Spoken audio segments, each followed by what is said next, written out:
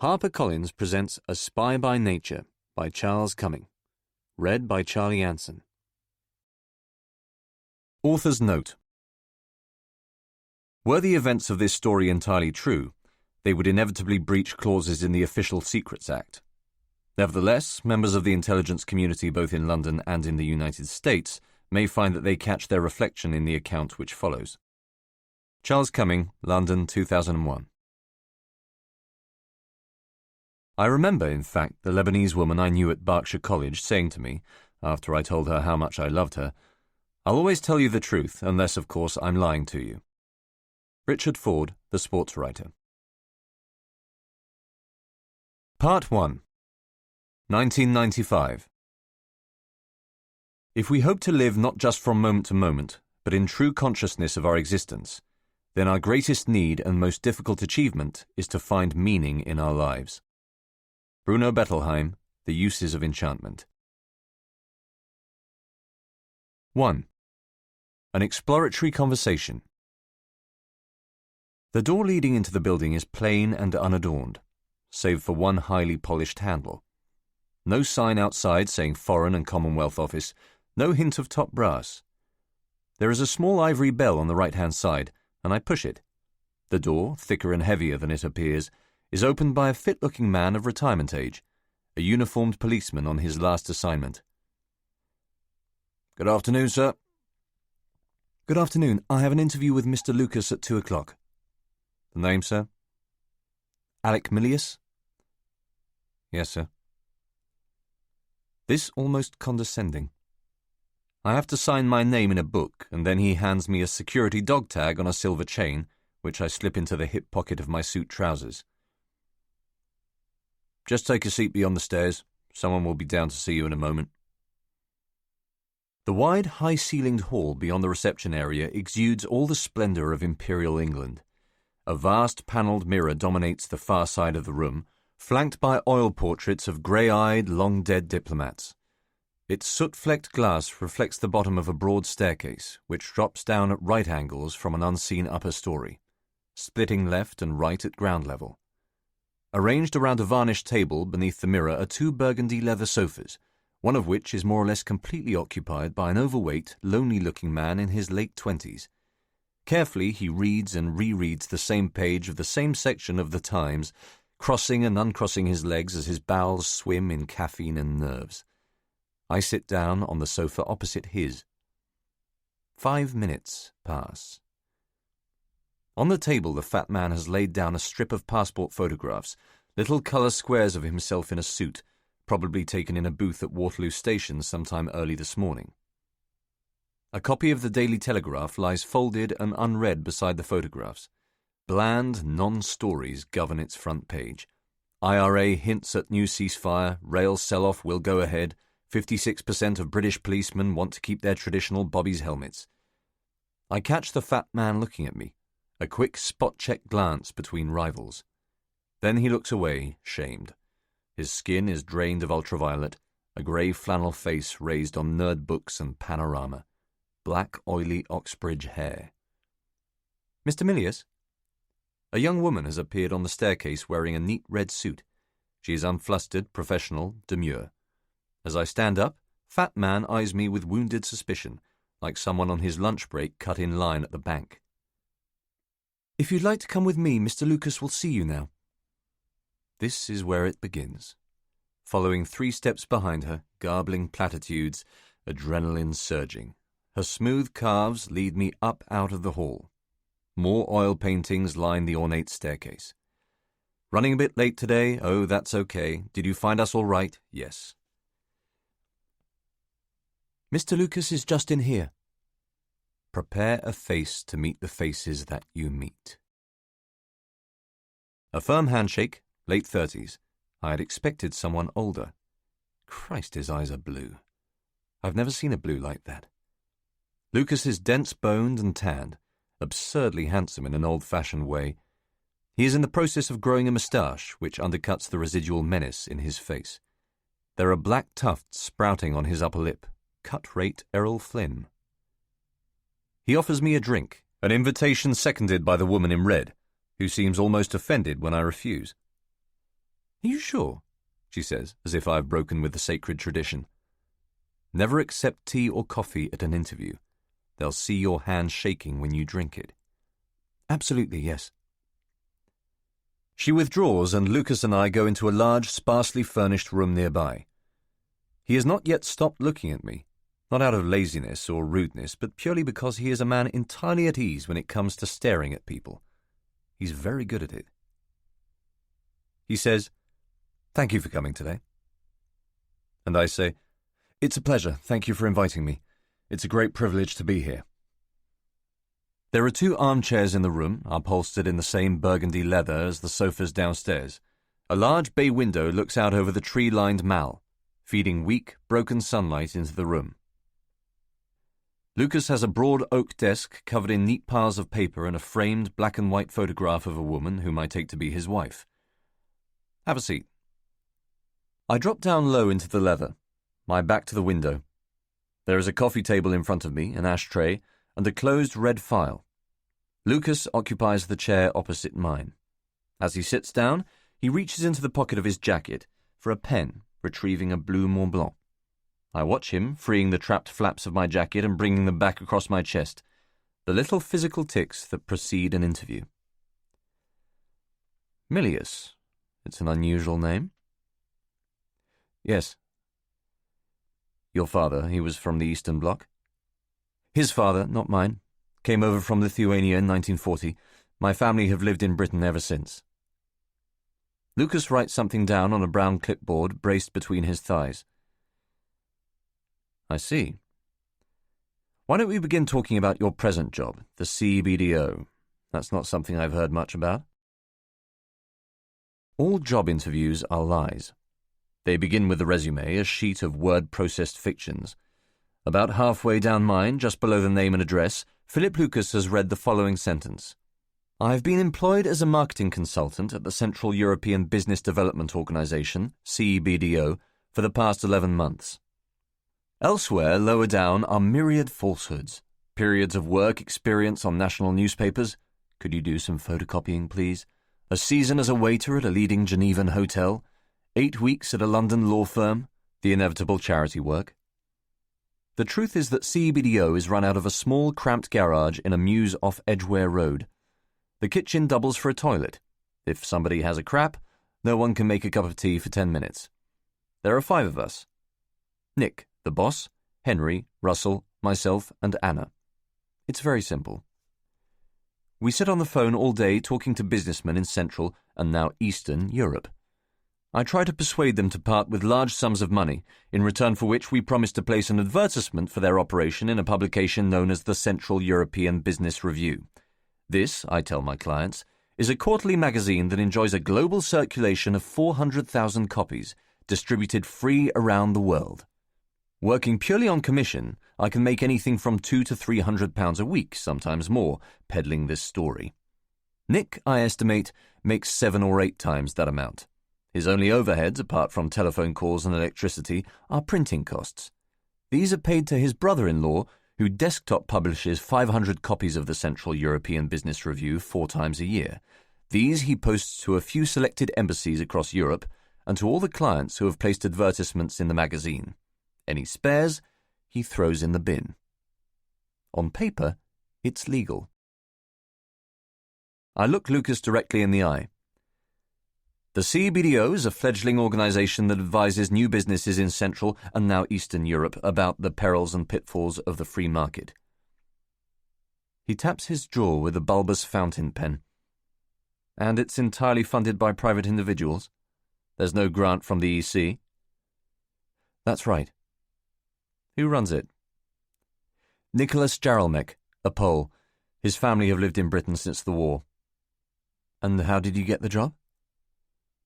Through The Guardian, I responded to an advertisement. Against how many other candidates? I couldn't say. I was told about 150. Could you describe an average day at the office? Broadly speaking, I act in an advisory capacity, either by speaking to people on the telephone and answering any questions they may have about setting up in business in the UK, or by writing letters in response to written queries. I'm also responsible for editing our quarterly magazine, the Central European Business Review.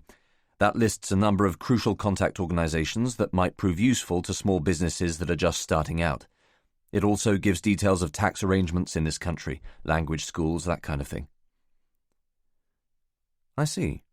It would be helpful if you could send me a copy. Of course. To explain why I'm here.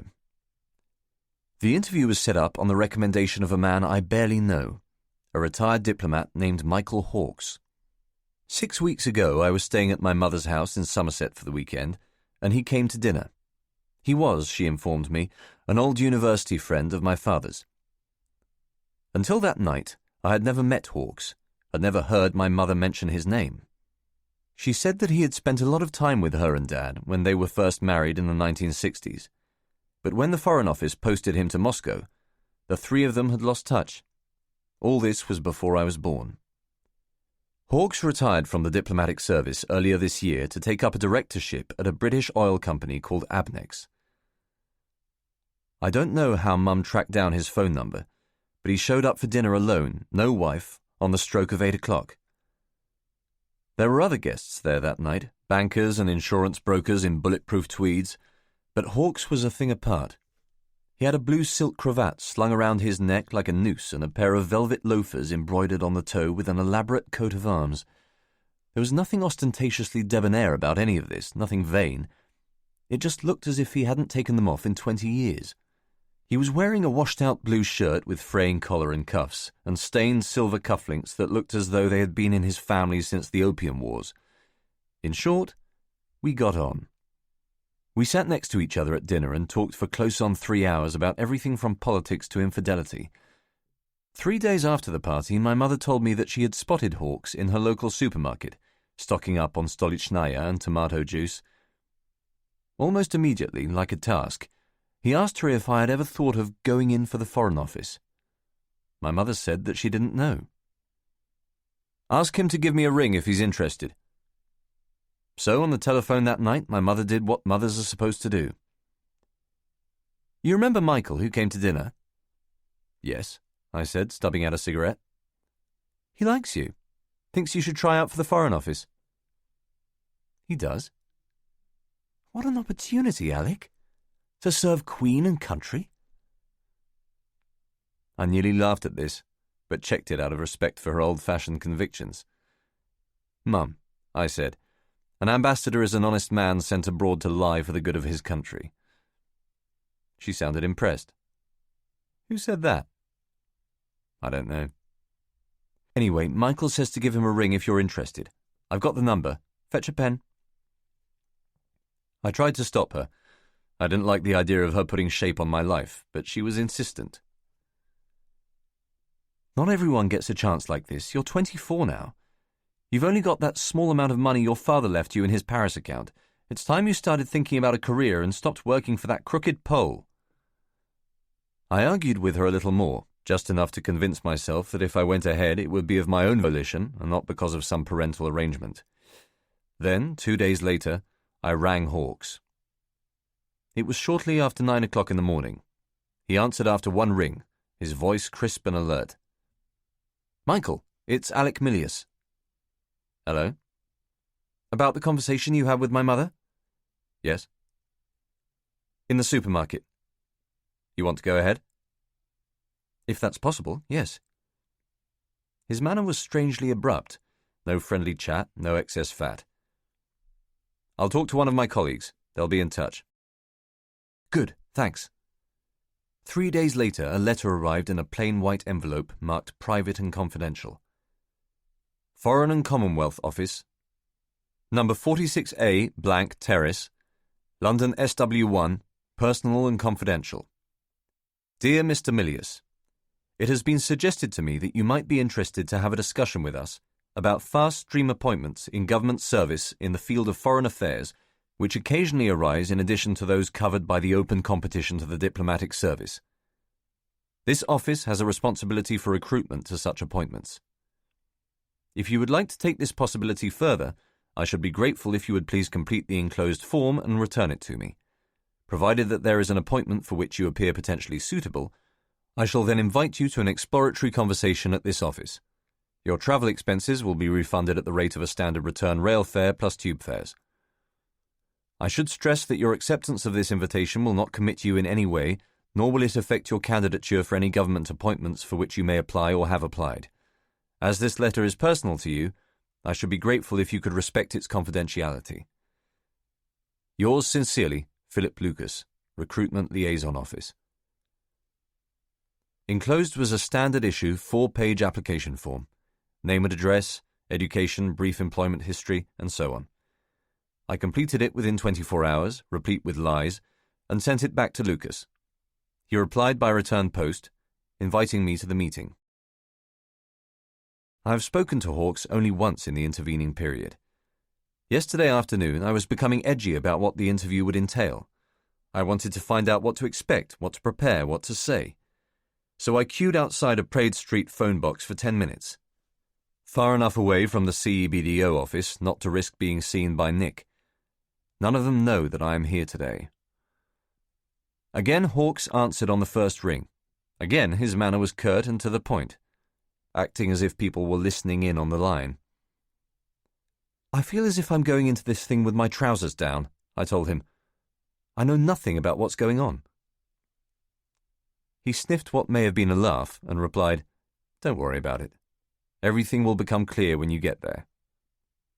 So there's nothing you can tell me, nothing I need to prepare for? Nothing at all, Alec. Just be yourself. It will all make sense later on. How much of this Lucas knows, I do not know. I simply give him edited highlights from the dinner and a few sketchy impressions of Hawkes's character, nothing permanent, nothing of any significance. In truth, we do not talk about him for long. The subject soon runs dry. Lucas moves on to my father, and after that, spends a quarter of an hour questioning me about my school years, dredging up the forgotten paraphernalia of my youth. He notes down all my answers, scratching away with the Mont Blanc, nodding imperceptibly at given points in the conversation. Building a file on a man. 2. Official Secrets. The interview drifts on. In response to a series of bland, straightforward questions about various aspects of my life, friendships, university, bogus summer jobs, I give a series of bland, straightforward answers designed to show myself in the correct light, as a stand-up guy, an unwavering patriot, a citizen of no stark political leanings. Just what the Foreign Office is looking for. Lucas's interviewing technique is strangely shapeless. At no point am I properly tested by anything he asks. And he never takes the conversation to a higher level. We do not, for example, discuss the role of the Foreign Office or British policy overseas. The talk is always general, always about me. In due course, I begin to worry that my chances of recruitment are slim. Lucas has about him the air of someone doing Hawkes a favour. He will keep me in here for a couple of hours, fulfil what is required of him, and the process will go no further. Things feel over before they have really begun. However, at around 3:30 I am again offered a cup of tea. This seems significant, but the thought of it deters me. I do not have enough conversation left to last out another hour, yet it is clear that he would like me to accept. Yes, I would like one, I tell him. Black, nothing in it. Good, he says. In this instance, something visibly relaxes in Lucas, a crumpling of his suit. There is a sense of formalities passing. This impression is reinforced by his next remark, an odd, almost rhetorical question entirely out of keeping with the established rhythm of our conversation. Would you like to continue with your application after this initial discussion? Lucas phrases this so carefully that it is like a briefly glimpsed secret, a sight of the interview's true purpose. And yet the question does not seem to deserve an answer. What candidate at this stage would say no? Yes, I would. In that case, I am going to go out of the room for a few moments. I will send someone in with your cup of tea. It is as if he has changed to a different script. Lucas looks relieved to be free of the edgy formality that has characterized the interview thus far. There is, at last, a sense of getting down to business.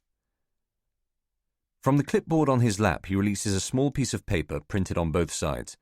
This he places on the table in front of me. "There's just one thing," he says with well-rehearsed blandness. "Before I leave, I'd like you to sign the Official Secrets Act."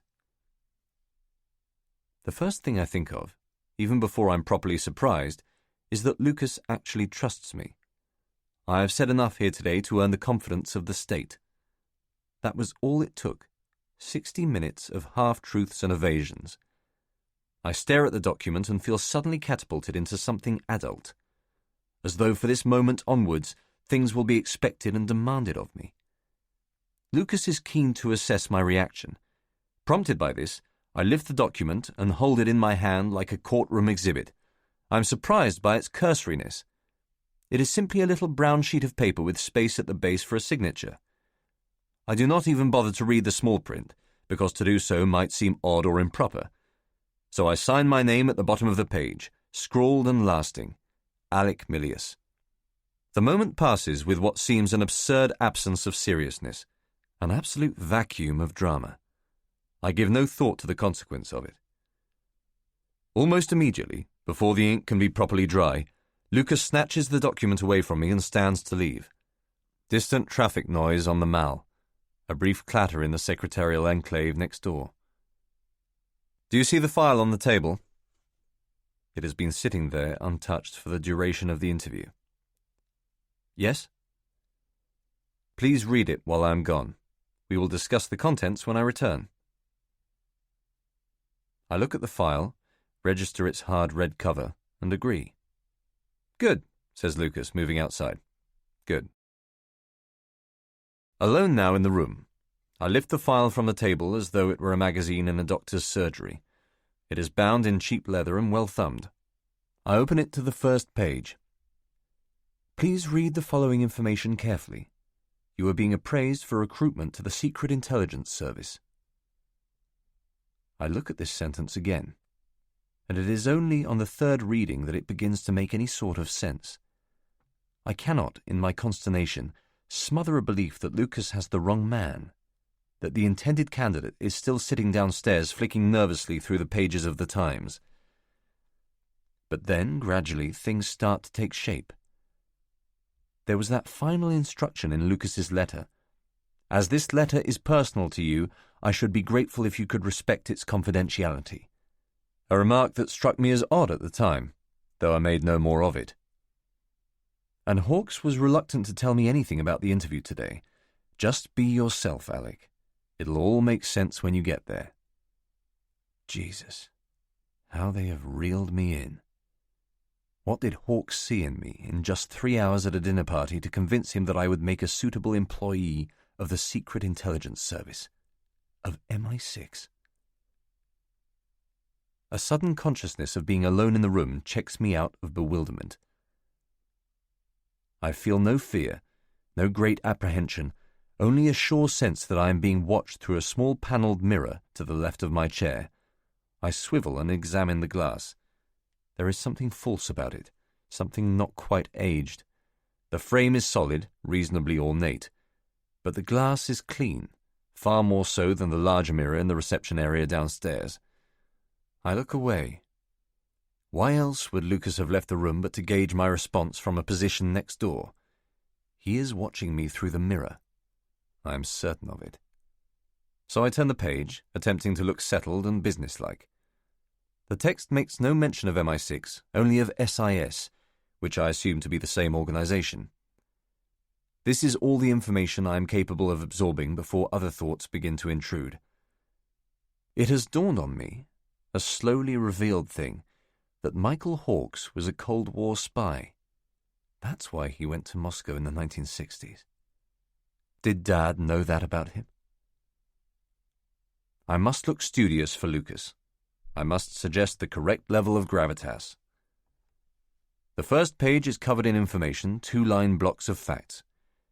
The Secret Intelligence Service, hereafter SIS, working independently from Whitehall, has responsibility for gathering foreign intelligence. SIS officers work under diplomatic cover in British embassies overseas. There are at least 20 pages like this one, detailing power structures within SIS, salary gradings, The need at all times for absolute secrecy. At one point, approximately halfway through the document, they have actually written, "Officers are certainly not licensed to kill." On and on it goes, too much to take in. I tell myself to keep on reading, to try to assimilate as much of it as I can. Lucas will return soon with an entirely new set of questions, probing me, establishing whether I have the potential to do this. It's time to move up a gear. What an opportunity, Alec. To serve Queen and country. The door opens like air escaping through a seal. "Here's your tea, sir." Not Lucas. A sad-looking, perhaps unmarried woman in late middle age has walked into the room carrying a plain white cup and saucer. I stand up to acknowledge her, knowing that Lucas will note this display of politeness from his position behind the mirror. She hands me the tea, I thank her, and she leaves without another word. No serving SIS officer has been killed in action since World War II. I turn another page, skimming the prose. The meanness of the starting salary surprises me. Only £17,000 in the first few years, with bonuses here and there to reward good work. If I do this, it will be for love. There's no money in spying. Lucas walks in, no knock on the door, a soundless approach. He has a cup and saucer clutched in his hand and a renewed sense of purpose. His watchfulness has, if anything, intensified. Perhaps he hasn't been observing me at all. Perhaps this is his first sight of the young man whose life he has just changed. He sits down, tea on the table, right leg folded over left. There is no ice-breaking remark. He dives straight in.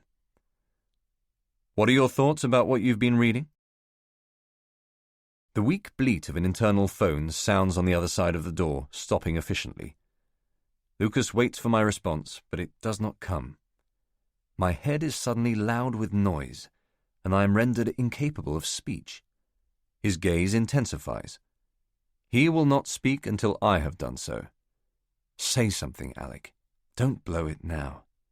His mouth is melting into what I perceive as a disappointment close to pity. I struggle for something coherent, some sequence of words that will do justice to the very seriousness of what I am now embarked upon, but the words simply do not come. Lucas appears to be several feet closer now than he was before, and yet his chair has not moved an inch. How could this have happened? In an effort to regain control of myself, I try to remain absolutely still, to make our body language as much of a mirror as possible. Arms relaxed, legs crossed, head upright and looking ahead. In time, what seem vast vanished seconds, the beginning of a sentence forms in my mind, just the faintest of signals, and when Lucas makes to say something, as if to end my embarrassment, it acts as a spur. I say, "Well, now that I know, I can understand why Mr. Hawkes didn't want to say exactly what I was coming here to do today." Yes. The shortest, meanest, quietest yes I have ever heard. "I found the file, very interesting. It was a surprise." "Why is that exactly? What surprised you about it?" "I thought, obviously, that I was coming here today to be interviewed for the diplomatic service, not for SIS. "Of course," he says, reaching for his tea. And then, to my relief, he begins a long and practiced monologue about the work of the Secret Intelligence Service, an eloquent, spare resume of its goals and character. This lasts as long as a quarter of an hour, allowing me the chance to get myself together, to think more clearly and focus on the task ahead. Still spinning from the embarrassment of having frozen openly in front of him, I find it difficult to concentrate on Lucas's voice. His description of the work of an SIS officer appears to be disappointingly void of macho derring-do. He paints a lustreless portrait of a man engaged in the simple act of gathering intelligence, doing so by the successful recruitment of foreigners sympathetic to the British cause, who are prepared to pass on secrets for reasons of conscience or financial gain. That, in essence, is all that a spy does. As Lucas tells it, the more traditional aspects of espionage, burglary, phone tapping, honey traps, bugging, are a fiction. It's mostly desk work. Officers are certainly not licensed to kill. Clearly, one of the more unique aspects of SIS is the demand for absolute secrecy. He says, his voice falling away. How would you feel about not being able to tell anybody what you do for a living? I guessed that this is how it would be. Nobody, not even Kate, knowing any longer who I really was. A life of absolute anonymity. I wouldn't have any problem with that. Lucas begins to take notes again. That was the answer he was looking for. And it doesn't concern you that you won't receive any public acclaim for the work you do? He says this in a tone that suggests that it bothers him a great deal. I'm not interested in acclaim. A seriousness has enveloped me, nudging panic aside. An idea of the job is slowly composing itself in my imagination, something that is at once very straightforward but ultimately obscure, something clandestine and yet moral and necessary.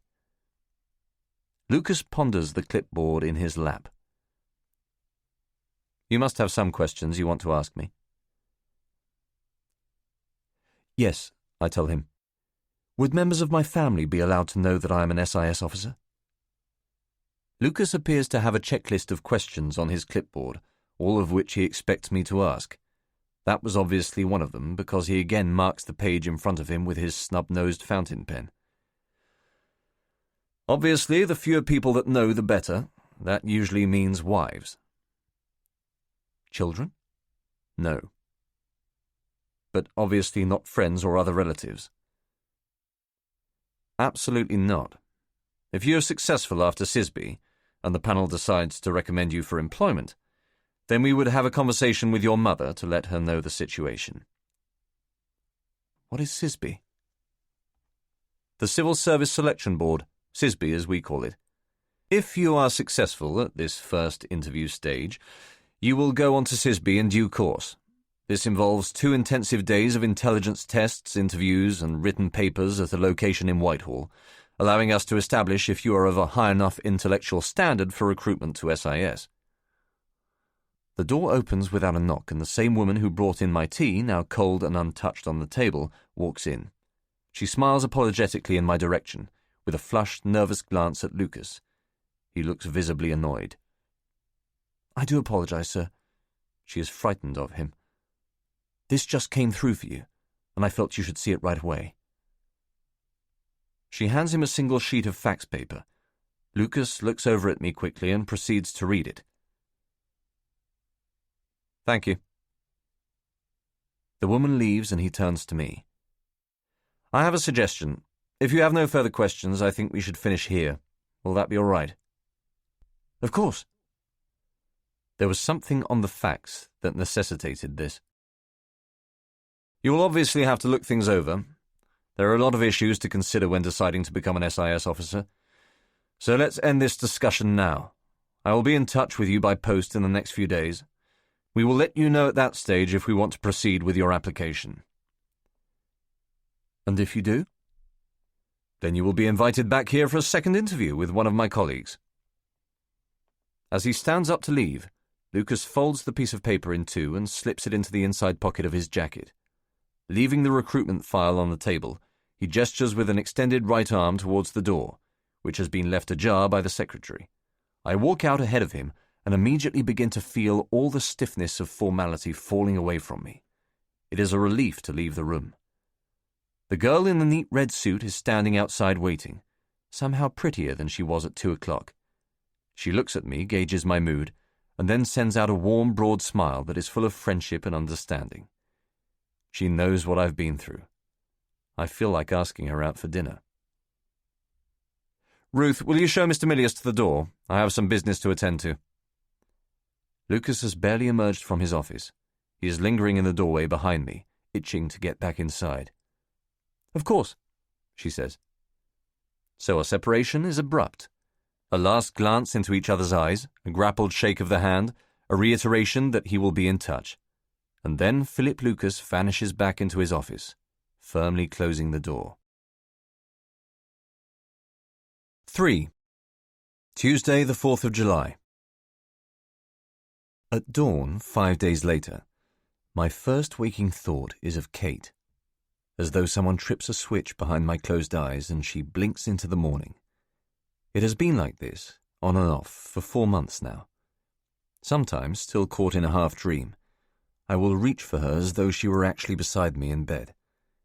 I try to smell her, try to gauge the pressure and softness of her kisses, the delicious sculpture of her spine. Then we lie together, whispering quietly, kissing. Just like old times. Drawing the curtains, I see that the sky is white. A cloudy midsummer morning that will burn off at noon and break into a good blue day. All that I have wanted is to tell Kate about SIS. At last something has gone right for me, something that she might be proud of. Someone has given me the chance to put my life together, to do something constructive with all these mind-wanderings and ambition. Wasn't that what she always wanted? Wasn't she always complaining about how I wasted opportunities, how I was always waiting for something better to come along? Well, this is it. But I know that it will not be possible. I have to let her go. Finding it so difficult to let her go. I shower, dress, and take the tube to Edgware Road, but I am not the first at work. Coming down the narrow, sheltered mews, I see Anna up ahead, fighting vigorously with the lock on the garage door. A heavy bunch of keys drops from her right hand. She stands up to straighten her back and sees me in the distance, her expression one of unambiguous contempt. Not so much as a nod. I push a splay-fingered hand through my hair and say good morning. "Hello," she says archly, twisting the key in the lock. She's growing her hair. Long brown strands flecked with old highlights and trapped light. "Why the fuck doesn't Nick give me a key that fucking works?" "Try mine." I steer my key in towards the garage door, a movement that causes Anna to pull her hand out of the way like a flick knife. Her keys fall onto the grey step and she says fuck again. Simultaneously, her bicycle, which has been resting against the wall beside us, topples to the ground. She walks over to pick it up as I unlock the door and go inside. The air is wooden and musty. Anna comes through the door behind me with a squeezed smile. She is wearing a summer dress of pastel blue cotton, dotted with pale yellow flowers. A thin layer of sweat glows on the freckled skin above her breasts, soft as moons. With my index finger, I flick the switches one by one. The strip lights in the small office strobe. There are 5 desks inside, all hooked up to phones. I weave through them to the far side of the garage, turning right into the kitchen. The kettle is already full, and I press it, lifting 2 mugs from the drying rack. The toilet perches in the corner of the narrow room, topped by rolls of pink paper. Someone has left a half-finished cigarette on the tank that has stained the ceramic. The kettle's scaly deposits crackle faintly as I open the door of the fridge. Fresh milk? No. When I come out of the kitchen, Anna is already on the phone, talking softly to someone in the voice that she uses for boys. Perhaps she left him slumbering in her wide, low bed this morning, the smell of her sex on the pillow. She has opened up the wooden doors of the garage so that daylight has filled the room. I hear the kettle click. Anna catches me looking at her and swivels her chair so that she is facing out onto the mews. I light a cigarette, my last one, and wonder who he is. "So," she says to him, her voice a naughty grin. "What are you going to do today?" A pause. "Oh, Bill, you're so lazy." She likes his being lazy. She approves of it. "Okay, that sounds good. I'll be finished here at 6. Maybe earlier if Nick lets me go." She turns and sees that I am watching her. "Just Alec?" "Yeah. Yeah, that's right." Her voice drops as she says this. He knows all about what happened between us. She must have told him everything. "Well, they'll be here in a minute." "Okay. See you later." Bye. She turns back into the room and hangs up the phone. New boyfriend? Sorry? Standing up, she passes me on her way into the kitchen. I hear her open the door of the fridge, the minute electric buzz of its bright white light, the soft plastic suck of its closing. Nothing, I say, raising my voice so that she can hear me. I just said, is that your new boyfriend? No, it was yours, she says, coming out again. I'm going to buy some milk. As she leaves, a telephone rings in the unhoovered office, but I let the answering machine pick it up. Anna's footsteps clip away along the cobbles and a car starts up in the mews. I step outside. Des, the next-door neighbour, is buckled into his magnesium E-type Jag, revving the engine. Des always wears loose black suits and shirts with a sheen, his long silver hair tied back in a ponytail. None of us has ever been able to work out what Des does for a living. He could be an architect, a film producer, the owner of a chain of restaurants. It's impossible to tell just by looking into the windows of his house, which reveal expensive sofas, a widescreen television, plenty of computer hardware, and right at the back of the sleek white kitchen, an industrial-size espresso machine. On the rare occasion when Des speaks to anyone in the CEBDO office, it is to complain about excessive noise or car parking violations. Otherwise, he is an unknown quantity. Nick shuffles his shabby walk down the mews just as Des is sliding out of it in his low-slung antique fuck machine. I go back inside and look busy. Nick comes through the open door and glances up at me, still moving forward. He is a small man. Morning, Alec. How are we today? Ready for a hard day's work? Morning, Nick. He swings his briefcase up onto his desk and wraps his old leather jacket around the back of the chair. Do you have a cup of coffee for me? Nick is a bully, and like all bullies, sees everything in terms of power. Who is threatening me? Whom can I threaten? To suffocate the constant nag of his insecurity, he must make others feel uncomfortable. I say, funny enough, I don't. The batteries are low on my ESP this morning, and I didn't know exactly when you'd be arriving. You're being funny with me today, Alec. You feeling confident or something? He doesn't look at me while he says this. He just shuffles things on his desk. I'll get you a coffee, Nick. Thank you. So I find myself back in the kitchen, reboiling the kettle. And it is only when I am crouched on the floor, peering into the fridge, that I remember Anna has gone out to buy milk. On the middle shelf, a hardened chunk of overly yellow butter wrapped in torn gold foil is slowly being scarfed by mould. We don't have any milk, I call out. Anna's gone out to get some. There's no answer, of course. I put my head around the door of the kitchen and say to Nick, I said there's no milk, Anna's gone. I hear you, don't be panicking about it. I ache to tell him about SIS, to see the look on his cheap, corrupted face. Hey, Nick, you're twice my age and this is all you've been able to come up with, a low-rent, dry-rot garage in Paddington, flogging lies and phony advertising space to your own countrymen. That's the extent of your life's work. A few phones, a fax machine, and 3 second-hand computers running on outdated software. That's what you have to show for yourself. That's all you are. I'm 24, and I'm being recruited by the Secret Intelligence Service.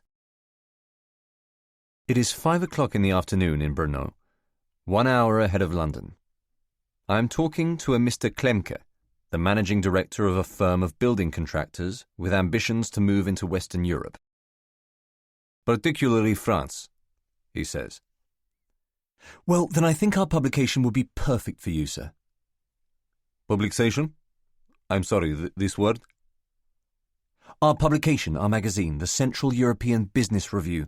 It's published every 3 months and has a circulation of 400,000 copies worldwide. Yes. And this is new magazine printed in London? Anna, back from a long lunch, sticks a post-it note on the desk in front of me. Scrawled in girly swirls she has written, Saul rang, coming here later. That's correct, I tell Klemke. Printed here in London and distributed worldwide. 400,000 copies. Nick is looking at me. And, Mr. Mills, who is the publisher of this magazine? Is it yourself? No, sir, I am one of our advertising executives. I see. I envision him as large and rotund, a benign Robert Maxwell. I envision them all as benign Robert Maxwells. And you want me to advertise? Is that what you're asking? I think it would be in your interest, particularly if you are looking to expand into Western Europe. Yes, particularly France. France. And you have still not told me who is publishing this magazine in London, the name of person who is editor. Nick has started reading the sports pages of The Independent.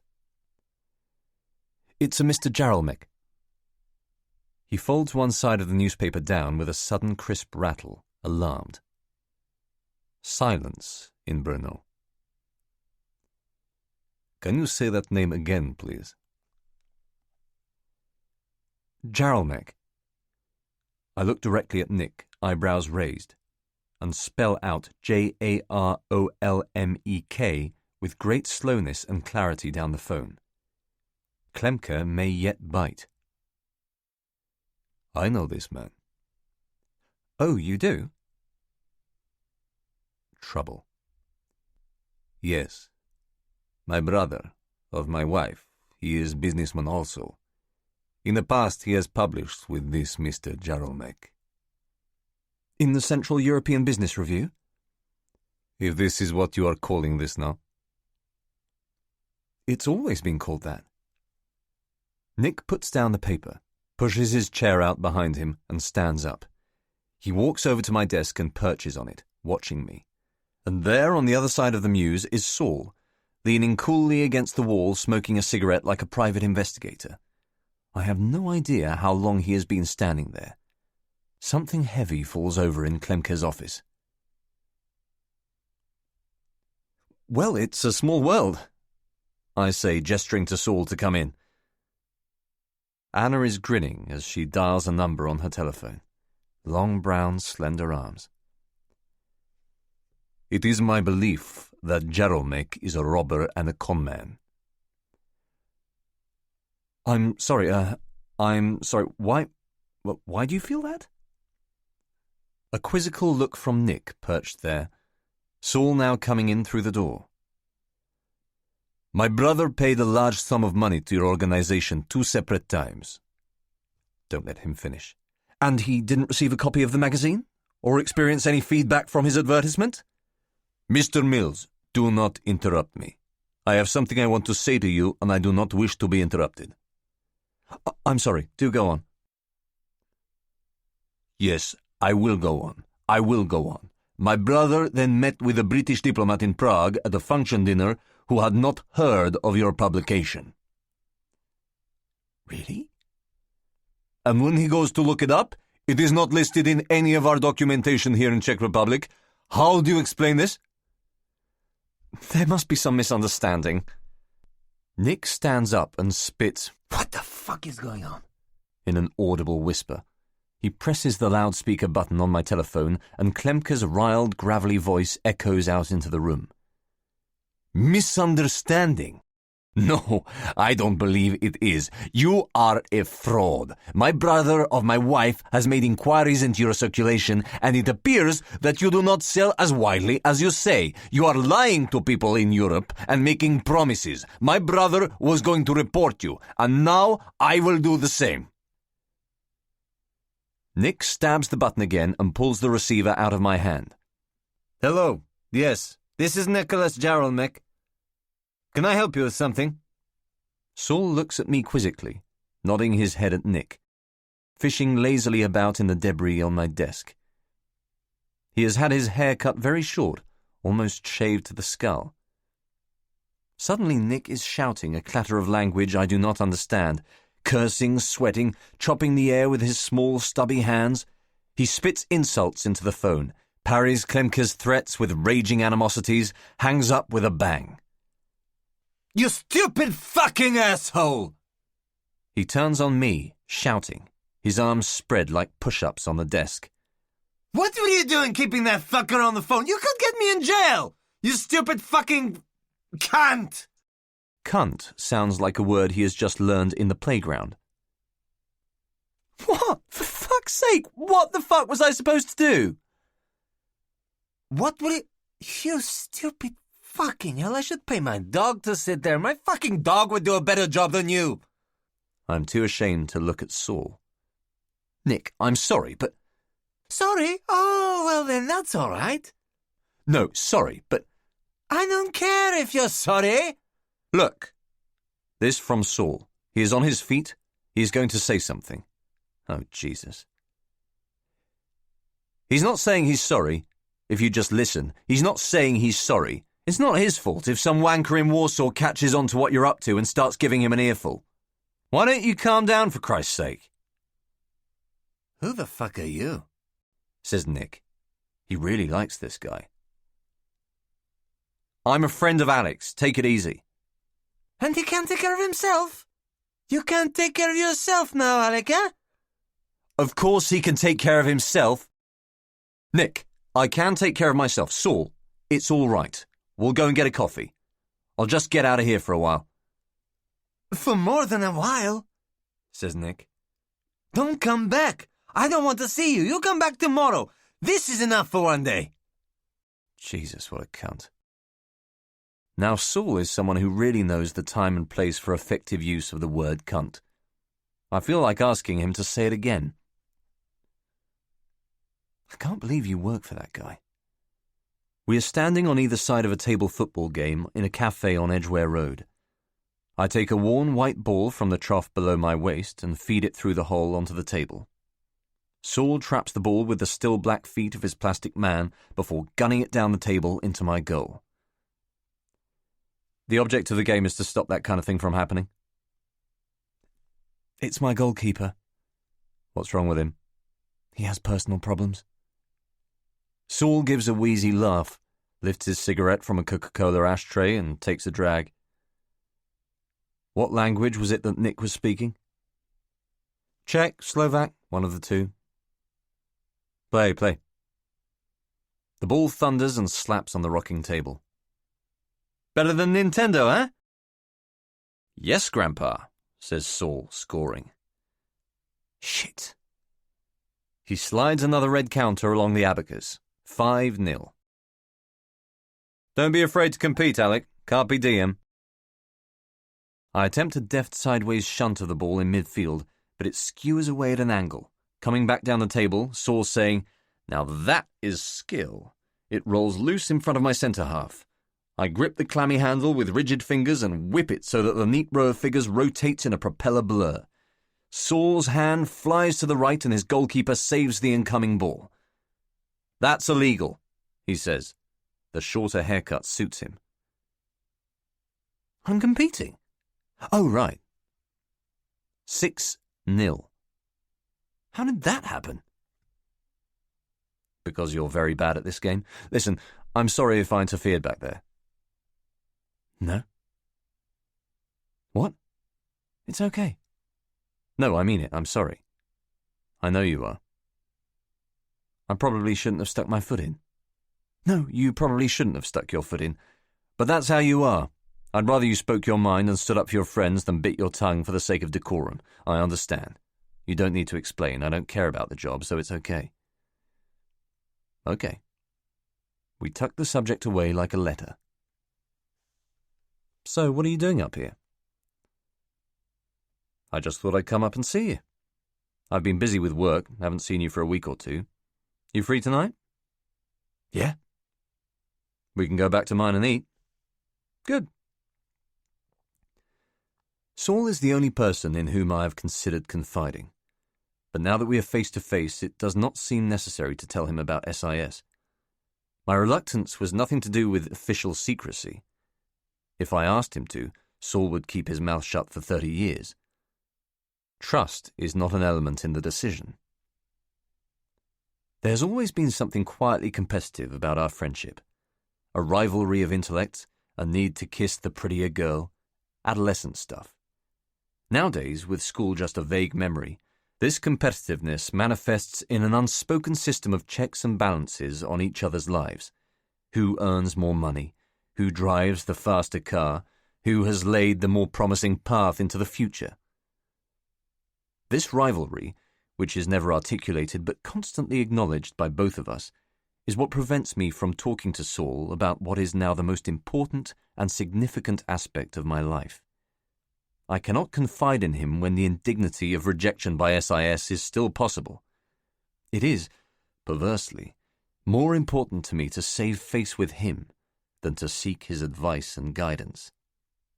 I take out the last ball. We eat stir-fried chicken side by side off a low table in the larger of 2 sitting rooms in Saul's flat, hunched forward on the sofa, sweating under the chili. So, is your boss always like that? It takes me a moment to realize that Saul is talking about the argument with Nick this afternoon. Forget about it. He was just taking advantage of the fact that you were there to ridicule me in front of the others. He's a bully. He gets a kick out of scoring points off people. I couldn't give a shit. Right. Small black and white marble squares are sunk into the top of the table, forming a chessboard, which is chipped and stained after years of use. How long have you been there now? With Nick? About a year. And you're going to stay on? I mean, where is it going? I don't like talking about this with Saul. His career as a freelance assistant director is going well, and there's something hidden in his questions, a glimpse of disappointment. What do you mean, where's it going? Just that. I didn't think you'd stay there as long as you have. You think I ought to have a more serious job, something with a career graph, a ladder of promotion? I didn't say that. You sound like a teacher. We are silent for a while, staring at walls. I'm applying to join the Foreign Office. This just comes out. I didn't plan it. You're what? Seriously? I turned to look at him. I filled in the application forms and done some preliminary IQ tests. I'm waiting to hear back from them. The lie falls in me like a dropped stitch. Christ! When did you decide this? About 2 months ago. I just had a bout of feeling unstretched. Needed to take some action and sort my life out. What, so you want to be a diplomat? Yeah. It doesn't feel exactly wrong to be telling him this. At some point in the next 18 months, a time will come when I may be sent overseas on a posting to a foreign embassy. Saul's knowing now of my intention to join the diplomatic service will help allay any suspicions he might have in the future. I'm surprised, he says, on the brink of being opinionated. You sure you know what you're letting yourself in for? Meaning? Meaning? Why would you want to join the Foreign Office? A little piece of spring onion flies out of his mouth. I've already told you, because I'm sick of working for Nick, because I need a change. You need a change? Yes. So I become a civil servant. That's not you. Why join the Foreign Office? 57 old farts pretending that Britain still has a role to play on the world stage? Why would you want to become a part of something that's so obviously in decline? All you'll do is stamp passports and attend business delegations. The most fun a diplomat ever has is bailing some British drug smuggler out of prison. You could end up in Albania, for fuck's sake. We are locked into the absurdity of arguing about a problem that does not exist. Or Washington. In your dreams. Well, thanks for your support. It is still light outside. Saul puts down his fork and twists around. A flicker of eye contact, and then he looks away, the top row of his teeth pressing down on a reddened bottom lip. Look, whatever. You'd be good at it. He doesn't believe that for a second. You don't believe that for a second? No, I do. He plays with his unfinished food, looking at me again. Have you thought about what it would be like to live abroad? I mean, is that what you really want? For the first time, it strikes me that I may have confused the notion of serving the state with a long-standing desire to run away from London, from Kate, and from CBDO. This makes me feel foolish. I'm suddenly drunk on weak American beer. Saul, all I want to do is put something back in. Living abroad or living here, it doesn't matter, and the Foreign Office is one way of doing that. Put something back into what? The country. What is that? You don't owe anyone.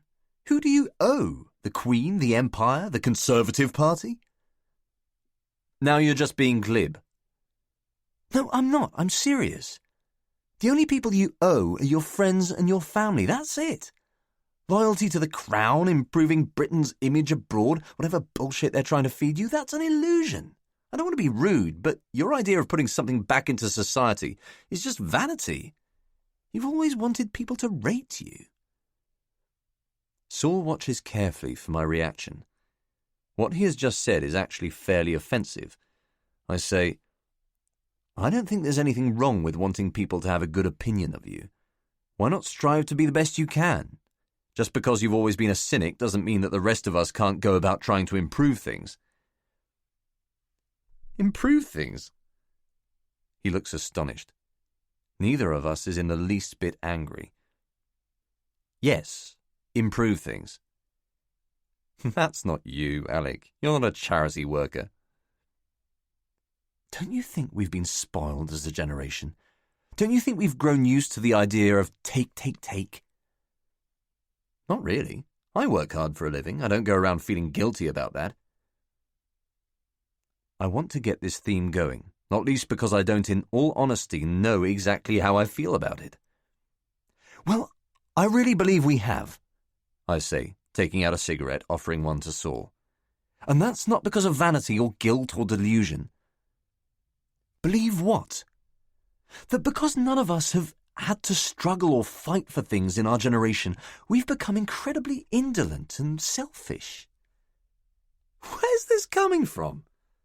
I've never heard you talk like this in your life. What happened? Did you see some documentary about the First World War and feel guilty that you didn't do more to suppress the Hun? Saul. Is that it? Do you think we should start a war with someone, prune the vine a bit, just to make you feel better about living in a free country? Come on, you know I don't think that. So what?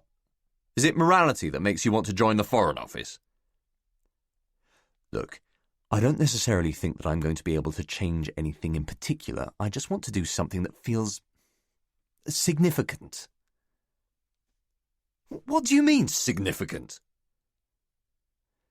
Despite the fact that our conversation has been premised on a lie, there are nevertheless issues emerging here about which I feel strongly.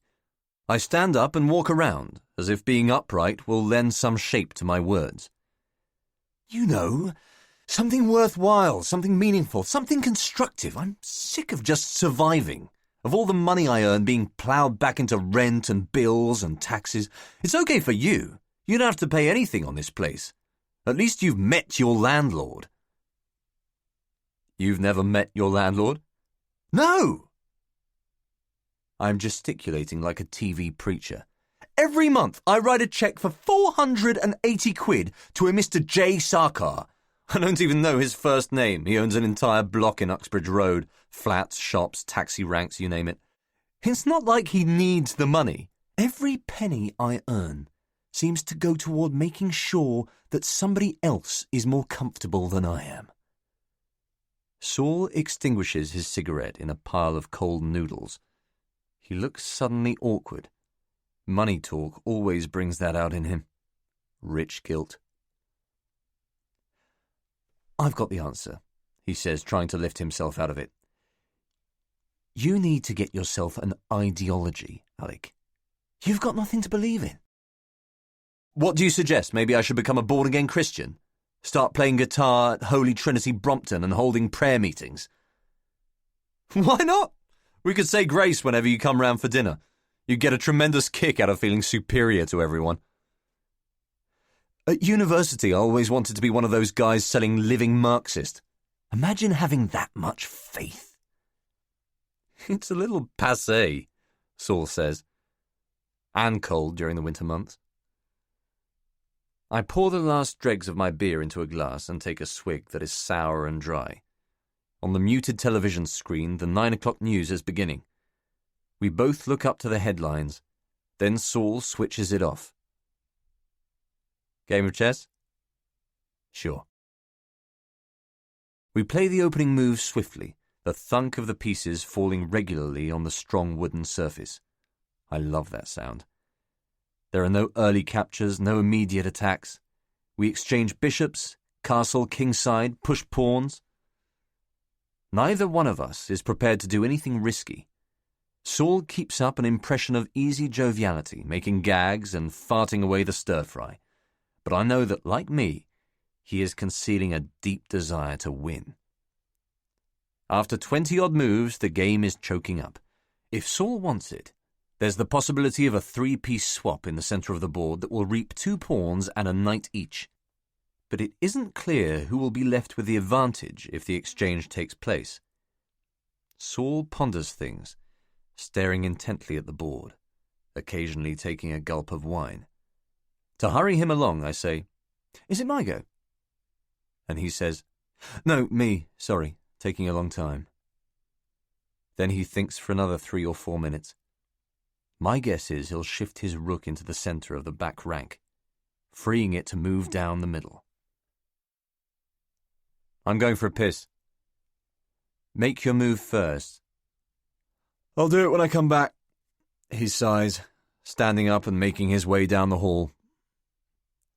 What I do next is achieved almost without thinking. I listen for the sound of the bathroom door closing, then quickly advance the pawn on the F-file a single space. I retract my right hand and study the difference in the shape of the game.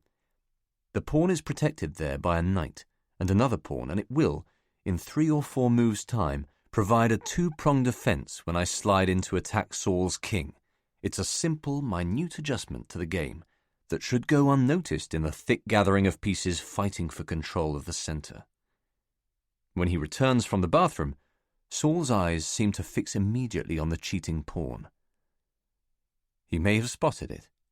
His forehead wrinkles and he chews the knuckle on his index finger, trying to establish what has changed. But he says nothing. Within a few moments he has made his move, the rook to the centre of the back rank, and sat back deep into the sofa. Play continues nervously. I develop kingside, looking to use the advanced pawn as cover for an attack. Then Saul, as frustrated as I am, offers a queen swap after half an hour of play. I accept, and from there it's a formality. With the pawn in such an advanced position, my formation is marginally stronger. It's just a matter of wearing him down. Saul parries a couple of attacks, but the sheer weight of numbers begins to tell. He resigns at 20-11. "Nice going," he says, offering me a sweaty palm. We always shake hands afterwards. At 1 a.m., drunk and tired, I sit slumped on the back seat of an unlicensed minicab going home to Shepherd's Bush. There is a plain white envelope on my doormat, second post, marked Private and Confidential. Foreign and Commonwealth Office, number 46A blank Terrace, London SW1, Personal and Confidential. Dear Mr. Milius, following your recent conversation with my colleague Philip Lucas, I should like to invite you to attend a second interview on Tuesday, July the 25th at 10 o'clock. Please let me know if this date will be convenient for you. Yours sincerely, Patrick Lydiard, Recruitment Liaison Office. 4. Positive vetting. The second interview passes like a foregone conclusion.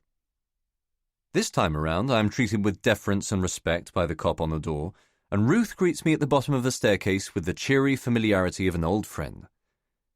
"Good to see you again, Mr. Milius. You can go straight up." Throughout the morning, there is a pervading sense of acceptance, a feeling of gradual admission to an exclusive club. My first encounter with Lucas was clearly a success. Everything about my performance that day has impressed them. In the secretarial enclave, Ruth introduces me to Patrick Lydiard, who exudes the clean charm and military dignity of the typical Foreign Office man. This is the face that built the empire, slim, alert, colonizing. He is impeccably turned out in gleaming brogues and a wife-iron shirt that is tailored and crisp. His suit, too, is evidently custom-made, a rich grey flannel cut lean against his slender frame. He looks tremendously pleased to see me, pumping my hand with vigour, cementing an immediate connection between us. "Very nice to meet you," he says. "Very nice indeed." His voice is gentle, refined, faintly plummy, exactly as his appearance suggested it would be. Not a wrong note.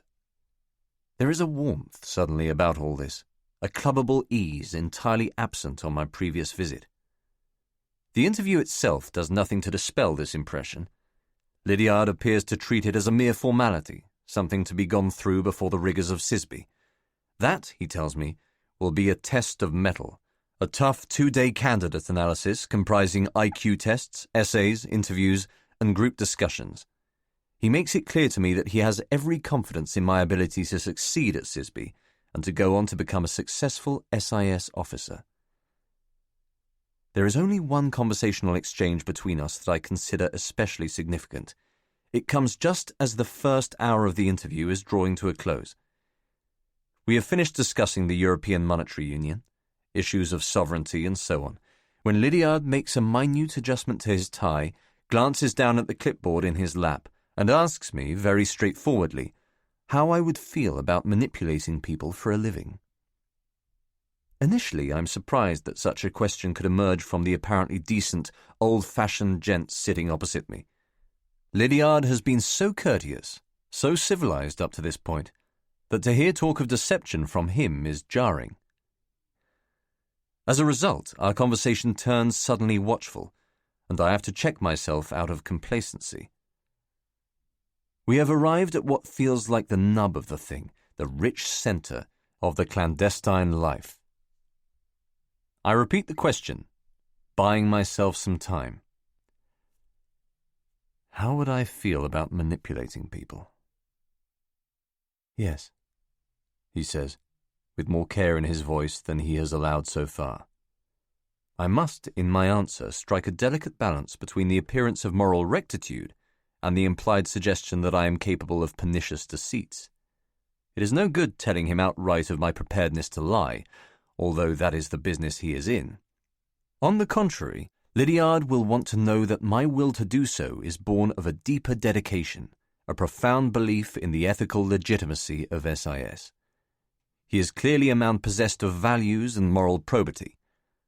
Like Lucas, he sees the work of the Secret Intelligence Service as a force for good. Any suggestion that the intelligence services are involved in something fundamentally corrupt would appall him. So I pick my words with care. If you are searching for someone who is genetically manipulative, then you've got the wrong man. Deceit does not come easily to me. But if you're looking for somebody who would be prepared to lie when and if the circumstances demand it, then that would be something I would be capable of doing. Lydiard allows an unquiet silence to linger in the room, and then he suddenly smiles, warmly, so that his teeth catch a splash of light. I have said the right thing. "Good," he says, nodding. "Good. And what about being unable to tell your friends about what you do? Have you had any concerns about that? We obviously prefer it if you keep the number of people who know about your activities to an absolute minimum. Some candidates have a problem with that." "Not me. Mr. Lucas told me in my previous interview that officers are allowed to tell their parents." "Yes." "But as far as friends are concerned, of course not." "That's what I'd come to understand." Both of us nod simultaneously. Suddenly, however, for no better reason than I want to appear solid and reliable, I do something quite unexpected. It is unplanned and dumb. A needless lie to Lydiard that could prove costly. "It's just that I have a girlfriend."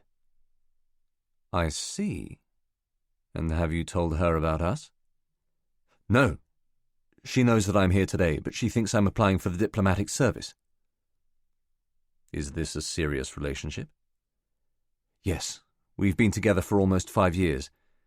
It's very probable that we'll get married, so she should know about this, to see if she's comfortable with it. Lydiard touches his tie again. Of course, he says. What is the girl's name? Kate. Kate Allardyce. Lydiard writes down Kate's name in his notes. Why am I doing this? They won't care that I'm about to get married. They won't think any more of me for being able to sustain a long-term relationship. If anything, they would prefer me to be alone. He asks when she was born. December 28th, 1971. Where? Argentina. A tiny crease saunters across his forehead. And what is her current address? I had no idea that he would ask so much about her. I give the address where we used to live together. Will you want to interview her? Is that why you want all this information? No, he says quickly. It's purely for vetting purposes. There shouldn't be any problem, but I must ask you to refrain from discussing your candidature with her until after the SISB examinations. Of course. Then, as a savoured afterthought, he adds, sometimes wives can make a substantial contribution to the work of an SIS officer. 5. Day 1, morning. It's 6 a.m. on Wednesday, August 9th. There are 2.5 hours until SISB. I have laid out a grey flannel suit on my bed and checked it for stains. Inside the jacket there's a powder blue shirt at which I throw ties, hoping for a match. Yellow with faint white dots, pistachio green shot through with blue, a busy paisley, a sober navy one-tone. Christ, I have awful ties. Outside the weather is overcast and bloodless. A good day to be indoors. After a bath and a stinging shave, I settle down in the sitting room with a cup of coffee and some back issues of The Economist, absorbing its opinions, making them mine. According to the SISB literature given to me by Lydiard at the end of our interview in July, all SIS candidates will be expected to demonstrate an interest in current affairs and a level of expertise in at least 3 or 4 specialist subjects. That's all I can prepare for. I am halfway through a profile of Gerry Adams when the faint moans of my neighbour's early morning love-making start to seep through the floor. In time there is a faint groan, what sounds like a cough, then the thud of wood on wall. I have never been able to decide whether she is faking it. Saul was over here once when they started up, and I asked his opinion. He listened for a while, ear close to the floor, and made the solid point that you can only hear her and not him, an imbalance that suggests female overcompensation. I think she wants to enjoy it, he said thoughtfully, but something is preventing that. I put the dishwasher on to smother the noise, but even above the throb and rumble I can hear her tight, sobbing emissions of lust. Gradually, too rhythmically, she builds to a moan-filled climax. Then I am left in the silence with my mounting anxiety. Time is passing. It frustrates me that I can do so little to prepare for the next 2 days. The SISB program is a test of wits, of quick thinking and mental panache. You can't prepare for it like an exam. It's survival of the fittest. Grab your jacket and go. The SISB Examination Centre is at the north end of Whitehall. This is the part of town they put in movies as an establishing shot to let audiences in South Dakota know that the action has moved to London. A wide-angle view of Nelson's Column, with a couple of double-decker buses and taxis queuing up outside the broad, serious flank of the National Gallery. Then cut to Harrison Ford in his suite at the Grosvenor. The building is a great slab of 19th-century brown brick. People are already starting to go inside. There is a balding man in a grey uniform behind a reception desk enjoying a brief flirtation with power. He looks shop-worn, overweight, and inexplicably pleased with himself. One by one, CISB candidates shuffle past him, their names ticked off on a list. He looks nobody in the eye. "Yes?" he says to me impatiently, as if I was trying to gate-crash a party. "I'm here for the selection board." "Name?" "Alec Milius." He consults the list, ticks me off, gives me a flat plastic security tag. "Third floor." Ahead of me, loitering in front of a lift, are 5 other candidates. Very few of them will be SIS. These are the prospective future employees of the Ministry of Agriculture, Social Security, Trade and Industry, Health. The men and women who will be responsible for policy decisions in the governments of the new millennium. They all look impossibly young. To their left, a staircase twists away in a steep spiral, and I begin climbing it, unwilling to wait for the lift. The stairwell, like the rest of the building, is drab and unremarkable, with a provincial university aesthetic that would have been considered modern in the mid-1960s. The third-floor landing is covered in brown linoleum. Nicotine-yellow paint clings to the walls. My name, and those of 4 others, have been typed on a sheet of paper that is stuck up on a pockmarked notice board. Common Room B3, CSSB Special. Anne Butler, Matthew Frears, Elaine Hayes, Alec Milius, Sam Ogilvy. A woman, a girl, who can't be much older than 20, is standing in front of the notice board, taking in what it has to say. She appears to be reading an advertisement requesting blood donors. She doesn't turn to look at me. She just keeps on reading. She has pretty hair, thick black curls tied halfway down with a dark blue velvet band. Strands of it have broken free and are holding onto the fabric of her tartan jacket. She is tall with thin spindly legs under a knee-length skirt, wearing tights. A pair of thick National Health glasses obliterates the shape and character of her face.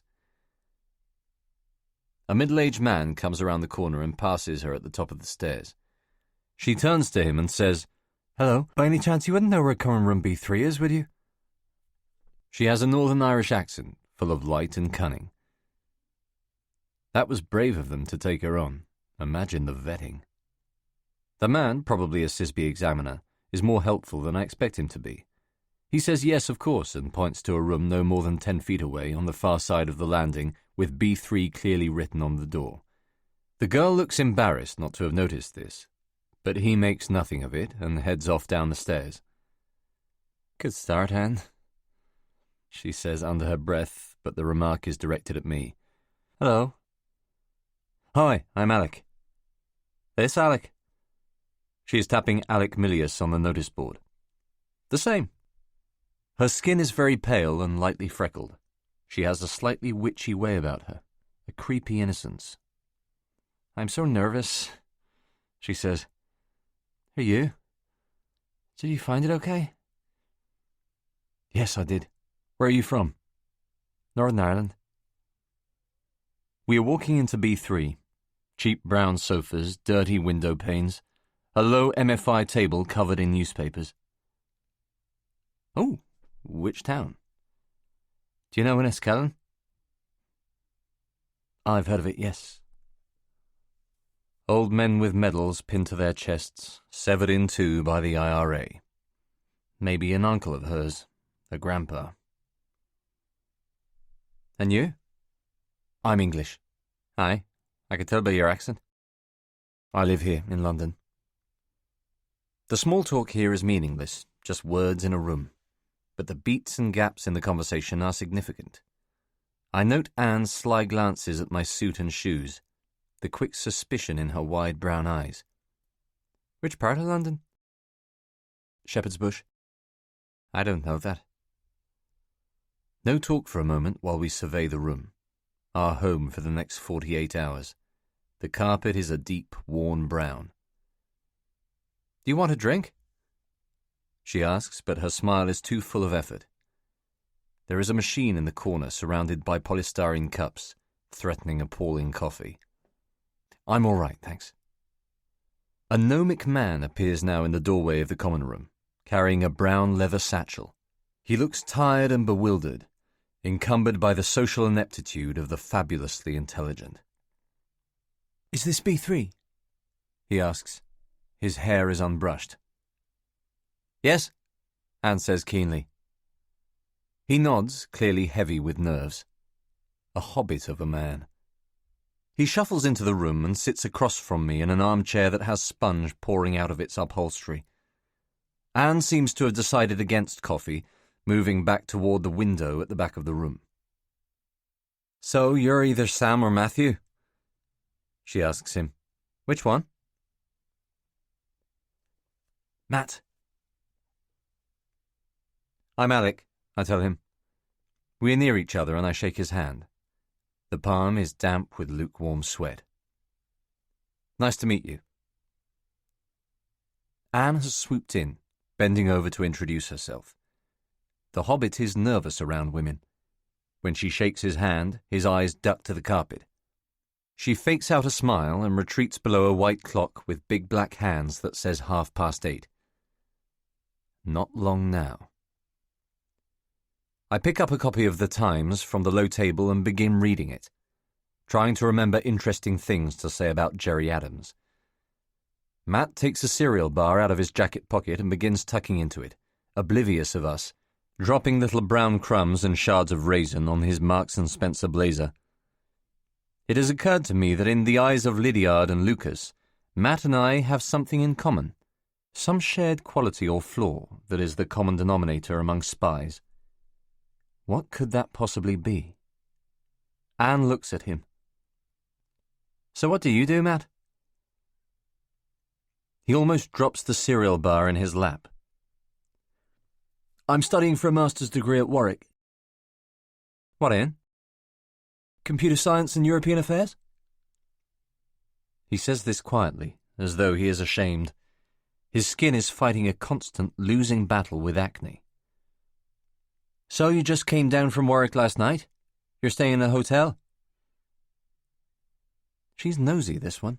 Wants to know what she's up against. Yeah, he says. Not far from here. I like it that he does not ask the same question of her. A young man appears in the doorway. This must be Sam Ogilvy, the third male candidate. He has an immediate, palpable influence on the room that is controlling. He makes it his. Ogilvy has a healthy, vitamin-rich complexion, vacuous turquoise eyes, and a dark, strong jawline. He'll be good at games for sure, probably plays golf off 8 or 9, bats solidly in the middle order and pounds fast, flat serves at you that kick up off the court. So he's handsome, undoubtedly. A big hit with the ladies, but a drink with the lads will come first. His face, in final analysis, lacks character, is easily forgettable. I would put money on the fact that he attended a minor public school. My guess is that he works in oil, textiles, or finance, reads Grisham on holiday, and is chummy with all the secretaries at work, most of whom harbour secret dreams of marrying him. That's about all there is to go on. Good morning, he says, as if we have all been waiting for him and can now get started. He has broad athletic shoulders that manage to make his off-the-peg suit look stylish. Sam Ogilvy. And, one by one, he makes his way around the room, shaking hands, moving with the easy confidence of an £80,000 per annum salesman used to getting what he wants, a closed deal, a wage increase, a classy broad. Anne goes first. She is reserved but warm. It's a certainty that she'll find him attractive. Their handshake is pleasant and formal. It says we can do business together. The hobbit is next, standing up from the armchair to his full height, which still leaves him a good 5 or 6 inches short. Ogilvy looks to get the measure of him pretty quickly. A bright, shining nerd, a number cruncher. The hobbit looks suitably deferential. And now it's my turn. Ogilvy's eyes swivel left and scope my face. He knew as soon as he came in that I'd be the one he's up against, the biggest threat to his candidacy. I knew it too. Anne and Matt won't cut it. How do you do, Sam? He has a strong captain-of-the-school grip on him. Alec. Have you been here long? he asks, touching the tip of his tan nose. About 10 minutes, Anne replies behind him. Feeling nervous? This goes out to anyone who feels like answering. Not me. Matt murmurs, which I find oddly touching. Yeah, me too, says Sam, just so we know he's like the rest of us, even if he does look like Pierce Brosnan. You ever done anything like this before? No, says Matt, sitting down with a deep, involuntary sigh. Just interviews for university. Matt picks up a Sisby booklet from the table and starts flicking through it like a man shuffling cards. For a moment, Anne is stranded in the middle of the room, as if she was on the point of saying something but decided at the last minute to remain silent on the grounds that it would have been of no consequence. Sam smiles a friendly smile at me. He wants me to like him, but to let him lead. I stand up, a sudden attack of nerves. Where are you off to? Anne asks, quick and awkward. If you're looking for the toilet, it's down the hall to the right. Just keep on going and you'll come to it. She stretches out a pale arm and indicates the direction to me by swatting it from left to right. A ring on her middle finger bounces a spot of reflected sunlight around the common room. The loo is a clean, white-painted cuboid room with smoked glass windows, 3 urinals, a row of push-tap basins and 2 cubicles. Half a dozen other candidates are crowded inside. I squeeze past them and go into one of the cubicles. It is 8:40 a.m. Outside, one of the candidates says, "Good luck," to which another replies, "Yeah." Then the door leading out into the corridor swishes open and clunks shut. Somebody at the sink nearest my cubicle splashes cold water onto his face and emits a shocked, cleansing gasp. I remain seated and motionless, feeling only apprehension. I just want to focus, to be alone with my thoughts, and this is the only place in which to do so. The atmosphere in the building is so at odds with the princely splendour of Lucas's and Lydiard's offices as to be almost comic. I put my head between my knees and close my eyes, breathing slowly and deliberately. Just pace yourself. You want this. Go out and get it. I can feel something inside my jacket weighing against the top of my thigh. A banana. I sit up, take it out, peel away the skin, and eat it in 5 gulped bites. Slow burn carbohydrates. Then I lean back against the tank and feel the flush handle dig hard into my back. The water has stopped running out of the taps on the other side of the cubicle door. I check my watch. The time has drifted on to 8:50 a.m. without my keeping track of it. I slam back the lock on the door and bolt out of the cubicle. The room is empty, the corridors too. Just get there, move it. Don't run. My black shoes clap on the linoleum floors, funneling down the corridor back to B3. I re-enter, trying to look nonchalant. "Right, he's here," says a man I haven't seen before, who obviously works in the building. He has a strangulated Thames Valley accent. "Everything all right, Mr. Milius?" "Fine, sorry, yes." Leaning against the window in the far corner of the common room is the 5th and last candidate, Elaine Hayes. I don't have time to have a proper look at her. "Good. We can make a start, then." I find a seat between Ogilvy and Matt on one of the sofas, dropping down low into its springless upholstery. One of them is wearing industrial-strength aftershave with a curiously androgynous fragrance. Must be Ogilvy. The man hands me a piece of paper with my timetable on it for the next 2 days. "As I was saying, my name is Keith Hayward." Keith's sparse hair is grease-combed and badger grey. He has skin the colour of chalk and puffy, hairless arms. He looks 65, but is probably 20 years younger. Most of his working life has been spent in this building. He wears a light blue short-sleeved shirt and black flannel trousers with meandering creases. His shoes, also black, are at least 5 years old. No amount of polishing could save them now. He looks, to all intents and purposes, like a janitor. "I'm your intake manager," he says. If you have any questions about anything at all over the course of the next 2 days, you come to me. Everyone nods. I'll also be monitoring the cognitive tests. You won't, of course, be permitted to talk to me during those. This is obviously Keith's big opening speech gag. Ogilvy is polite enough to laugh at it. As he smiles and sniggers, he looks across and catches my eye. Rivalry. Now, Keith says, clapping his hands, do you have any questions about your timetables? I look down at the sheet of paper. It is headed AFS Non-QT Candidates, a phrase that I do not understand. I am known only as Candidate 4.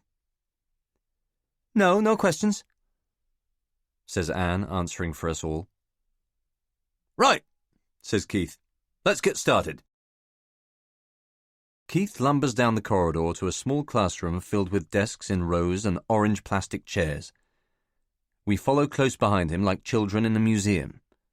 Once inside, he stands patiently at one end of the room beside a large wooden examiner's table, while each of us chooses a desk. Anne sits immediately in front of Keith. Matt settles in behind her.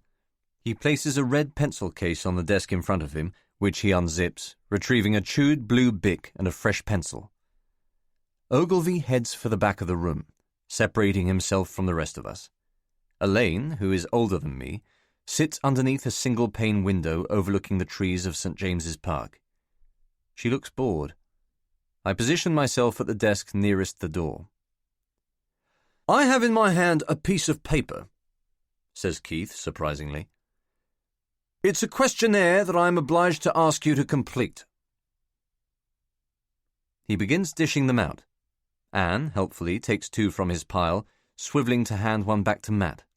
She moves stiffly from the waist and hips, as if her neck were clamped to an invisible brace. It's just for our own records, says Keith, moving between the desks. None of your answers will have any bearing on the results of the selection board. The first page of the questionnaire is straightforward. Name, address, date of birth. It then becomes more complicated. 1. What do you think are your best qualities? 2. And weaknesses? 3. What recent achievement are you most proud of? These are big subjects for 9 o'clock in the morning. I ponder evasive answers, wild fictions, blatant untruths, struggling to get my brain up to speed. Of course, says Keith as we begin filling out the forms, you're not obliged to answer all of the questions. You may leave any section blank. This suits me. I complete the first page and ignore all 3 questions, sitting quietly until the time elapses. The others, with the exception of Elaine, begin scribbling furiously. Within 10 minutes, Anne is on her 3rd page, unravelling herself with a frightening candour. Matt treats the exercise with a similar seriousness, letting it all out, telling them how he really feels. I turn to look at Ogilvy, but he catches my glance and half smiles at me. I look away. I can't see how much, if anything, he has written. Surely he'd be smart enough not to give anything away unless he had to. It's over after 20 minutes. Keith collects the questionnaires and returns to his desk. I turn around to see Ogilvy leaning back in his chair, staring at the ceiling like a matinee idol. Keith coughs. In just over 10 minutes, you'll begin the group exercise, he says, leaning to pick up a small pile of papers from the top right corner of his desk. This involves a 30-minute discussion among the 5 of you on a specific problem described in detail in this document. He flaps one of the sheets of paper beside his ear and then begins distributing them. 1 to each of us. You have 10 minutes to read the document. Try to absorb as much of it as possible.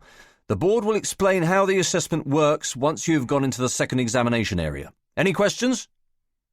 Nobody says a word. Right then. Can I suggest that you begin? This is what it says. A nuclear reprocessing plant on the Normandy coast, built jointly in 1978 by Britain, Holland and France, is allegedly leaking minute amounts of radiation into a stretch of the English Channel used by both French and British fishermen. American importers of shellfish from the region have run tests revealing the presence of significant levels of radiation in their consignments of oysters, mussels, and prawns. The Americans have therefore announced their intention to stop importing fish and shellfish from all European waters, effective immediately.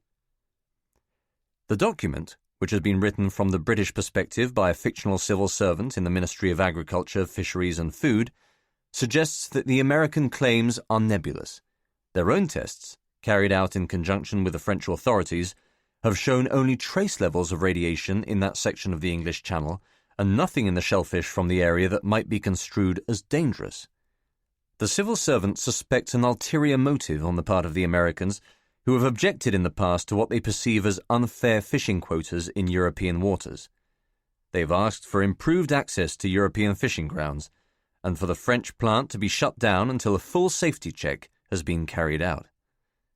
The document suggests that the British and French ministries should present a united pan-European resistance to face off the American demands. But there are problems. An American car company is one step away from signing a contract with the German government to build a factory near Berlin that would bring over 3,000 jobs to an economically deprived area. The Germans are unlikely to do anything at this stage to upset this agreement. Ditto the Danes, who have an ongoing row with the French over a recent trade agreement. The Spanish, who would suffer more than anyone under any prolonged American export ban, will side firmly with the British and French, though their position is weakened by the fact that the peseta is being propped up by the US dollar. It's a fanciful scenario, but this is what we are required to talk about. Keith has given each of us a sheet of blank paper on which to scribble notes, but I write as little as possible. Eye contact will be important in front of the examiners. I must appear confident and sure of my brief. To be constantly buried in pages of notes will look inefficient. 10 minutes pass quickly. Keith asks us to gather up our things and accompany him to another section of the building. It takes about 4 minutes to get there. 2 men and an elderly lady are lined up behind a long rectangular desk, like judges in a bad production of The Crucible. They have files, notepads, full glasses of water, and a large chrome stopwatch in front of them. The classroom is small and cheaply furnished, with just the one window. Somehow I expected a grander setup. Varnished floors, an antique table, old men in suits peering at us over half-moon spectacles. A stranger might walk in here and be offered no hint that the 3 people inside are part of the most secret government department of them all. And that, of course, is as it should be. The last thing we are supposed to do is draw attention to ourselves. "Good morning," said the older of the 2 men. "If you'd like to take a seat, we'll make a start." From his accent, he is unmistakably English, yet his suntan is so pronounced that he might almost be Indian. He looks well into his 50s. There is a table with 5 chairs positioned around it, no more than 2 feet away from the examiners. We move towards it and are suddenly very polite to one another. "Shall I go here? Is that all right? After you." Anne, I think, overdoes it, actually holding Elaine's chair for her. I find myself in the seat farthest from the door, flushed with shirt sweat, trying to remember everything I have read, while at the same time appearing relaxed and self-assured. An age passes until we are all comfortably seated. Then the man speaks again. "First off, allow us to introduce ourselves. My name is Gerald Pyman. I am a recently retired SIS officer. I'll be chairing the selection board for the next 2 days." Pyman's eyes are like black holes, as if they have seen so much that is abject and contemptible in human nature that they have simply withdrawn into their sockets. He wears a tie, a smart one, but no jacket in the heat. "To my left is Dr. Hilary Stevenson." "Good morning," she says, taking up his cue. "I'm the appointed psychologist to the board. I'm here to evaluate your contributions to the group exercises, and, as you will all have seen from your timetables, I will also be conducting an interview with each of you over the course of the next 2 days. She has a kind, refined way of speaking, the trusting softness of a grandmother. The room is absolutely still as she speaks. Each of us has adopted a relaxed but business-like body language. Arms on laps or resting on the table in front of us. Ogilvy is the exception. His arms are folded tight against his chest. He seems to realize this and lets them drop to his sides. It is the turn of the man on Pyman's right to speak. He is a generation younger, overweight by about 40 pounds, with a pale, rotund face that is tired and paunchy. And I'm Martin Rouse, a serving SIS officer working out of our embassy in Washington. Washington? Why do we need intelligence operations in Washington? Can I just emphasize that you're not in competition? There's nothing at all to be gained from scoring points off one another. Rouse has a faint Manchester accent, diluted by a life lived overseas. Now, he says, we'll just go around the table and allow you to introduce yourselves to us and to each other, beginning with Mr. Milius. I experience the sensation of breathing in both directions at once, inhalation and exhalation cancelling each other out. Every face in the room shifts minutely and settles on mine. I look up and for some reason fix Elaine in the eye as I say, My name is Alec Milius. I am a marketing consultant. Then I slide my gaze away to the right, taking in Stevenson, Rouse and Pyman, a sentence for each of them. I work in London for the Central European Business Development Organisation. I'm a graduate of the London School of Economics. I'm 24. Thank you, says Rouse. Miss Butler. Anne dives right in, no trace of nerves, and introduces herself quickly, followed by the Hobbit. Then it's Ogilvy's turn. He visibly shifts himself up a gear and, in a clear, steady voice, announces himself as the surefire candidate. Good morning. Eye contact to us, not to the examiners. Nice touch. He stares me right down without a flinch, and then turns to face Elaine. She remains unmoved. I'm Sam Ogilvy. I work for Rothman's Tobacco in Saudi Arabia. This information knocks me sideways. Ogilvy can't be much older than I am, yet he's already working for a major multinational corporation in the Middle East. He must be earning 30 or 40 grand a year with a full expense account and company car. I'm on less than 15,000 and live in Shepherd's Bush. I graduated from Cambridge in 1992 with a first in economics and history. Bastard. Thank you, Mr. Ogilvy, says Rouse, planting a full stop on his pad as he looks up at Elaine and smiles for the first time. He doesn't need to say anything to her. He merely nods, and she begins. Good morning, I'm Elaine Hayes. I'm already employed by the Foreign Office, working out of London. I'm 32, and I can't remember when I graduated from university. It was such a long time ago. Both Pyman and Rouse laugh at this, and we follow their cue, mustering strained chuckles. The room briefly sounds like a theatre, in which only half the audience has properly understood a joke.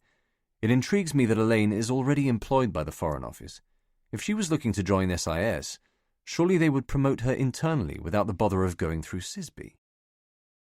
We'd like to proceed now with the group exercise, Pyman says, interrupting this thought. The discussion is unchaired. That is to say, you are free to make a contribution whenever you choose to do so. It is scheduled to conclude after 30 minutes, at which time you must all have agreed upon a course of action. If you find yourselves in agreement before the 30 minutes are up, we shall call a stop then. I must emphasize the importance of making your views known. There is no point in holding back. We cannot assess your minds if you will not show them to us. So do participate. There's a stopwatch here. Miss Hayes, if you'd like to start it up and set it on the desk where everyone can see it. Elaine is closest to Rouse, who takes the stopwatch from Pyman and hands it to her with his right arm outstretched. She takes it from him and sets it down on the table, positioning the face in such a way that we can all see it. Then, with her thumb, she pushes the bulbous steel knob at the top of the stopwatch, starting us off. It has a tick like chattering teeth. Can I just say, to begin with, that I think it's very important that we maintain a tight alliance with the French, though the problem is of their making, initially at least. Anne, God bless her, has had the balls to kick things off, although her opening statement has a forced self-confidence about it that betrays an underlying insecurity. Like a pace-setter in a middle-distance track event, she'll lead for a while but soon tire and fall away. "Do you agree?" she says to no one in particular, and her question has a terrible artificiality about it. Anne's words hang there unanswered for a short time, until the Hobbit chips in with a remark that is entirely unrelated to what she has said. "We have to consider how economically important fish exports are to the Americans," he says, touching his right cheekbone with a chubby index finger. "Do they amount to much?" I agree. I say that, and immediately regret it, because everyone turns in my direction and expects some sort of follow-up, and yet it doesn't come. What happens now, for a period of perhaps 5 or 6 seconds, is appalling. I become incapable of functioning within the group, of thinking clearly in this unfamiliar room with its strange artificial rules. This happened with Lucas, and it is happening again. My mind is just terrible blank white noise. I see only faces looking at me. Ogilvy, Elaine, Anne, Matt. Enjoying, I suspect, the spectacle of my silence. Think. What did he say? I agree with what? What did he say? "I happen to know that annual exports of fish and shellfish to the United States amount to little more than 20 or 30 million pounds. The Hobbit, tired of waiting, has kept on going, has dug me out of a hole. Immediately attention shifts back to him, allowing me the chance to blank out what has just happened. I have to think positively. I may not have betrayed my anxiety to the others, or to Pyman, Rouse, or Stevenson. It may, after all, have been just a momentary gap in real time, no more than a couple of beats. It just felt like a crisis. It didn't look like one. Stay with them. Listen. Concentrate. I look over at Elaine, who has taken a sip from a glass of water in front of her. She appears to be on the point of saying something in response to the Hobbit. She has a perplexed look on her face. You happen to know that, Hobbit? How can someone happen to know something like that? Anne speaks. "We can't just abandon exports of fish and shellfish to America on the grounds that they only bring in a small amount of revenue. That's still £20 million worth of business to the fishing community." This is the humanitarian angle, the socialist's view, and I wonder if it will impress Rouse and Pyman, or convince them that Anne is intellectually unevolved. I suspect the latter. Elaine shapes as if to put her straight, moving forward in her chair, elbows propped on the table. A woman in her 20s who is not a socialist has no heart. A woman in her 30s who is still a socialist has no brain. Instead, she ignores what Anne has said and takes the conversation off on a different tack. We are all of us rushing around this, just trying to be heard. Everything is moving too fast. Can I suggest trying to persuade the Americans to accept imports of fish from European waters that are not affected by the alleged nuclear spillage? We can accept a temporary export ban on shellfish, but to put a stop to all fish exports to the US seems a bit draconian. Elaine has a lovely, husky voice, a been-there, done-that, low-bullshit drawl with a grin behind it. All the time the examiners are busy scribbling. I have to operate at a level of acute self-consciousness. Every mannerism, every gesture, every smile is being minutely examined. The effort is all-consuming. A pause opens up in the discussion. My brain fog has cleared completely and a sequence of ideas has formed in my mind. I must say something to erase the memory of my first interruption, to make it look as though I can bounce back from a bad situation. Now is my chance. On the other... Ogilvy, fuck him, started speaking at the same time as me. Sorry, Alec, he says. Go ahead. Thank you, Sam. I was just going to say that I think it's going to be difficult to make a distinction between fish and shellfish in this instance. Nuclear contamination is nuclear contamination. The Americans have a very parochial view of Europe. They see us as a small country. Our waters, whether they be the English Channel or the Mediterranean, are connected geographically in the minds of the Americans. If one is polluted, particularly by nuclear waste, then they all are. I think that's quite a patronizing view of America. This comes from Elaine. I had made the mistake of perceiving her as an ally. In my peripheral vision, I see Rouse and Pyman duck into their paths. Okay, perhaps it is, but consider this. This had better be good, or I'm finished. Any lasting export ban of radioactive shellfish to America will quickly become an international ban. No one wants to eat contaminated food. If we don't put a stop to it soon, other countries, even in Europe, will refuse to buy shellfish and fish from British and French waters. It's a domino effect. This goes down well. Both Anne and the Hobbit nod respectfully, but Ogilvy has decided he has been silent too long.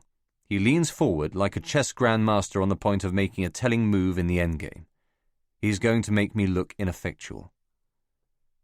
The question is an interesting one, he says, drawing us into his web of good-naturedness. A bird sounds territorially outside. Is this a direct face-off between the United States of America and a United States of Europe?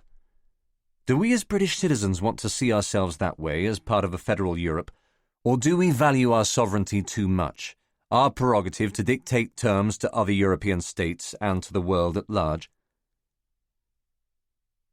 This is inch perfect. Not a fluffed line. He goes on. I suggest that we see this problem in those terms. There are too many conflicting European interests to mount an effective British campaign.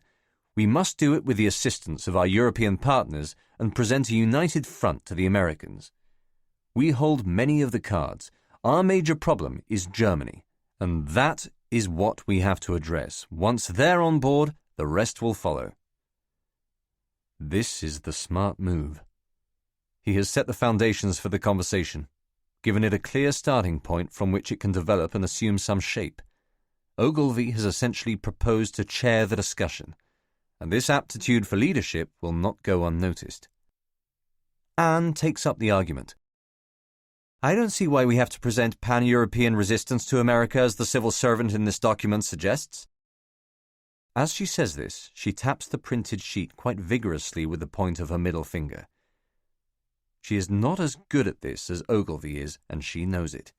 Every contour of her body language betrays this to the rest of us, but some dark stubbornness in her, some Ulster obstinacy, will not allow her to back down. She will wade in deeper and deeper, pretending to know about things she barely understands, feigning a self-confidence she does not possess. To put it bluntly, this is France's problem, she says, and her voice is now overexcited.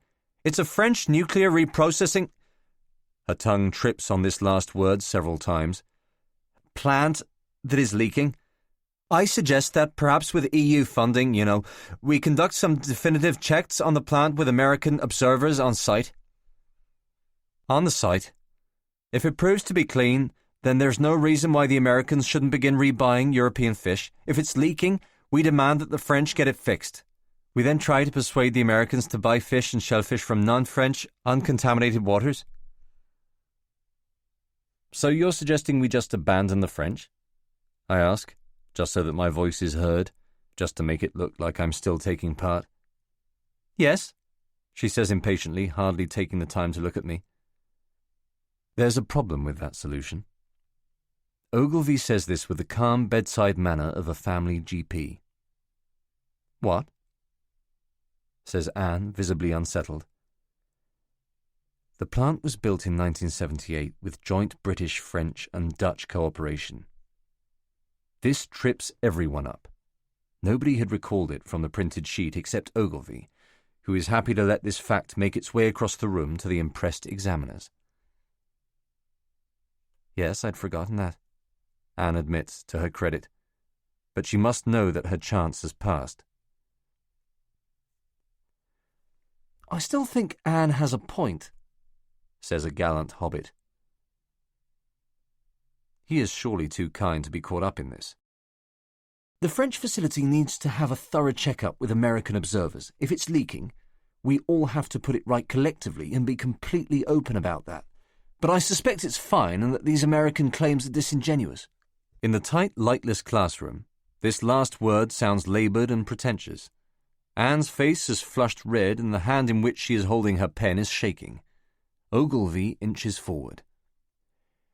Let's look at it this way, he says. We don't know all the facts.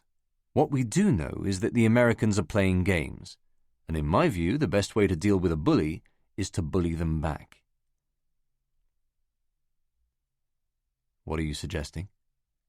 I'm suggesting, Alec, that if the Americans are proposing to squeeze us, then we in turn should squeeze them. They'll like this. We're supposed to play hardball. We're supposed to be capable of a trick or two. Ogilvy glances across at Rouse, then back at the Hobbit. Matthew, you seem to know about the levels of import and export of fish and shellfish going to and fro between Britain and America. The Hobbit, flattered, says, Yes. Well, I suspect that the Americans export significantly higher numbers of fish and shellfish to Europe than we export to them. Is that right? Off the top of my head, yes, as much as 3 times the amount, says the Hobbit. It's just between the two of them for now, and it's an impressive thing to watch. Ogilvy is giving us all a lesson in man management, in how to make the little guy feel good about himself. A trace of sweat has formed above the Hobbit's upper lip, a little vapour of nerves. But he is otherwise entirely without self-consciousness, just getting the words out, happy to talk in facts, maybe even enjoying himself. Ogilvy has rested his elbows on the table, fingers interlocked and raised to his dark face. So a ban on American fish and shellfish imports would hit them even harder. In theory, says Elaine, a dismissiveness in her voice. Of course, says Ogilvy, cutting her off before she has a chance to tell them how unworkable a trade embargo with the United States would be. I actually don't think that we'll have to go as far as reciprocating their ban with one of our own. He wants to show Rouse and Pyman that he's seen all the angles. The key to this, as I've said, is the Germans. If we can get them on our side, and as long as any problem with the reprocessing plant can be addressed, I can't foresee the Americans continuing with their demands. It's important that we be seen to stand up to them. It's time to steal some ideas from Ogilvy before he runs away with it. The sticking point is the automobile manufacturer. We have to make sure that that contract is secured and goes ahead. At the same time, we might offer the Germans a sweetener. What kind of a sweetener? Elaine asks. She lingers on sweetener, as if it is the most absurd word she has ever heard. Sell them something, at a bargain price, or we could buy more of their exports. This sounds meek and ill-informed. It is clear that I have not thought it through. But Ogilvy bails me out, saying yes with a degree of enthusiasm that I had not anticipated. Ironically, this leads to a bad mistake. He says, We could offer to buy up Deutschmarks, to push up their value briefly against the pound. This is ludicrous, and Elaine tells him so. You try it. You'd have to be owed some pretty big favours at the Exchequer to get something like that done. She delivers this in a tone of weary experience, and for a moment Ogilvy is stumped. His square jaw tremors with humiliation, and it gives me a small buzz of pleasure to watch him ride it out. It's important that I don't let this opportunity slip. Shut him down. I have to agree with Elaine, Sam. We mustn't pass the buck to another department. It's difficult, without knowing more about our other negotiations with the Germans, to determine how exactly we might go about persuading them to side with us. It may not even be necessary for 2 reasons. The first has already been made clear. The French plant may in fact be safe, and the Americans may be acting illegally. If that's the case, we're in the clear. But if it does prove necessary to get the Germans on side, we could try another tactic. Yes, Anne tries to grab the floor, but I'm not about to be interrupted. If I could just finish. Thank you. If we succeed in convincing a majority of other European states to form a united front against the Americans, the Germans will not relish being isolated. While they may not want to be seen to be taking issue with the United States, at the same time they won't want to be seen by their European partners to be forming an unholy alliance with America. We can, in effect, shut them up. "We shouldn't underestimate the Germans or their influence," the Hobbit mumbles. "Nobody here wants to acknowledge the truth of this situation, which is that the Germans are the dominant economic force in European politics. They are, in effect, our masters." This annoys me. Well, if that's what they're teaching you at your European Affairs course at Warwick, I'm not signing up. Elaine, Pyman and Rouse emit snorty laughs. I'm winning this. I'm coming through. The Hobbit's cheeks rouge nicely. He can't think of a comeback, so I carry on. This notion of the Germans as the European master race is contrived. Their economy will slow in the next few years, unemployment is chronic since unification, and Cole's days are numbered. I read this in The Economist. "Let's not get off the point," Ogilvy wants back in. "Let's talk about how to get the Spaniards and the Danes on board." Suddenly Anne sneezes, a great lashing achoo that she only half covers with her hand. In stereo, Ogilvy and I say, "Bless you," to which he adds, "Are you okay?" Anne, not one to be patronized, lets her guard drop and says, "Yeah," with sullen indifference. Her voice, with its sour accent, sounds impatient and spoiled. In this brief moment, we can all see her for what she really is, a tough nut of steely ambition, looking for a one-way ticket to London and a better life. In the wake of it, Ogilvy glides away, talking with great efficiency about how to get the Spaniards and Danes on board. As time ticks away, the stopwatch edging towards our 30-minute limit, he is left more or less on his own, with occasional interjections from the Hobbit, whose knowledge of European Union bylaws is as extensive as it is tedious. He must be the star pupil at Warwick. Anne, for the most part, turns in on herself and merely disagrees for the sake of disagreeing. Elaine barely speaks. From my point of view, I feel that I have done enough to please the examiners, both by what I have said and by my personal conduct, which has been forthright but respectful of the other candidates. I also feel that Ogilvy and the Hobbit are flogging a dead horse. Most of the points that were there to be made have been made saliently some time ago. Nevertheless, it will look good if I try to wrap things up. If I could just interrupt you there, Sam, because we're running out of time, and I think we should try to reach some sort of conclusion. Absolutely. He gives me the floor. Don't fuck it up. I think we've covered most of the angles on this problem. Judging from the last 10 minutes or so, we're mostly agreed on a course of action. Which is? Says Anne coldly. That we need to, as you pointed out right at the start, present a united front to the Americans. We must conduct conclusive tests on the French plant. If needs be, we should bargain with the Germans to get them on our side. We never said how we were going to do that. The manner in which Elaine says this, with just under a minute to go, implies that this is largely my responsibility. No, we didn't, but that's not something that should worry us. I think the Germans would be unlikely to do anything that would undermine the EU. And what would we do about the American export ban? The Hobbit asks, looking in my direction as he tips forward on his chair. It was a mistake to take this on. Well, there's very little we can do. I don't agree, says Anne, cutting me off short so that my incomplete sentence sounds weak and defeatist. Me too, says Ogilvy, but he too is interrupted. I'm afraid your 30 minutes is up. Rouse has tapped his pen twice. Tap, tap, on the hard surface of the examiner's table. We all turn to face him. Thank you all very much. If you'd like to gather up your things and make your way back to the common room where Mr. Haywood is waiting for you. I think we all share a sense of disappointment at not managing to conclude the discussion within the allocated time. It will reflect badly on the five of us, although I may score points for trying to tidy things up toward the end. Ogilvy is first up and out of the room, followed by the rest of us in a tight group waddling out like tired ducks. Elaine is the last to leave, closing the door behind her. She does this with too much force, and it slams shut with a loud clap.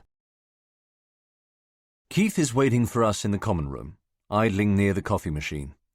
As soon as we are all inside, he instructs us to follow him back down the corridor to begin the first of the written examinations. There is no time to relax, no time to ruminate or grab a drink. They won't let the pressure off until 5 o'clock this evening, and then it starts all over again tomorrow.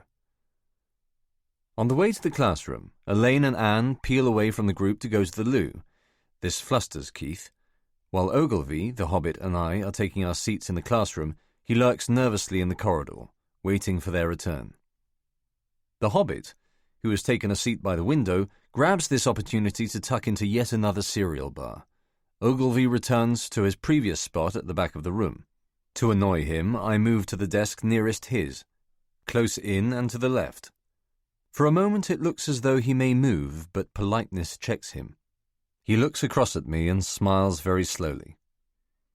With no sign of Elaine and Anne, Keith trundles back in, head bowed, and starts handing out thick pink booklets, which he leaves face down on every candidate's desk. The Hobbit thanks him through the crumbly munch of his mid-morning snack, and Ogilvy begins twirling a pencil in his right hand, rotating it quickly through his fingers like a helicopter blade. It's a poser's party trick, and it doesn't come off. The pencil spins out of his hand and clatters onto the lino between our two desks. I make no attempt to retrieve it, so Ogilvy has to bend down uncomfortably to pick it up. As he is doing so, Elaine and Anne bustle in, sharing the cosy mutual smiles and solidarity of women returning from a shared trip to the loo. "This section of the CISB program is known as the policy exercise," Keith says, beginning his introductory talk before they have had a chance to sit down. He's on a strict timetable and he's sticking to it. "It is a 2-hour written paper in which you will be asked to analyse a large quantity of complex written material, to identify the main points and issues, and to write a thorough and cogently argued case for one of the 3 possible options." I stare at the pink booklet and pray for something other than shellfish. "You may start when you are ready. I will let you know when 1 hour of the examination has passed, and again when there are 10 minutes of the exercise remaining." A crackle of paper, an intake of breath, the incidental noises of beginning. Here we go again. 6. Day 1, afternoon. After lunch, a ham and cheese sandwich at the National Gallery, we sit in the stifling classroom faced by a phalanx of numerical facility tests divided into 3 separate sections: relevant information, quantitative relations, and numerical inferences. Each batch of 20 questions lasts exactly 22 minutes, after which Keith allows a brief interlude before starting us on the next paper. Each problem, whether number or word-based, must be solved in a matter of seconds, with no time available for checking the accuracy of the answer. Calculators are forbidden. It is by far the most testing part of CISB so far, and the mind thud of intellectual fatigue is overwhelming.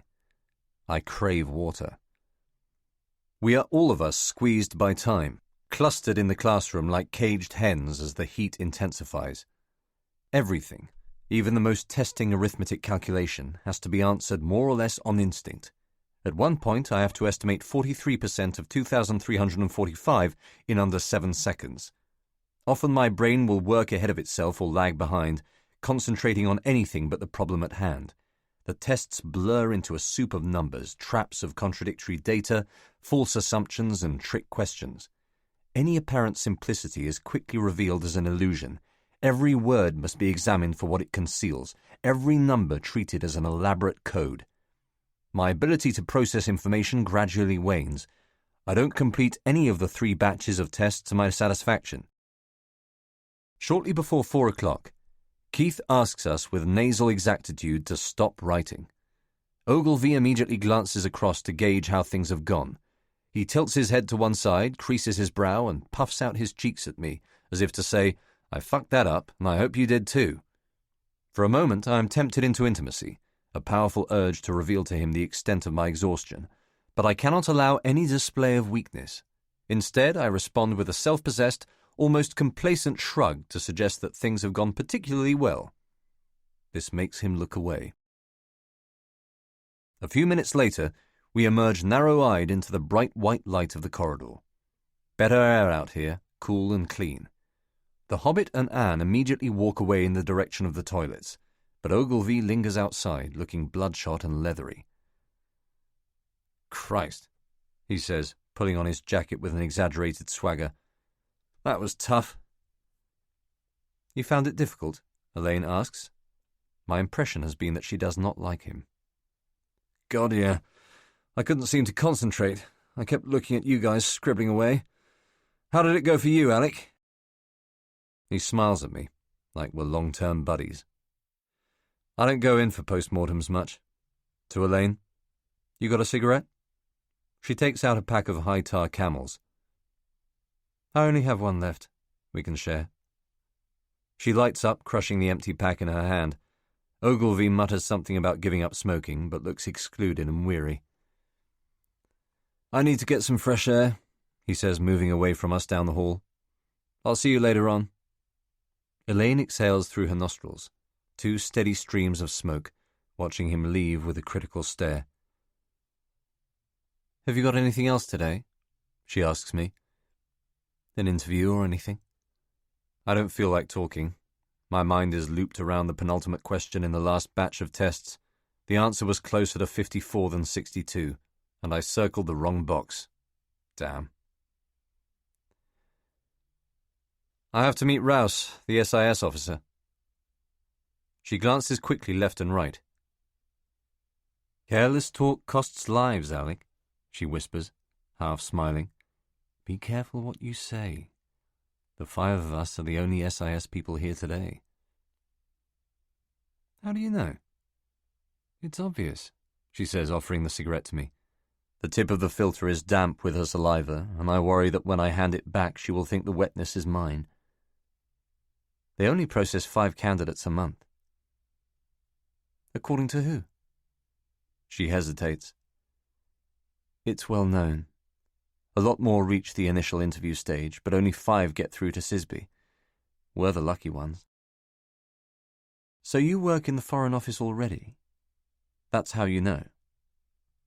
She nods, glancing again down the corridor. My head has started to throb. "Pen pushing," she says. "I want to step up." "Now, no more shop talk. What time are you scheduled to finish?" "Around 5. Her hair needs washing, and she has a tiny spot forming on the right side of her forehead. "That's late," she says sympathetically. "I'm done for the day. Back tomorrow at 8:30. The cigarette is nearly finished. I had been worried that it would set off a fire alarm. "I guess I'll see you then." "Guess so." She is turning to leave when I say, "You don't have anything for a headache, do you? Dehydration?" "Sure. Just a moment." She reaches into the pocket of her jacket, rustles around for something, and then uncurls her right hand in front of me. There in the palm of her hand is a short strip of plastic containing 4 aspirin.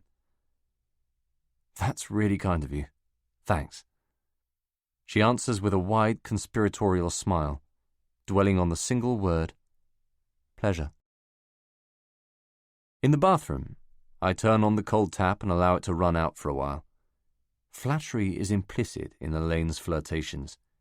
She has ignored the others, particularly Ogilvy, but made a conscious effort to befriend me. I puncture the foil on the plastic strip of pills and extract 2 aspirin, feeling them dry and hard in my fingertips. Drinking water from a cupped hand, I tip back my head and let the pills bump down my throat.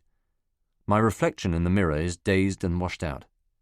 Have to get myself together for Rouse. Behind me, the door on one of the cubicles unbolts. I hadn't realized there was someone else in the room. I watch in the mirror as Pyman comes out of the cubicle nearest the wall. He looks up and catches my eye, then glances down, registering the strip of pills lying used on the counter. What looks like mild shock passes quickly over his face. I say hello in the calmest, it's only aspirin voice I can muster, but my larynx cracks and the words come out sub-falsetto. He says nothing, walking out without a word. I spit a hoarse fuck into the room, yet something body-tired and denying immediately erases what has just occurred. Pyman has seen nothing untoward, nothing that might adversely affect my candidacy. He was simply surprised to see me in here, and in no mood to strike up a conversation. I cannot be the first person at Sisby to get a headache late in the afternoon on the first day. He will have forgotten all about it by the time he goes home. This conclusion allows me to concentrate on the imminent interview with Rouse, whose office, B14, I begin searching for along the corridors of the third floor. The room is situated in the northwestern corner of the building, with a makeshift nameplate taped crudely to the door, Martin Rouse, AFS Non-QT CSSB Special. I knock confidently. There is a loud, "Come in!" His office smells of bad breath. Rouse is pacing by the window like a troubled general, the tail of a crumpled white shirt creeping out the back of his trousers. "Sit down, Mr. Milius," he says. There is no shaking of hands. I settle into a hard-backed chair opposite his desk, which has just a few files and a lamp on it, nothing more. A temporary home. The window looks out over St. James's Park. "Everything going okay so far?" "Fine, thank you, yes." He has yet to sit down, yet to look at me, still gazing out the window. "Candidates always complain about the numerical facility tests. You find those difficult?" It isn't clear from his tone whether he is being playful or serious. "It's been a long time since I had to do maths without a calculator. Good exercise for the brain." "Yes," he says, murmuring. It is as if his thoughts are elsewhere. It was not possible during the group exercise to get a look at the shape of the man, the actual physical presence. But I can now do so. His chalky face is entirely without distinguishing characteristics, neither handsome nor ugly, though the cheekbones are swollen with fat. He has the build of a rugby player, but any muscle on his broad shoulders has turned fleshy, pushing out his shirt in unsightly lumps. Why do we persist with the notion of the glamorous spy? Rouse would not look out of place behind the counter of a butcher's shop. He sits down. "I imagine you've come well prepared." "In what sense?" "You were asked to revise some specialist subjects." "Yes." His manner is almost dismissive. He is fiddling with a fountain pen on his desk, too many thoughts in his head at any one time. "And what have you read up on?" I am starting to feel awkward. "The Irish peace process?" He interrupts before I have a chance to finish. "Ah, and what were your conclusions?" "About what?" "About the Irish peace process," he says impatiently. The speed of his voice has quickened considerably. "Which aspect of it?" He plucks a word out of the air. "Unionism."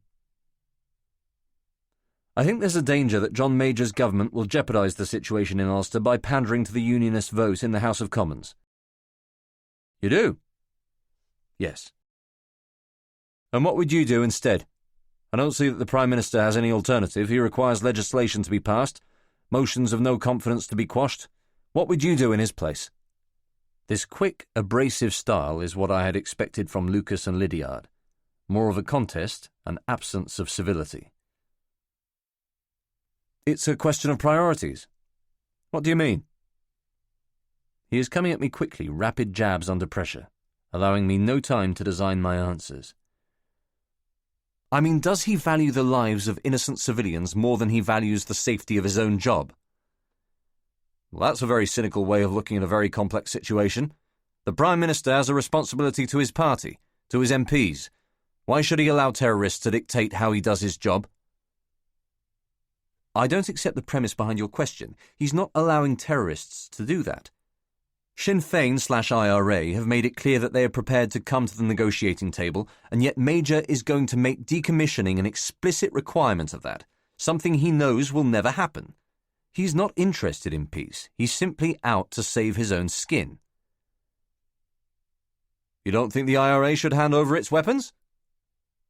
Of course I do, in an ideal world, but they never will. So you would just give in to that? You would be prepared to negotiate with armed terrorist organizations? If there was a guarantee that those arms would not be used during that negotiating process, yes. And if they were? At least then the fault would lie with Sinn Féin. At least then the peace process would have been given a chance. Rouse leans back. The skin of his stomach is visible as pink through the thin cotton of his shirt. Here sits a man whose job it is to persuade Americans to betray their country. I take your point. This is something of a breakthrough. There is a first smile. What else, then? I'm sorry, I don't understand. What else have you prepared? Oh, I had not known what he meant. I've done some research on the Brent Spar oil platform and some work on the Middle East. Rouse's face remains expressionless. I feel a droplet of sweat fall inside my shirt, tracing its way down to my waist. It appears that neither of these subjects interests him. He picks up a clipboard from the desk, turning over 3 pages until his eyes settle on what he is looking for. All these guys have clipboards. Do you believe what you said about America? When? He looks at his notes, reading off the shorthand, quoting me. The Americans have a very parochial view of Europe. They see us as a small country. He looks up, eyebrows raised. Again, it is not clear whether this is something Rouse agrees with, or whether his experience in Washington has proved otherwise. Almost certainly, he will listen to what I have to say and then take up a deliberately contrary position. I believe that there is an insularity to the American mind. They are an inward-looking people. Based on what evidence? His manner has already become more curt. Based on the fact that when you go there, they think that Margaret Thatcher is the Queen, that Scotland is just this county in a bigger place called England. That kind of ignorance is unsettling when you consider that American capitalism is currently the dominant global culture. To anyone living in Texas, global news is what happens in Alabama. The average American couldn't care less about the European Union. Surely you appreciate that in our line of work we don't deal with the average American. I feel pinned by this. I can see that, yes. Rouse looks dissatisfied that I have capitulated so early. I press on. But my point is still valid. Now that America is the sole superpower, there's a kind of arrogance, a tunnel vision, creeping into their foreign policy. They don't make allowances for the character and outlook of individual states. Unless countries fall into line with the American way of thinking, they risk making an enemy of the most economically powerful nation on earth. This is the position that Britain finds itself in all the time. In what respect? In order to keep the special relationship alive, successive governments have had to ignore their better judgment and do some pretty unsavory things when called upon to do so by the United States. They would defend that by saying it's in the nature of politics. You don't think the special relationship is worth preserving? I didn't say that. I think it's worth preserving at any cost. Maintaining close ties with America will make the UK a pivotal force within the European Union. Rouse nods. He knows this is true. But you remain cynical about the government in Washington. Now I take a risk. Well, with respect, so do you. That may have been a mistake. Rouse appears to withdraw slightly from the improving familiarity of our conversation, stopping to write something in longhand on the clipboard. I'm not sure I follow you, he says, bringing the pen to his mouth. You're a serving SIS officer in Washington. It's your job to be cynical. He goes cold on me. I'm afraid I can't discuss that. Of course, I'm sorry I brought it up. I've gone too far.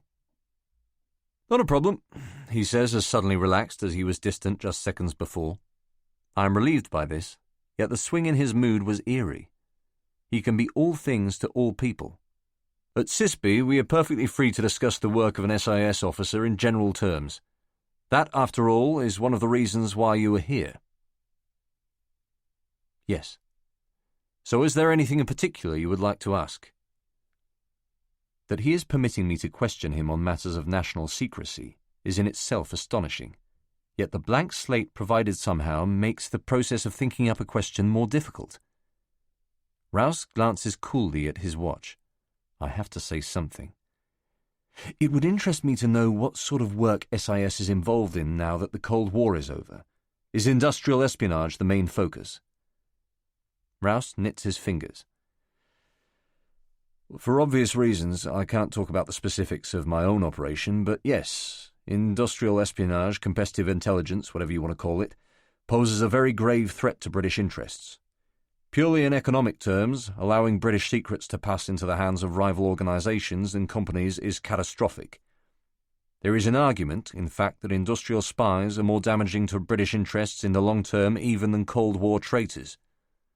That's not to say that we aren't still concerned with traditional counter-espionage measures. What about organised crime? Rouse stalls. I may have hit upon his area of expertise. You're talking about Russia, I assume? Yes.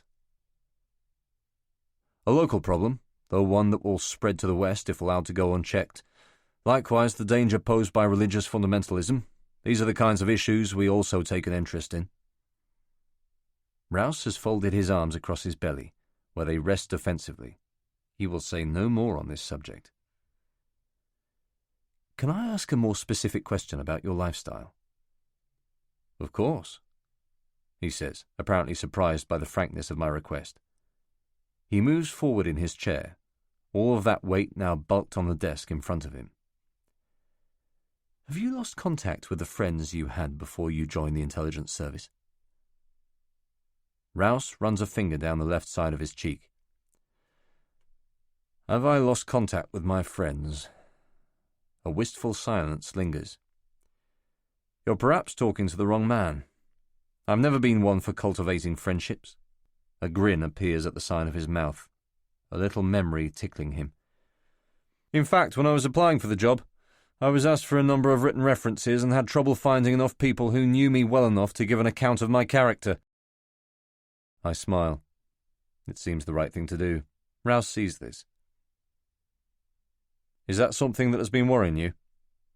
Losing touch with your friends? I reply quickly. Not at all, no. Good. It shouldn't necessarily. During my initial 2-year training period in London, I worked alongside an officer who had a very busy social life. Seemed to enjoy himself a great deal. There's no absolute standard. But you have friends in Washington, professional associates, people that you're able to see on a private basis away from work? Rouse emits a stout snort, and what he says now crystallizes everything. Let me tell you this, he says, his eyes fixed on mine. An SIS officer is asked to blend his private and professional selves into a seamless whole. We make no distinction between the two. An officer has, in a sense, no private life, because it is through his private life that much of his professional work is done. He uses his friendships, brokers trusts outside of the professional world, in order to gather information. That is how the system operates. I see. He glances at his watch, a digital. It appears that our time is up. It isn't, but he knows where this conversation is going. They cannot risk telling me too much. Why don't I leave you with that thought? He stands up out of his chair, the white shirt more dishevelled now. A man with no friends. Thank you for coming in, he says, as if it had been a matter of choice. It's been interesting talking to you. I start backing away toward the door. I'm glad I could be of some assistance, he says. We will see you in the morning, I trust. Yes. And with that I close the door. No handshake, no contact. I walk briskly in the direction of the common room with a light, flushed sense of success. The building is strangely quiet. The doors to the various classrooms and offices leading off the corridor have been closed. In the distance, I hear a hoover being dragged up and down on a worn floor. The common room, too, is empty. Everyone has gone home. There are plastic cups strewn across the low table in the centre of the room, one of which has tipped over and soaked a portion of the pink business inserts of the Evening Standard. Chewed broadsheet pages lie stiffly against the back of the sofa, fanned out like a tramp's bed. I just look in and turn away. Elaine is in the downstairs foyer, slouched against the wall. She is inspecting her nails. They are clear-varnished, neatly manicured. "Fancy a post-mortem drink?" she asks. "Oh, no thanks. I'm just going to go home, watch some TV." Just like the others. Just like the others. They've all gone home, have they? How come you're still here, I ask? I thought you finished an hour ago. Met an old friend, went for a coffee and forgot my bag. A lie. Tomorrow then, I tell her unconvincingly. Tomorrow we'll all go out. Yeah, she says. Tomorrow. 7. Day 2. The morning of the second day is taken up with more written papers beginning at 9 o'clock. The in-tray exercise is a short, sharp 60-minute test of nerve, a lengthy document assessing both the candidate's ability to identify practical problems arising within the civil service and his capacity for taking rapid and decisive action to resolve them. The focus is on leadership, management skills, and the means to devolve responsibility and prioritize decisions. SIS is big on teamwork. Most of us seem to cope okay.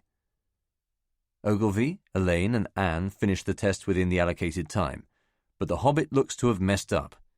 At his desk, his shoulders heave and slump with sighing frustration, and he writes only occasionally, little half-hearted scribbles. He has not responded well to having his mind channeled like this. Concision and structure are contrary to his nature.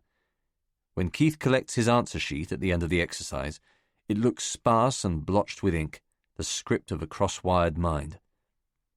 The letter-writing exercise, which takes us up to lunch, is more straightforward. A member of the public has sent a 4-page letter to a Home Office minister complaining about a particular aspect of the legislation outlined in the in-tray exercise. We are asked to write a balanced, tactful reply, conscious of the government's legal position, but firm in its intent not to cave in to outside pressure. The Hobbit seems to find this significantly easier. Sitting there in his blue-black blazer with its cheap gold buttons, he is no longer a sweating, panting blob of panic. The letter allows for a degree of self-expression, for leaps of the imagination, and with these he is more comfortable. There is a general sense that we have all returned here today locked into a surer knowledge of how to proceed. I have lunch for the second time at the National Gallery and again buy a ham and cheese sandwich, finding something comforting in the routine of this. Then the greater part of the final afternoon is taken up with more cognitive tests, logical reasoning, verbal organization, 2 numerical facility papers. Again, there is not enough time, and again the tests are rigorous and probing. Yet much of the nervousness and uncertainty of yesterday has disappeared. I know what's required now. I can pace myself. It's just a question of applying the mind. At 3:30, I find Elaine in the common room, alone and drinking coffee. She is sitting on a radiator below one of the windows, her right leg lifted and resting on the arm of the sofa. Her skirt has ridden up to the midsection of her thighs, but she makes no attempt to cover herself or to lower her leg when I come in. Nearly over, she says. I must look exhausted. I settle into one of the armchairs and sigh heavily. My brain is numb. Numb.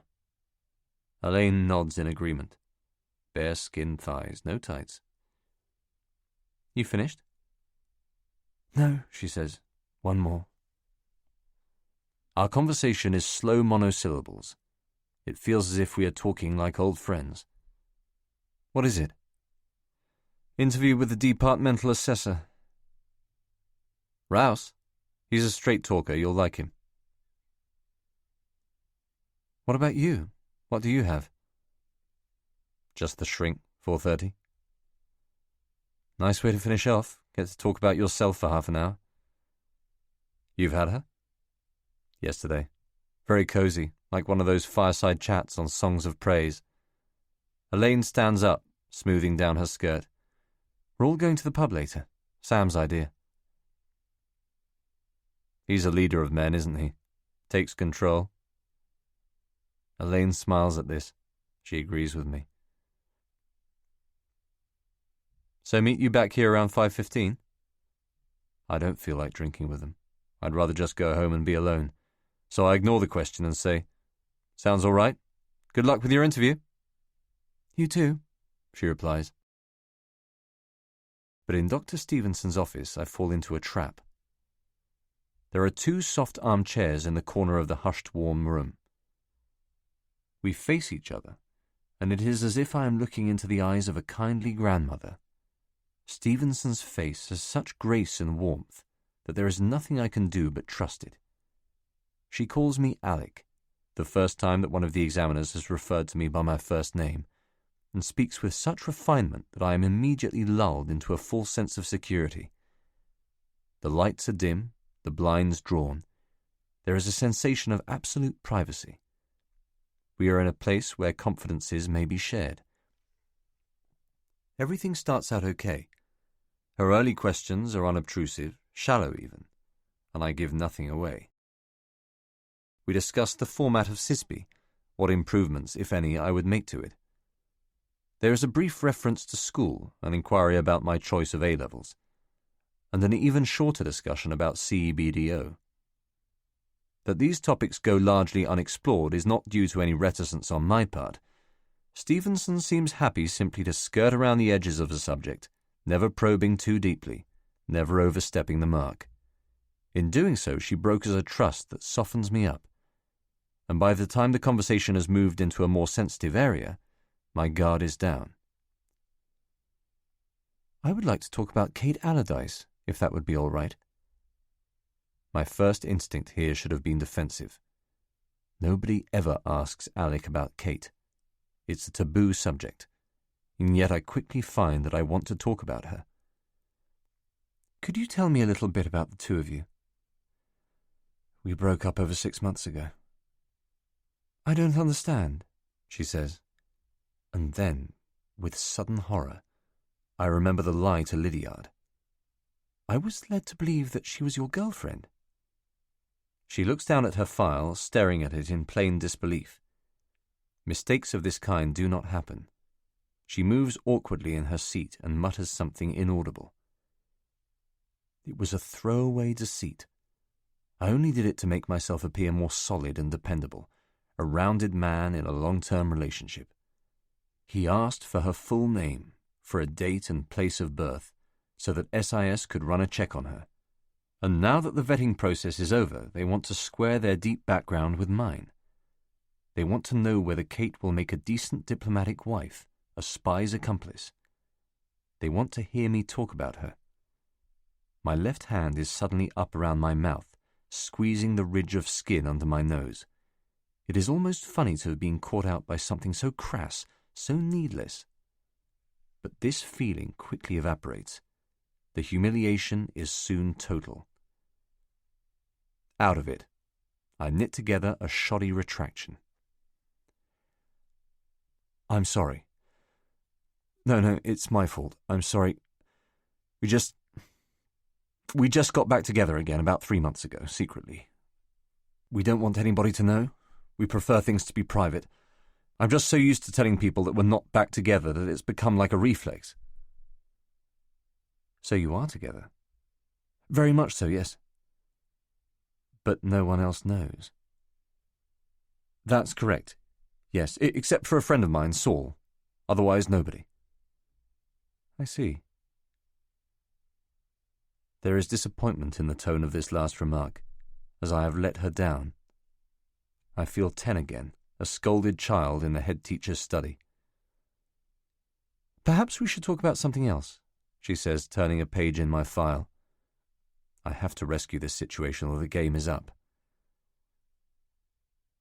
No, I'm happy to talk about it. I should explain, sorry. It's just that after we broke up, I never spoke about it to anyone. No one would have understood. They might have tried to, but they would never have understood.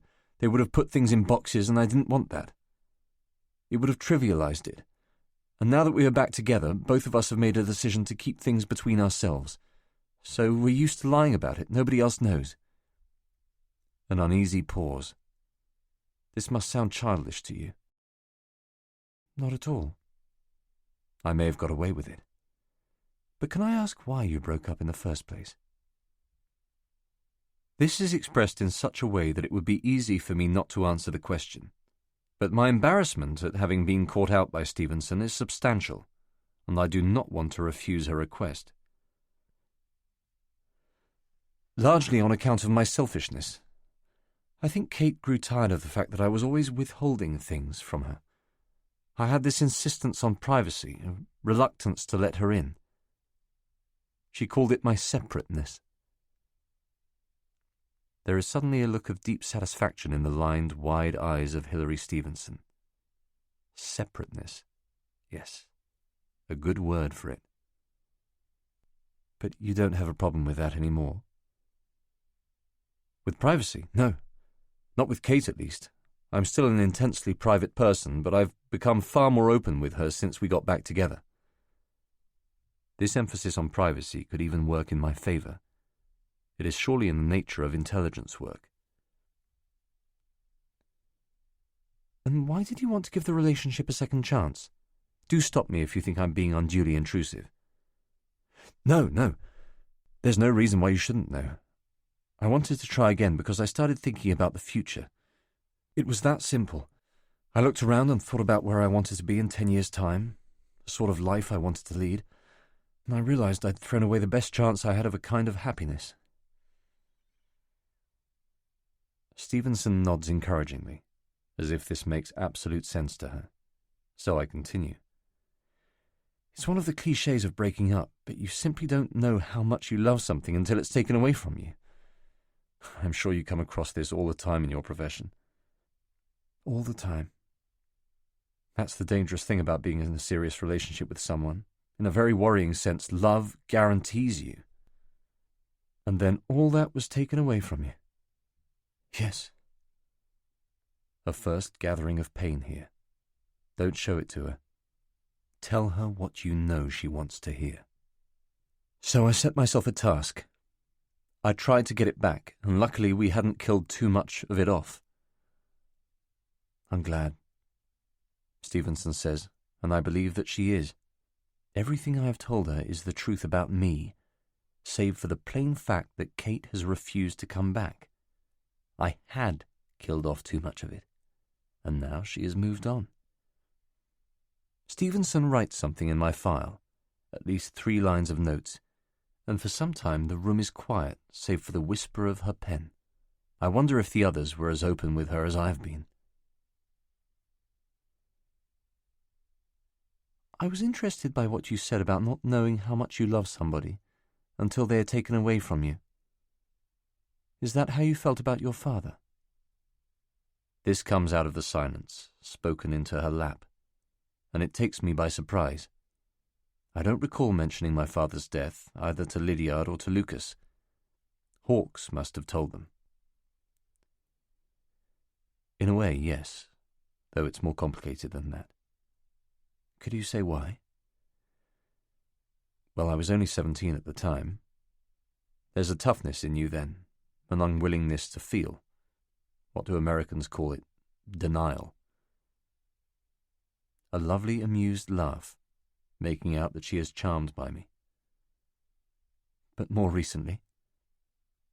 Yes, recently his death has affected me more.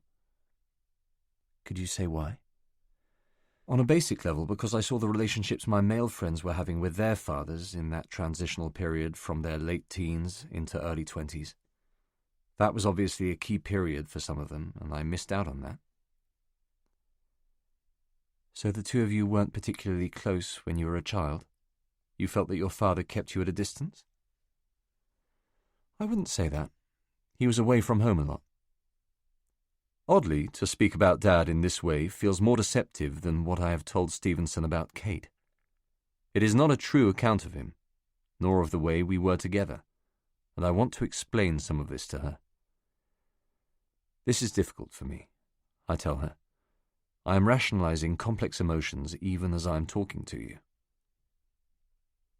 I can understand that. These matters are never simple. I can hear myself say certain things to you about my father, and then something else inside me will contradict that. Does that make sense? It's a very confusing situation. What I'm trying to say is that there are no set answers. Stevenson makes to say something, but I speak over her. For example, I would like my father to be around now so that we could talk about Sisby and SIS. Mum says that he was like me in a lot of ways. He didn't keep a lot of friends. He didn't need a lot of people in his life.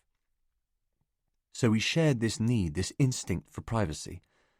And maybe because of that, we might have become good friends. Who knows?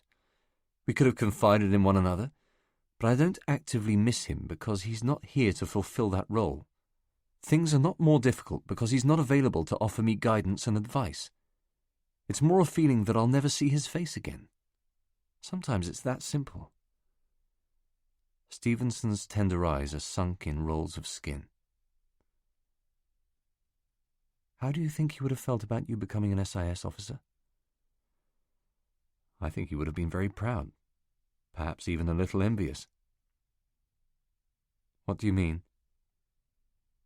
It's every young man's dream, isn't it? Join MI6, to serve his country. Dad wouldn't have thought ideas like that were out of date, and neither do I. And I think he would have been good at the job. He was smart, concealed. He could keep a secret. In fact, sometimes I feel like I'm doing this for him in his memory. That's why it's so important to me. I want to show him that I can be a success. I want to make him proud of me. Stevenson looks perplexed, and I feel that I may have gone too far. Yes, she says, writing something down. And Kate? How does she feel? This may be a test. They will want to know if I've broken the Official Secrets Act. I haven't told her yet. I didn't see that there was any point until I actually became one. Stevenson smiles. Don't you think you ought to tell her? I don't think it's necessary at this stage, and I was advised against it by Mr. Lydiard. If I advanced to the next level, then it would become increasingly difficult to keep things from her. Yes, she says, giving nothing away. Stevenson looks at her watch, and her eyebrows hop. Good Lord, look at the time. Are we finished? I'm afraid so.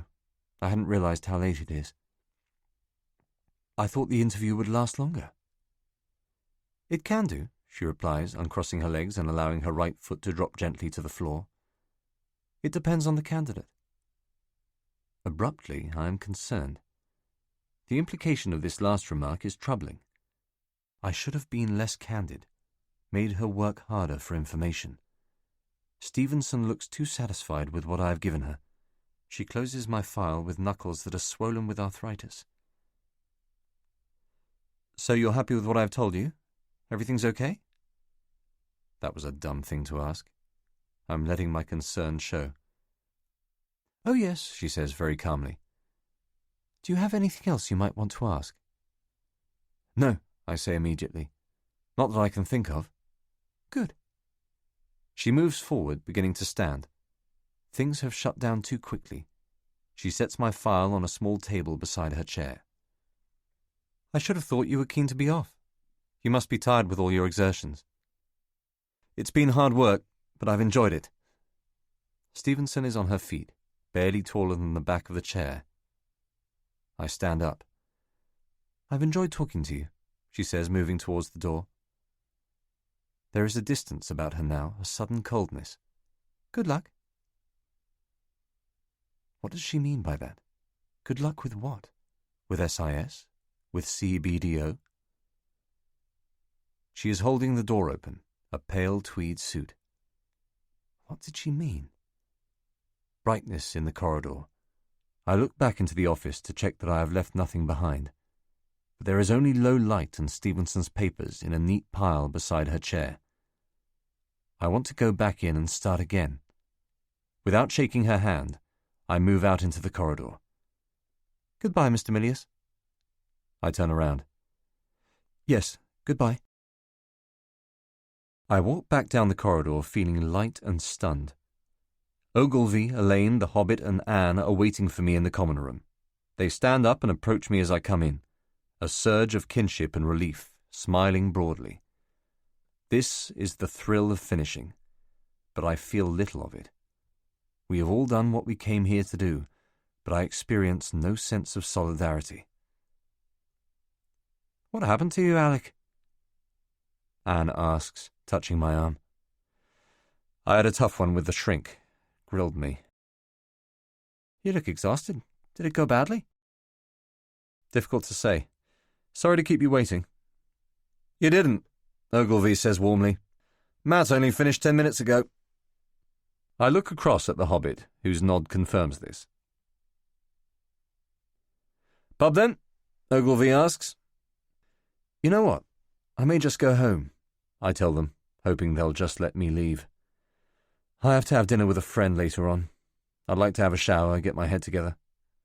Elaine appears offended. "Don't be stupid," she says. "Just have a couple of drinks with us." "I'd love to, really, but I have so much I have to do before—" "What, like having a shower? Like getting your head together?" Her mimicry irritates me, and only hardens my resolve. "No, you guys go ahead, I'm done for. I'll see you all in the autumn." I smile here, and it works. The joke relaxes them. "Well, if you're sure," Ogilvy says. He's probably relieved. Centre stage will be his, I'm sure. "Either way," says Anne, and this seals it. "We should go now, because I've got a flight to Belfast at 9:30. So we say our goodbyes, and Sisby is over. 8. Pursuit of Happiness. In the early hours of the following Sunday morning, I wake with a specific dream image of Kate being fucked by another man. She's in a strange, lightless room, almost suffocating with the pleasure of it. Her body is arched in a seizure of lust, but the love-making is so intense that she makes no sound. To desire and to be desired this much is inspiring in her a kind of awe. She has discovered a sexual pleasure far greater than the one that we shared in our innocence. She is relishing it because it has nothing to do with compromise or responsibility, nothing to do with the stagey romance of first love. She feared that she would never again experience the passion and tenderness that she knew in those first years with me. But now I look into her face and see that all of that has been consigned to the past. My room is in absolute darkness as these thoughts peck away at my heart. The shock of them has quickened my breathing to something approaching the panic of an asthma attack, and I have to sit up in bed and then walk slowly around the room, gathering myself together. I open the curtains and look outside. The colour of the sky is caught between the city's reflected glow and the first light of dawn. She is out there with him somewhere, lying against pale sheets.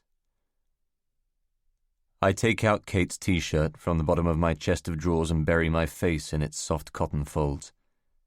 Her perfume has disappeared from it entirely. From a bottle of scent that I keep in the bathroom, I replenish the smell, tipping droplets of Chanel No. 19 onto the material before scrunching it up in a tight ball. It is the 4th time that I have had to do this since we separated. Time is passing by. I cannot get back to sleep, so I sit in the kitchen drinking coffee, my mind shuttling between memories of Kate and apprehension over the results of Sisby. Whatever happens now, win or lose, I can't go back to CBDO. Not after all this. I couldn't shrink myself. So tomorrow, first thing, there's something I must do. Look, Nick, here's the thing. I want to move on. This has been coming for months. It feels good to tell him. You want to move on. This isn't said as a question. more as a statement. Nick swallowing the news whole. I feel I've achieved everything that I can working for you, and things have got very bad between me and Anna. We can't work together anymore. It's better that one of us should go. I've brought him to a small Greasy Spoon cafe on Edgware Road.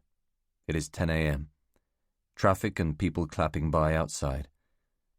There's a red plastic bottle containing ketchup, probably not Heinz, sitting on the table between us. Nick stares at it. Okay, he says. I'd expected more of a reaction, a trace of hurt. I've been offered a chance to do something larger, something more meaningful, you know? Nick shakes his head, still looking at the ketchup. No, I don't know. You tell me what that is, Alec. I'm not a mind reader. I'm sorry. I've hurt your feelings. You've invested a lot of time in me, and I've let you down. Now he lifts his head and looks me straight in the eye. There may be pity in his leering, condescending grin. Oh, Alec. That's what I always hated about you. You always think you're the most important person in the room. Let me tell you something. The world is bigger than you understand? You don't hurt my feelings. You think something like you handing in your notice could hurt my feelings? You think I can't go out onto the street right now and find someone to replace you? You think I can't do that? This is more like it. This is what I was expecting. I'm sure you can, Nick. I'm sure you can. You're amazing like that. Don't make fun of me, all right? I gave you a job of work. You come into my offices and all you're interested in doing is fucking my staff, fucking Anna. And now you say you cannot speak with her. This is your problem. I gave you a job of work. That is a precious thing. Oh, please. I really draw out the please here, and it deflects him. I often wonder when he is angry like this, how much gets lost in translation, how much of what he wants to say is denied to him by his mediocre English. This operation I have, he says, gesturing freely with his right hand. He's about to embark on one of his delusional monologues. You're just a tiny fragment of something much larger, something you can't even comprehend. I plan expansion, more offices, more people and workers. And do you know why you can't comprehend that? Is it just too complicated for me, Nick? Is it just too global and secret and amazing? I tell you why. It's not because I don't allow you to comprehend it. No, it's because you won't allow yourself to see it. You see only what's in front of your nose. You never see the bigger picture, the possibilities your work can offer. You and me, we could go places. Make some money. The world is bigger than you, Alec. The world is bigger than you. What does that fucking mean, Nick? What exact brand of shit are you talking? You're a clever boy. I thought this when I first met you. I still think it, but you need to take your head out of your ass. You're soft. It's time to draw things to a close. Nick, I'm not about to take life lessons from you. These plans, these ambitions you talk about, I can't tell you how little I care about them. You're not running Ogilvy and Mather. You're a crook, a petty thief. You want to be careful, would you? I interrupt him. I don't have much stuff at the office. Someone will come and get it next week. Fine. And with that, he stands up, pivots away from the table, and walks out of the cafe, leaving me with the bill. Now it's just a question of waiting for SIS to call. I don't go outside for 24 hours in case the telephone rings, but by 3 o'clock on Tuesday I am growing impatient. The only person to have rung since lunchtime on Monday is Saul, who is just back from Spain.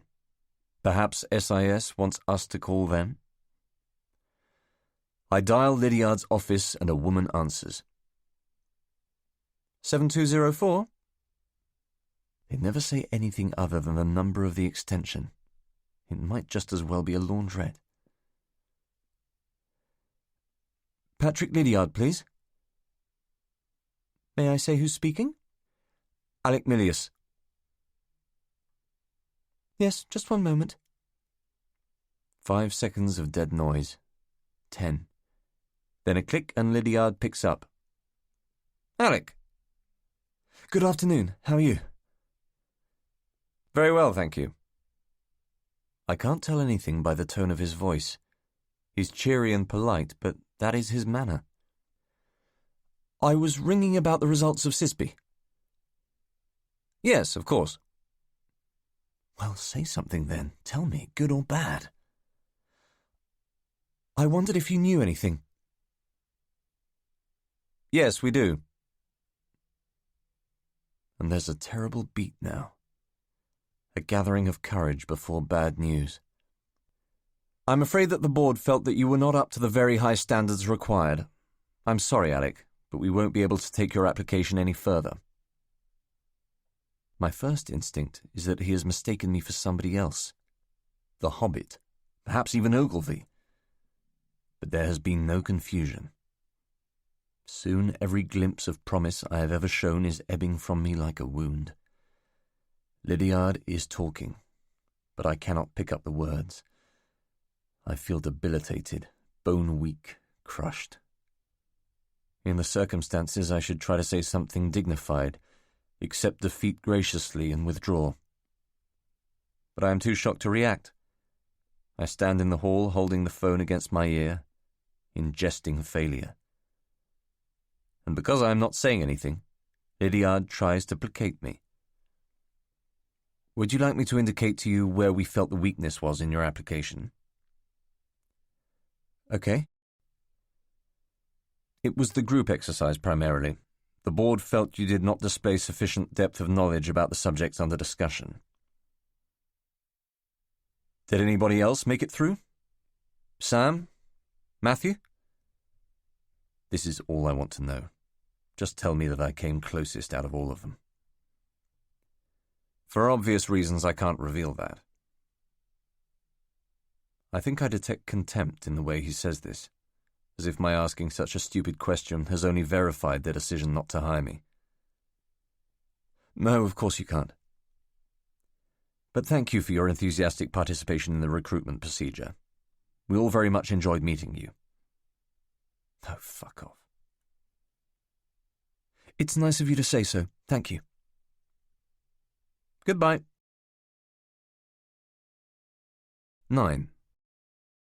This is your life. My first instinct, and this shames me, is to ring Mum. No sooner have I put the phone down on Lydiard than I am picking it up again and dialing her number in Somerset. She never goes out in the afternoon. She'll tell me everything's all right. The number rings out shrill and clean. I can tell her everything. I can get it all off my chest. And I can do so in the full assurance that she will actually express relief at my failure.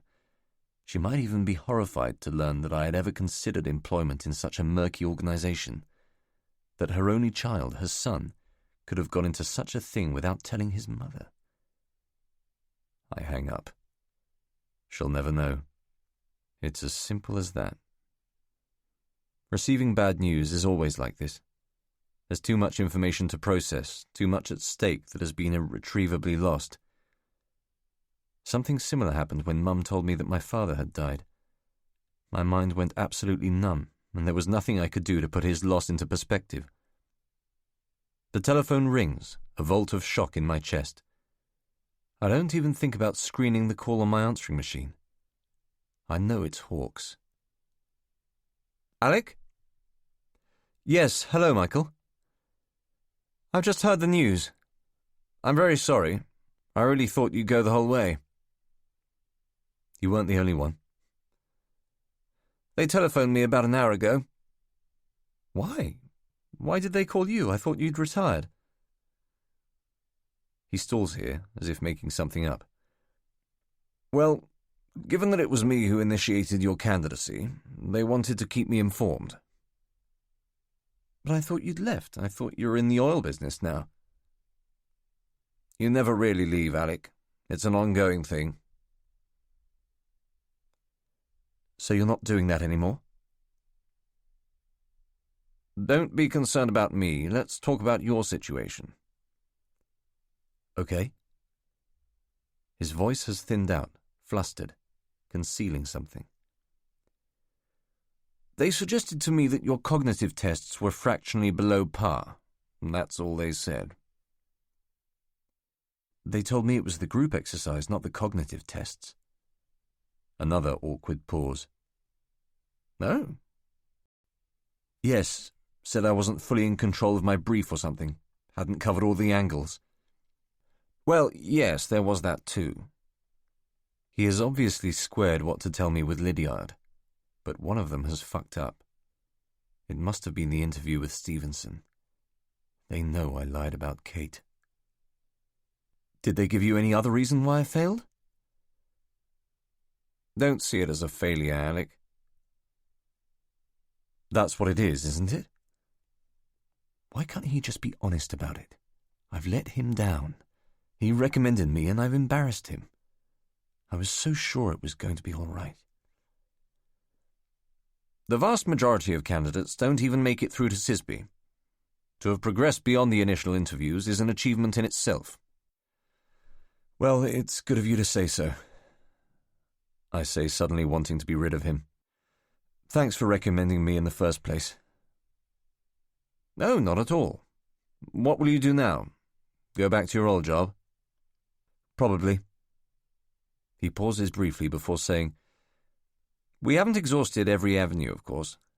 There are alternatives. For now, this is of no interest to me. I simply want the conversation to end. You've done enough. Don't worry. Thank you for everything. You're sure? He sounds disappointed. Think about it, Alec. And in the meantime, if there's anything I can do, just let me know. That's kind. Thank you. I'll be in touch. A lie. Why would he bother contacting me again? My usefulness to him has passed. I'll look forward to it, I tell him. Don't be too down, Alec. As I say, there are other options. At around 6, I go over to Saul's, for company and for some way of shaking off the gloom. It takes about 3/4 of an hour to get there, driving through the rush-hour traffic and then finding somewhere to park. He has put up a notice on the door of his flat. Just as much junk mail as you can spare, please. When I see it, I smile for the first time in hours. He pours 2 vodkas, mine without ice, and we sit in front of the television in the sitting room. A balding actor on This Is Your Life has just been surprised by the host, Michael Aspel, sporting his big red book. Saul says something about minor celebrities in Britain being really minor, and retrieves a cigarette he had going from the ashtray. Who's that? He asks as a middle-aged woman in pink emerges onto the stage, mugging to the camera. No idea. She starts telling a story. Saul leans back. Christ. Is there anything more tedious than listening to people telling anecdotes on This Is Your Life? I do not respond. There is a constant nagging disquiet inside me that I cannot shake off. What have you been up to? He asks. Day off as well? Yeah, I've had a lot happening. Right. He twists toward me on the sofa. Everything all right? Yeah. You look worn out. I am. There shouldn't be any need to, but I try to convey a greater sense of melancholy than may be visible, just in case Saul hasn't detected it. Alec, what is it?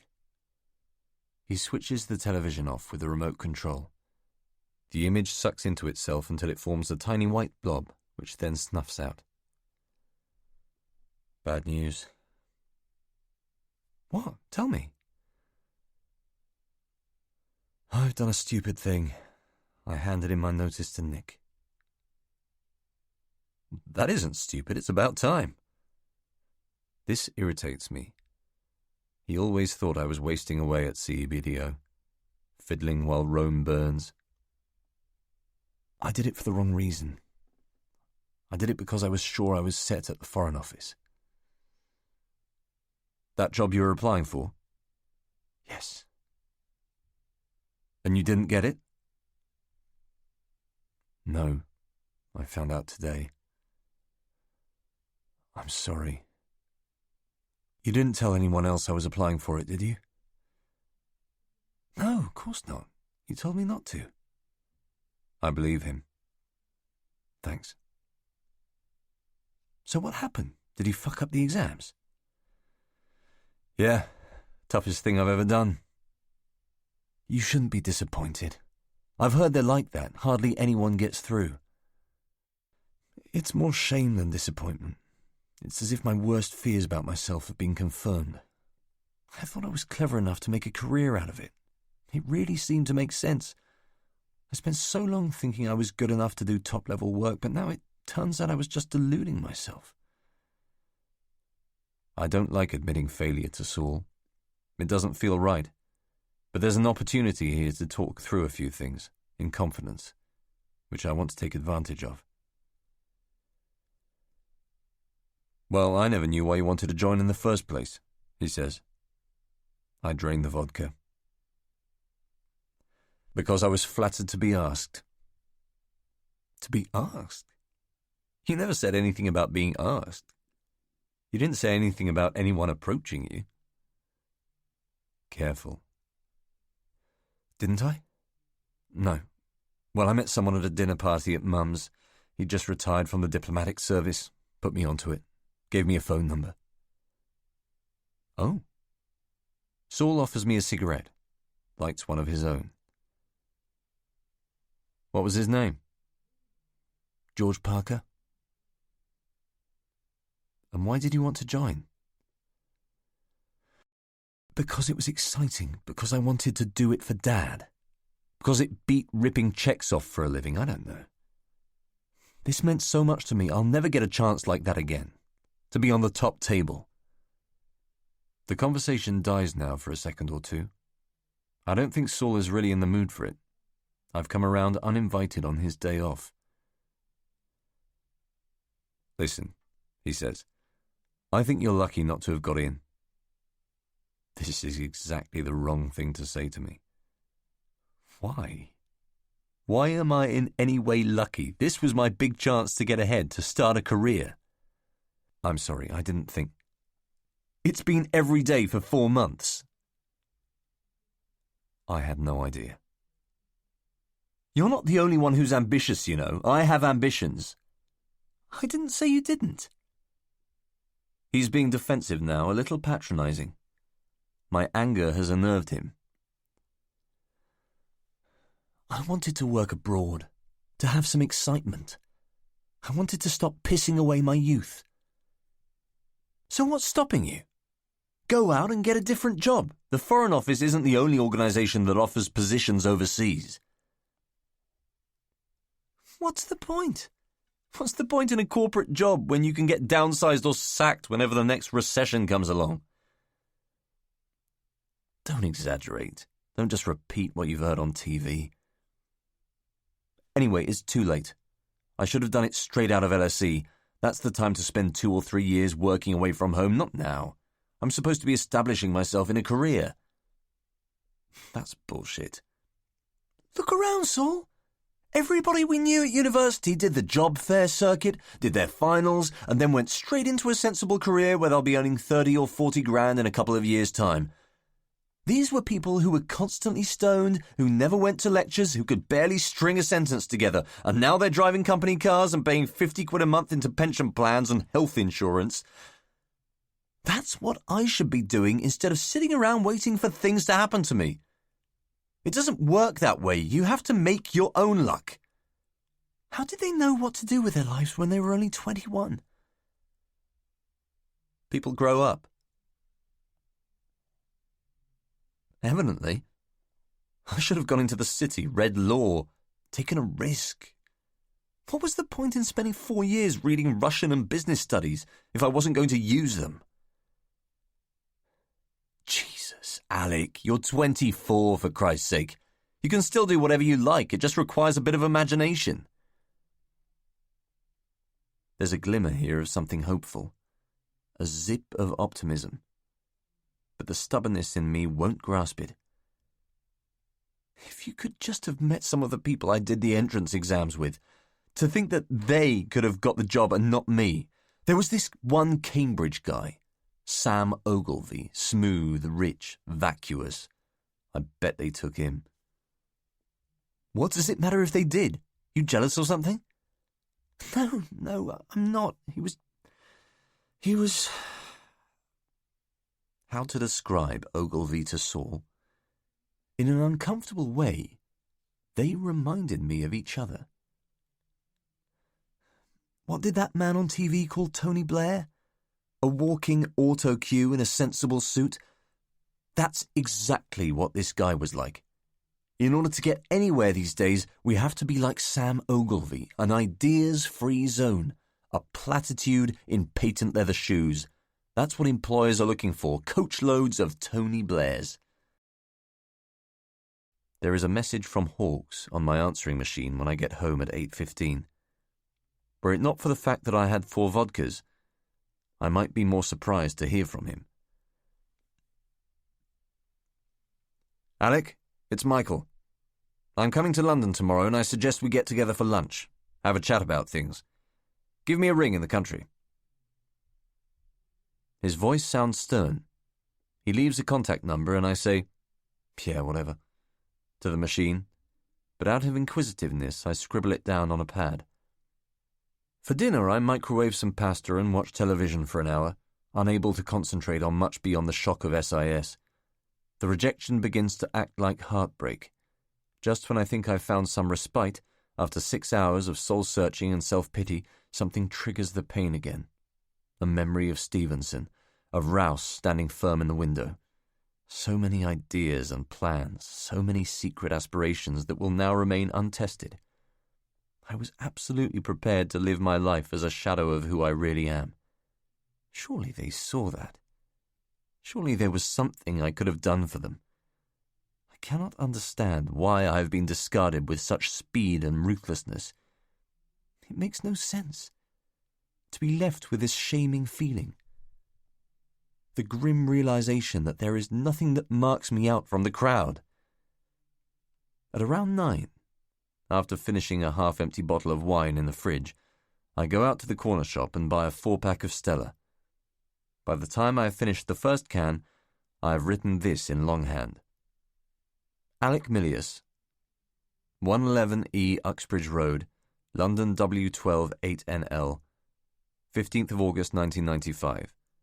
Patrick Lydiard, Foreign and Commonwealth Office, number 46A Blank Terrace, London SW1.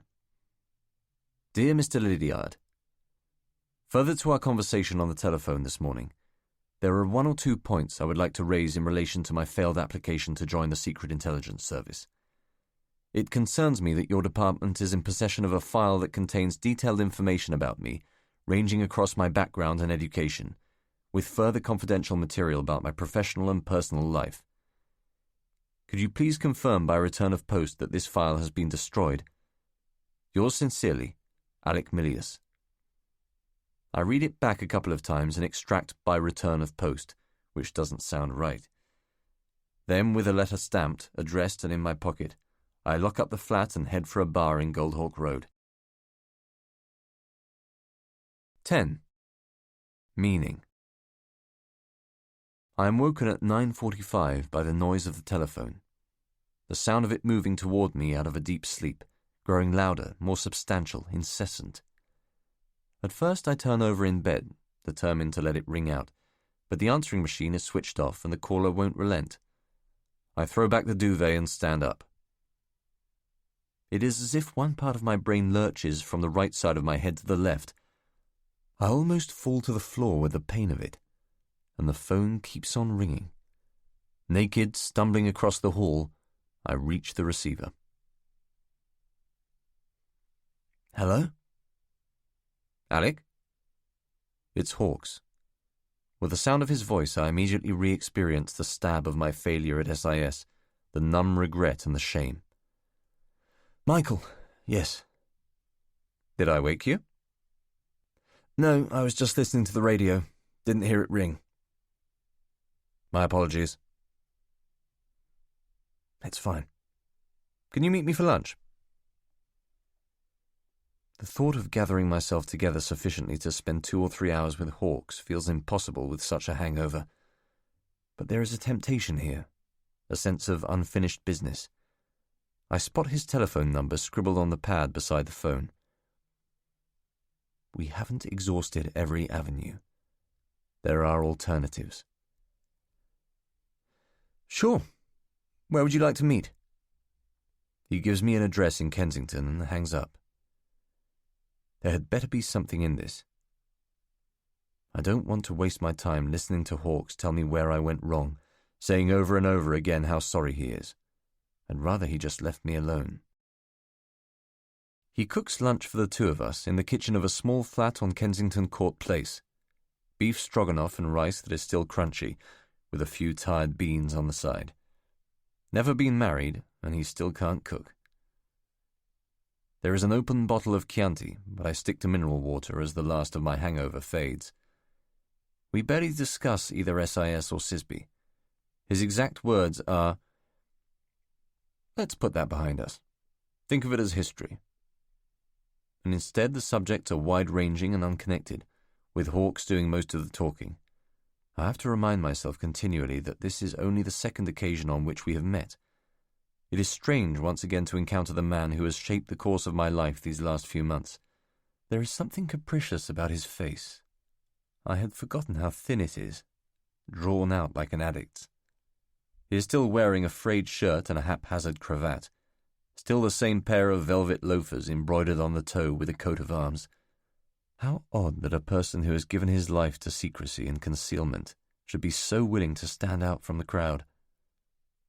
Afterward, scraping creamy leftovers of rice into a garbage bin, he says, "I often like to go for a walk after lunch. Do you have time?" And largely because there has not yet been any talk of improving my situation, I agree to go. Hyde Park is buzzing with rollerbladers and a warm wind is blowing north to south across the grass. I have a desire for good, strong coffee, a double espresso to give me a lift after lunch. My energy feels sapped by the exercise. We have been talking about Mum when Hawks says, "You remind me very much of your father. Not just in the way you look.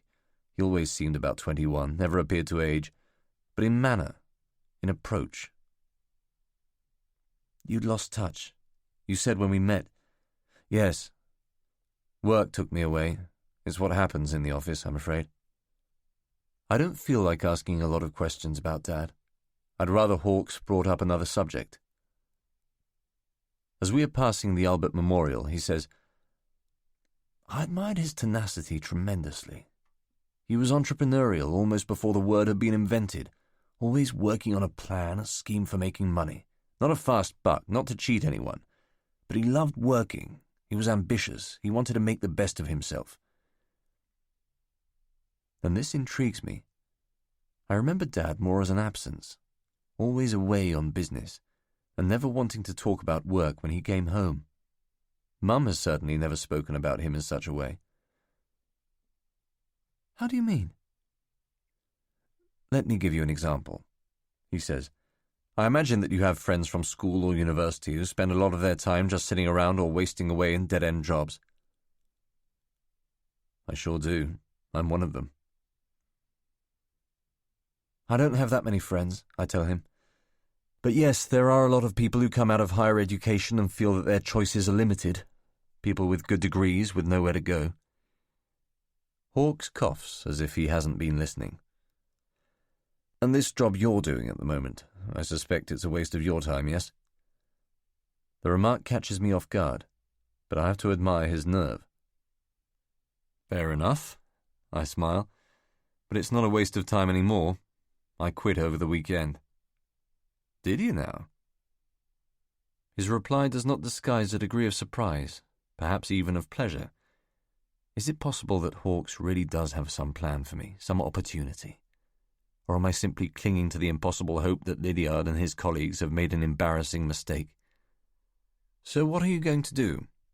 he asks. "Well, right now it looks as though I'm going to become one of those people who spend a lot of their time just sitting around." He laughs at this, breaking into a rare smile that stretches his face like a clown. Then he looks me in the eye, that old paternal thing, and says, "Why don't you come and work for me?" The offer does not surprise me. Somehow I had expected it. A halfway house between CBDO and the coveted world of espionage. A compromise. A job in the oil business. "At your company?" "At Abnex?" "Yes." "I'm very flattered." "You have Russian, don't you? And a grounding in business?" "Yes," I reply confidently. "Well then, I would urge you to think about it." We have stopped walking. I look down at the ground, drawing my right foot up and down on the grass. Perhaps I should say more about how grateful I am. "This is extraordinary," I tell him. "I'm amazed by how—" "There is something I would need to ask in return," he says before I become too gushy. I look at him, trying to gauge what he means, but his face is unreadable. I simply nod as he says, "If you decided that you wanted to take up a position—" Then he stalls. "What are your feelings instinctively? Is oil something you'd like to become involved in?" In my confused state, it is almost impossible to decide, but I am intrigued by Hawkes's caveat. What would he ask for in return? "I would need to get my head together a little bit to think things through," I tell him, but no sooner have the words come out than I am thinking back to what he said about my father, his ambition, his need to improve himself, and I add quickly, "But I can't think of any reason why I would want to throw away an opportunity like that." Good, he says. "Why? What would you need me to do?" The question sets us moving again, walking slowly down a path toward Park Lane. "It's nothing that will be beyond you." He smiles at this, but the implication is clandestine. There is something unlawful here that Hawkes is concealing. "Sorry, Michael, I'm not understanding." He turns and looks behind us, almost as if he feels we are being followed, a reflex ingrained into his behavior. But it's just a group of 4 or 5 schoolchildren kicking a football 50 meters away. "Abnex has a rival," he says, turning back to face me. "An American oil company by the name of Andromeda. We would need you to befriend 2 of their employees." "Befriend?" He nods. "Who is we?" I ask. "Let's just say a number of interested parties, both from the government side and private industry. All I can tell you firmly at this stage is that you would need to maintain absolute secrecy, in exactly the same way as was described to you during your selection procedure for SIS. "So this has something to do with them?" He does not respond. "Or MI5? Are they the alternative you were talking about on the phone yesterday?" Hawkes breathes deeply and looks to the sky, but a satisfied expression on his face seems to confirm the truth of this. Then he continues walking. "5 might be interested in using you as a support agent," he says, "on a trial basis." I am astonished by this. "Already?" "It's something that just popped up in the last couple of weeks. A rather discreet operation, in actual fact. Off the books. A dog runs across our path and vanishes into some long grass. My contact there, John Litherby, can't use his regular employees and needs some fresh fruit off the tree, so I suggested your name." I can't believe this. "There'd be a job for you at the other end," he says, if the operation is a success. I feel flattered, stunned. You're talking about a job with MI5? I'm shaking my head, almost laughing. Just for befriending some Americans? Hawks turns and looks back down the path, as if searching for the dog, then faces me and smiles. He appears oddly proud, as if he has fulfilled a long-standing pledge to my father. Questions, questions, he mutters. Then he puts his arm across my back, the right hand squeezing my shoulder, and says, "Later, Alec, later." Part 2. 1996. Making Millions on Sheer Gall, American Dream. John Updike, Rabbit Redux. 11. Caspian. The offices of Abnex Oil occupy 5 central stories in an eyesore Broadgate high-rise about 6 minutes' walk from Liverpool Street Station. The company was founded in 1989 by a city financier named Clive Hargreaves, who was just 35 years old at the time. Hargreaves had no A-levels and no formal higher education, just a keen business sense and an instinctive, immediate grasp of the market opportunities presented by the gradual collapse of communism in the Eastern Bloc and later the former Soviet Union. With private investment attached to a chunk of money he'd made in the city during the Thatcher-Lawson boom, Hargreaves expanded Abnex from a small outfit employing fewer than 100 people into what is now the 3rd largest oil exploration company in the UK. At the start of the decade, Abnex had minor contracts in Brazil, the North Sea, Sakhalin and the Gulf, but Hargreaves' masterstroke was to realize the potential of the Caspian Sea before many of his competitors had done so. Between 1992 and early 1994, he negotiated well workover agreements with the nascent governments of Kazakhstan, Turkmenistan and Azerbaijan, and sent down teams of geologists, contractors and lawyers to Baku with a view to identifying the most promising well sites in the region.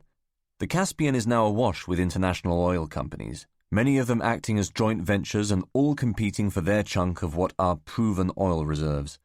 Abnex is better placed than many of them to reap the benefits when the region goes online.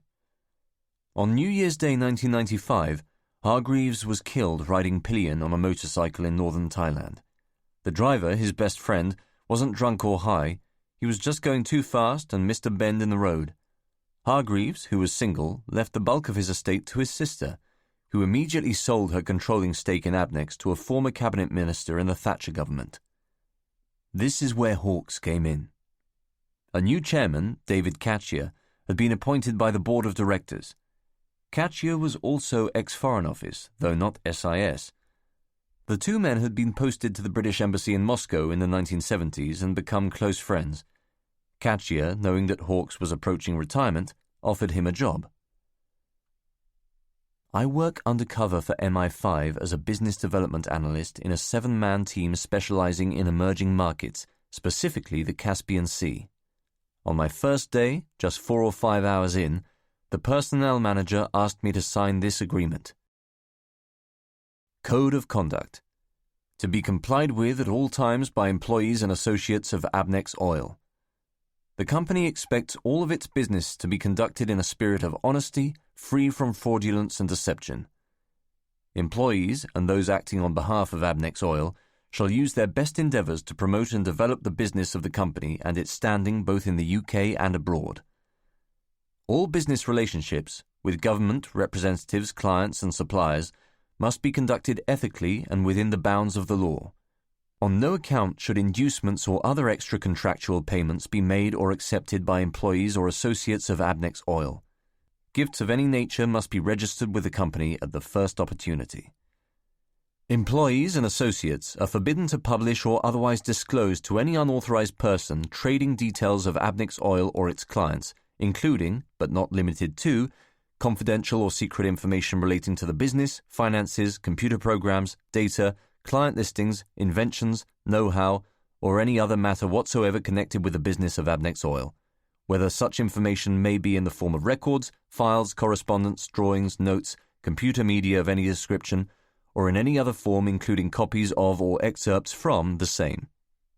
Any breach of the above regulations will be construed by the company as circumstances amounting to gross misconduct, which may result in summary dismissal and legal prosecution.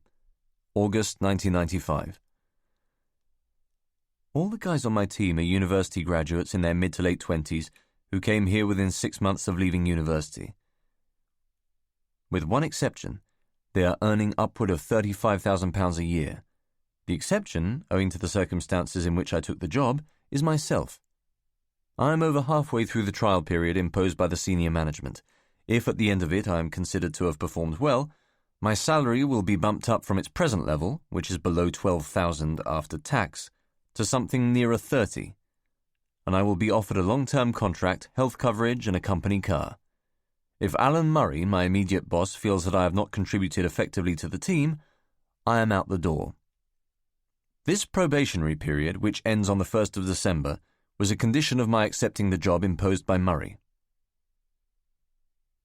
Hawkes and Katia knew that they had brought me in over the heads of several more highly qualified candidates, one of whom had been shadowing the team unpaid for more than 3 months, and they were happy to oblige. From my point of view, it's a small price to pay. Like most employers nowadays, Abnex knows that they can get away with asking young people to work excessively long hours, 6 or 7 days a week, without any form of contractual security or equivalent remuneration. At any one time, there might be 15 or 20 graduates in the building doing unpaid work experience, all of them holding out for a position that in all likelihood does not exist. So, no complaints. Things have swung around for me since last year, and I have Hawkes to thank for that. The downside is that I now work harder and for longer hours than I have ever worked in my life. I am up every morning at 6, sometimes 1:15, and take a cramped tube to Liverpool Street just after 7.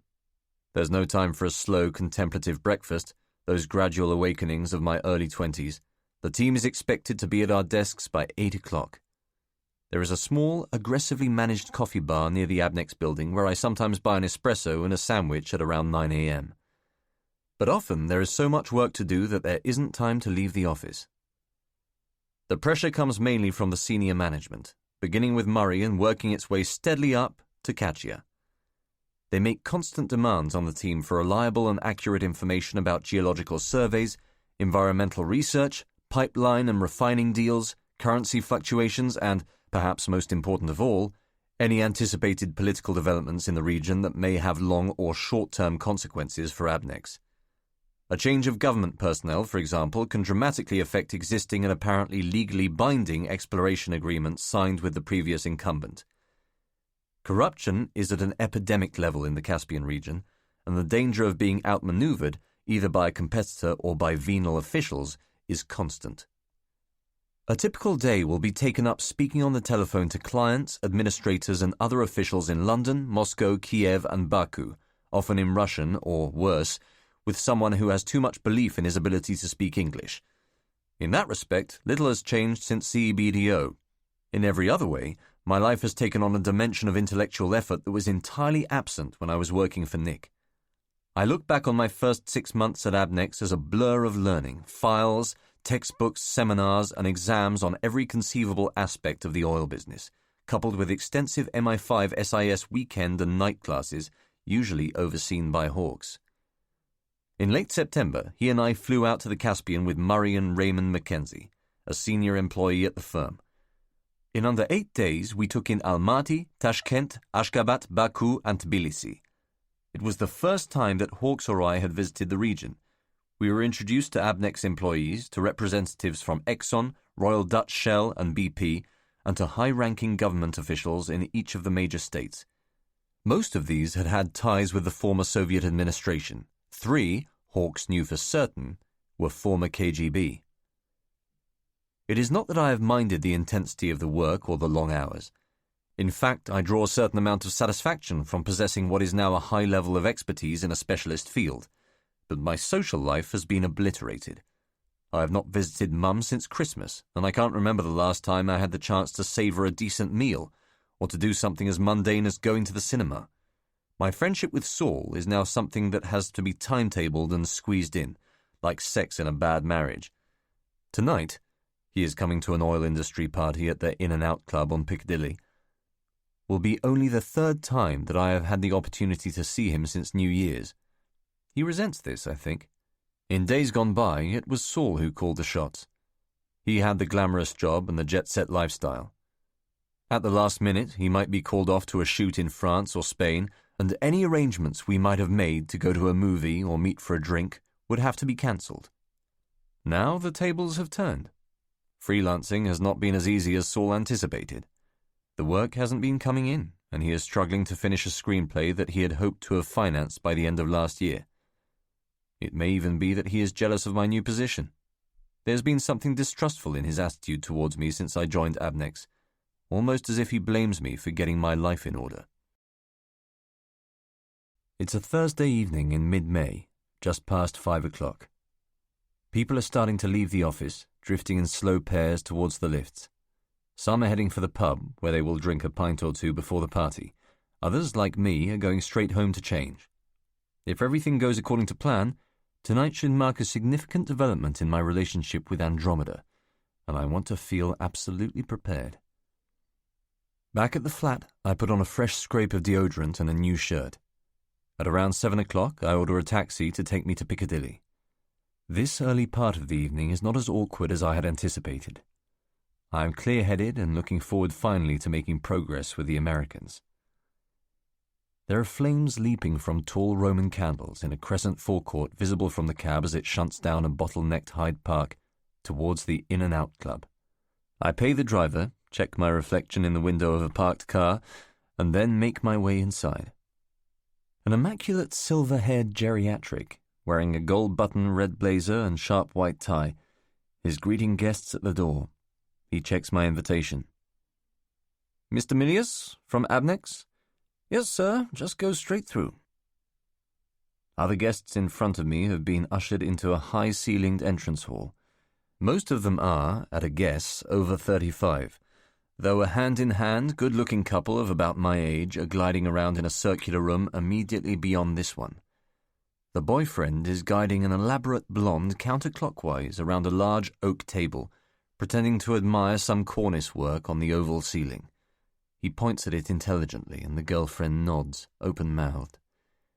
I walk past them and turn right down a darkened corridor leading into a spacious, paved garden where the party is taking place. The noise of it grows sharper with every pace, the rising clamour of a gathered crowd. I walk out onto a terraced balcony overlooking the garden from the club side and take a glass of champagne from a teenage waiter who breezes past me, tray held at head height.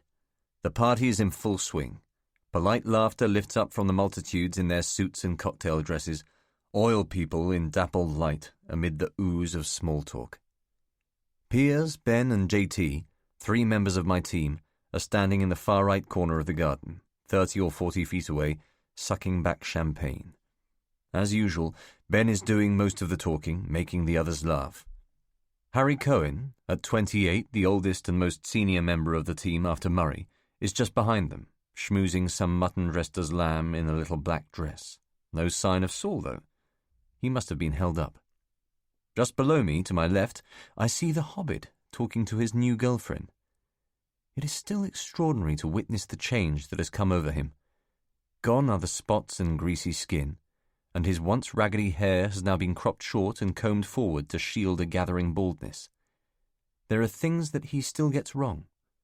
On his lapel he is wearing a bright orange badge imprinted with the name Matthew Frears, above the logo of his company, Andromeda. And his glance up at me is nervous, almost intimidated. Yet he is reliable and honest to the point of candor.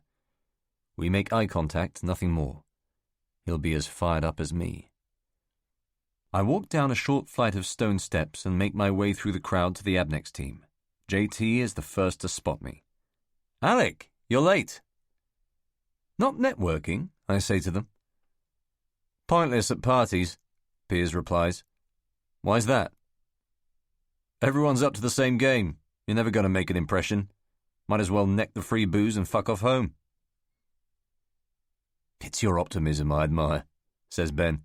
"Life-affirming." "Murray arrived?" "Coming later," he says as if it were inside knowledge. Why'd you go home? Piers asks me. Change of shirt. Sweaty boy, says Ben. Sweaty boy.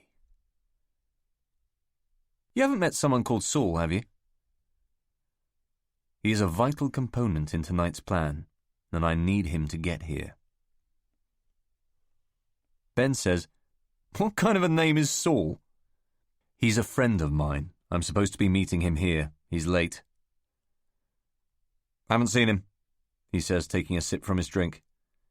Cohen separates himself from the middle-aged woman with the facelift and turns towards us. His coming into our small group has the effect of tightening it up. Hello, Alec. Harry. The woman gives him a final smile before disappearing into the crowd. Mum come with you? Ben says to him, trying on a joke. Cohen does not react. Who was she? JT asks. A friend of mine who works for Petrobras. Sleeping with the enemy, eh?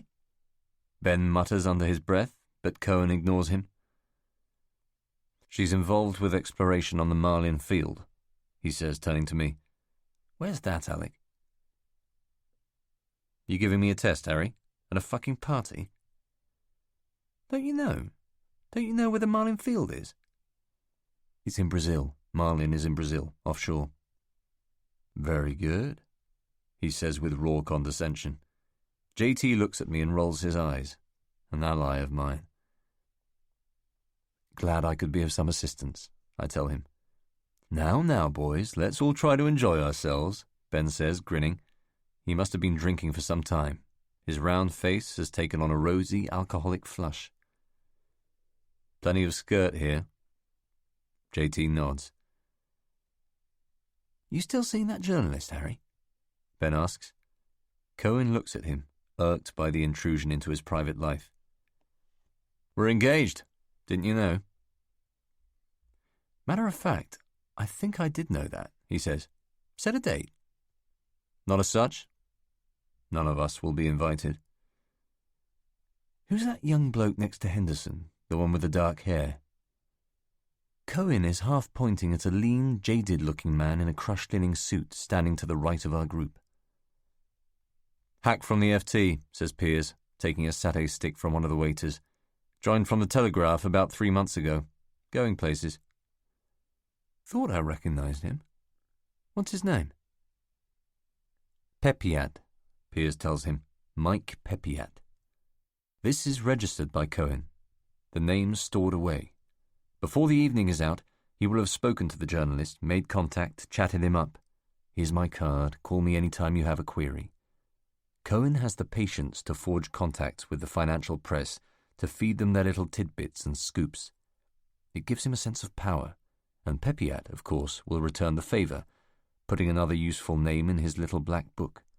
This is how the world goes round. I spot Saul now, sloping into the party on the far side of the garden, and feel relieved.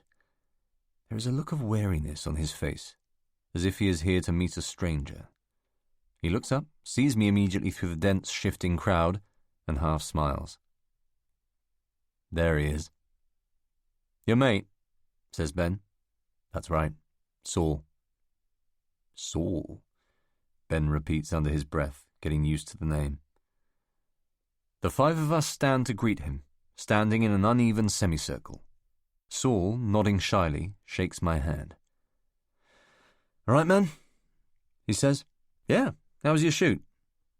Shampoo ad Canary Wharf, usual thing. Both of us simultaneously take out a cigarette. These are the people I work with, some of them anyway. I introduce Saul to the team. This is JT, this is Piers, this is Ben. Harry, meet an old friend of mine, Saul Ricken. There are handshakes and eye contacts. Saul's memory lodging names while his manner does an imitation of cool. So how are things? I ask, pivoting away from them, taking us out of range. Not bad. Sorry I was late getting here. Had to go home and change. Don't worry. It was good of you to come. I don't get much of a chance to see you these days. No. Need a drink? Whenever someone comes round, he says flatly. Both of us scan the garden for a waiter. I light Saul's cigarette, my hand shaking. "Nervous about something?" he asks. "No, should I be?" No reply. "So what sort of shampoo was it?" "You really care?" he says, exhaling. "Not really, no." This is how things will start out. Like our last meeting in March, the first few minutes will be full of strange, awkward silences and empty remarks that go nowhere. The broken rhythm of strangers. I can only hope that after 2 or 3 drinks, Saul will start to loosen up. "So it's good to finally meet the guys you work with," he says. "They seem okay." "Yeah, Harry's a bit of a cunt, but the rest are all right."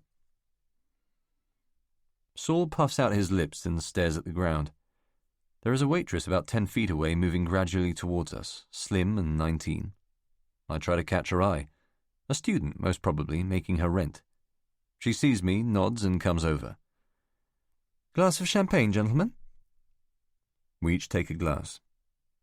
Clear marble skin and a neat black bob, breasts visible as no more than faint shapes beneath the thin white silk of her shirt.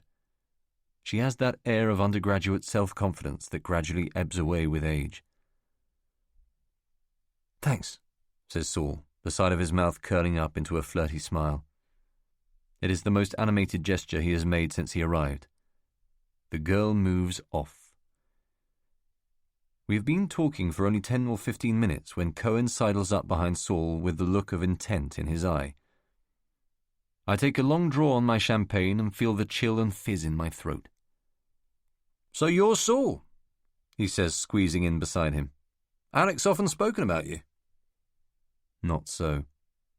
"He has?" "Yes." Cohen reaches across and touches my shoulder, acting like we're best buddies. "It's Harry, isn't it?" Saul asks. "That's right. Sorry to interrupt, but I wanted to introduce Alec to a journalist from the Financial Times. Won't you come with us?" "Fine," I say, and we have no choice other than to go. Pepiat is tall, almost spindly, with psoriatic flakes of chalky skin grouped around his nose. "Mike Pepiat," he says, extending an arm, but his grip goes dead in my hand. "I understand you're the new kid on the block."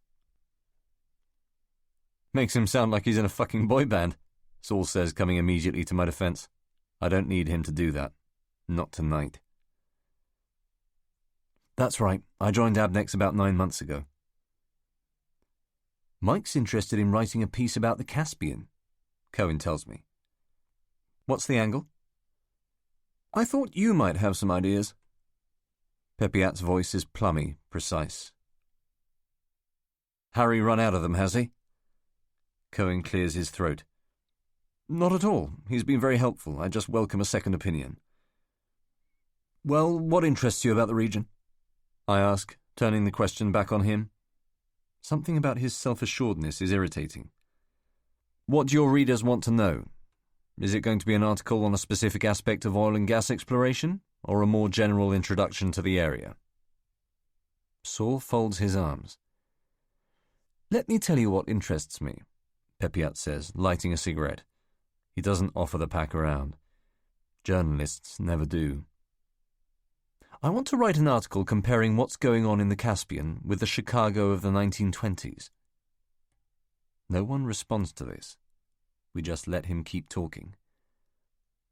"It's a question of endless possibilities," he says, launching a slim wrist into the air. "Here you have a region that's rich in natural resources, 28 billion barrels of oil, 250 trillion cubic feet of gas. Now there's a possibility that an awful lot of people are going to become very rich in a very short space of time because of that." "So how is that like Chicago in the 20s? Saul asks, just before I do. "Because of corruption," Pepiat replies, tilting his head to one side. "Because of man's lust for power. Because of the egomania of elected politicians. Because somebody, somewhere, an Al Capone, if you will want to control it all." "The oligarchs?" I suggest. "Maybe. Maybe a Russian, yes. But what fascinates me is that no country at the present time has a clear advantage over another. No one knows who owns all that oil. That hasn't been decided yet, not even how to divide it up. It's the same with the gas. Who does it belong to? With that in mind, we're talking about a place of extraordinary potential. Potential for wealth, potential for corruption, potential for terrible conflict. And all of that concentrated into what is a comparatively small geographical area. Chicago, if you like. Okay. I had tried interrupting, but Pepiat has still not finished. But that's just one angle on it. The former Soviet states, Azerbaijan, Armenia, Kazakhstan, are just pawns in a much bigger geographical game. Look at a map of the region and you'll see a collision of all the great powers. China on the eastern flank of the Caspian Sea, Russia on its doorstep, the EU just a few hundred miles away to the west of Turkey. Then you have Afghanistan in the southeast and a fundamentalist Islamic Republic right next door to that. Which one? Saul asks. Iran, Kern says without looking at him.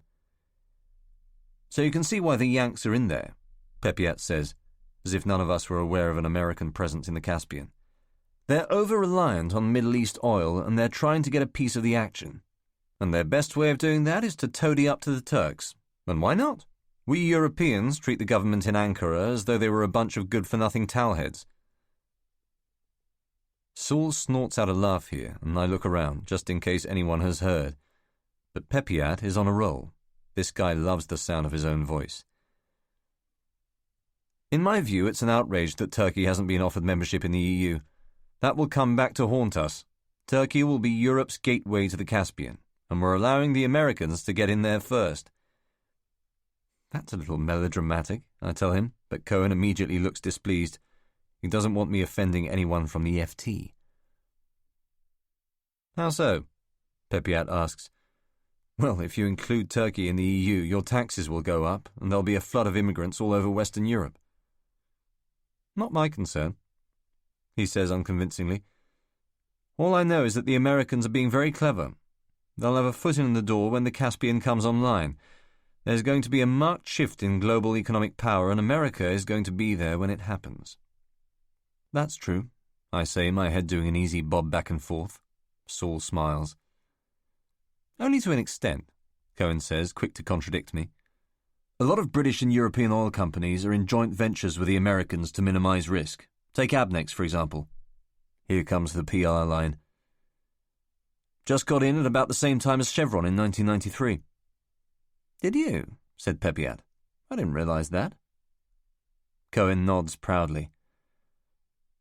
Well, you see, that in itself will be interesting for my readers.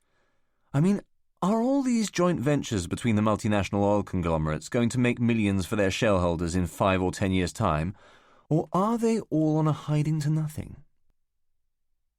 Let's hope not, says Cohen, giving Pepiat a chummy smile. It's sickening how much he wants to impress him. You know what I think you should write about? I say to him. What's that? He replies briskly. Leadership, the absence of decent men. In what respect? In respect of the increasing gap between rich and poor.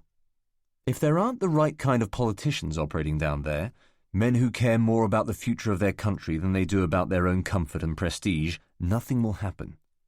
Look what happened to Venezuela, Ecuador, Nigeria.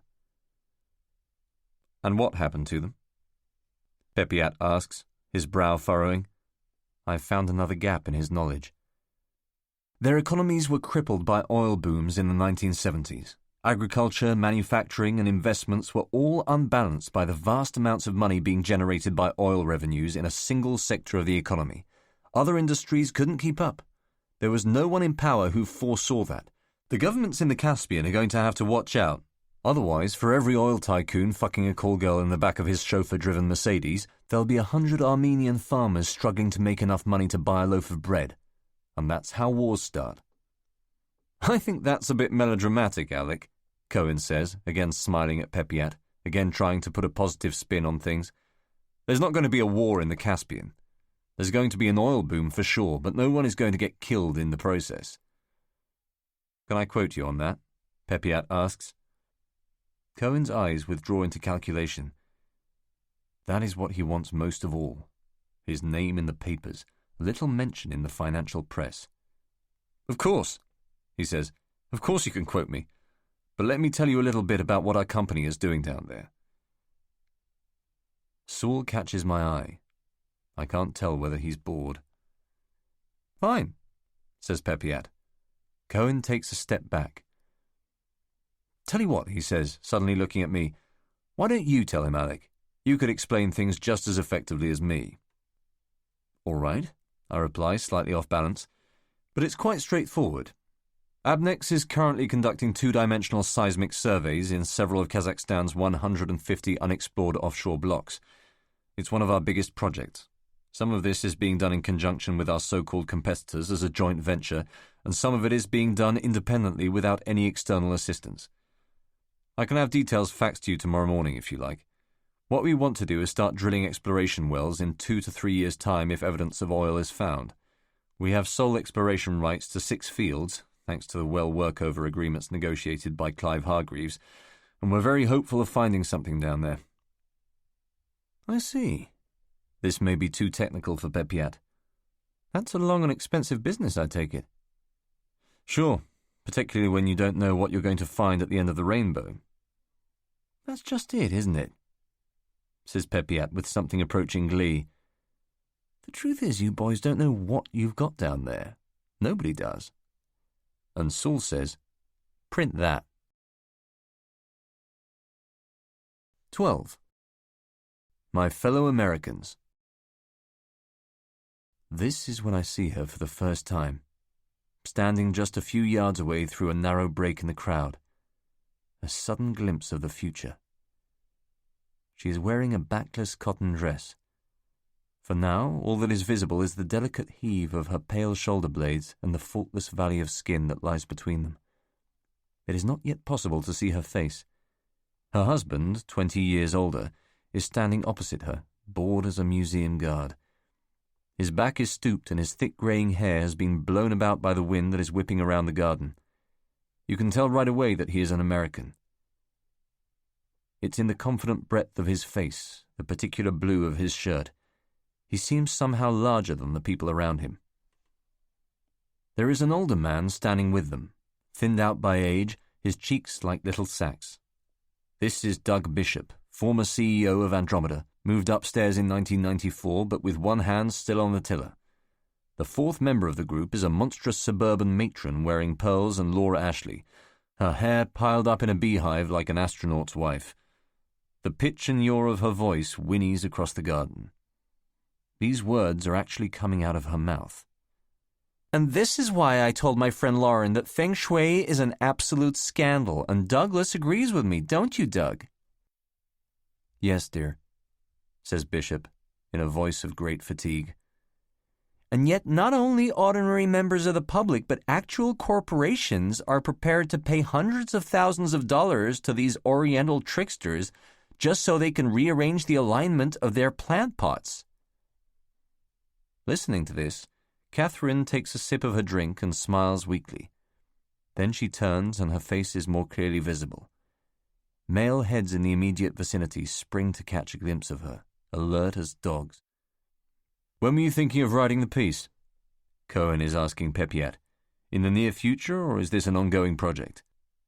The latter, most definitely, Pepiat replies, accepting a champagne refill from a passing waiter. I want to talk to the tobacco industry, to car manufacturers, to all of these huge corporations who are making big moves into Central Asia. The Hobbit comes up behind me. Can I have a word, Alec? I nod at the others and say, Excuse me a moment, back in a second.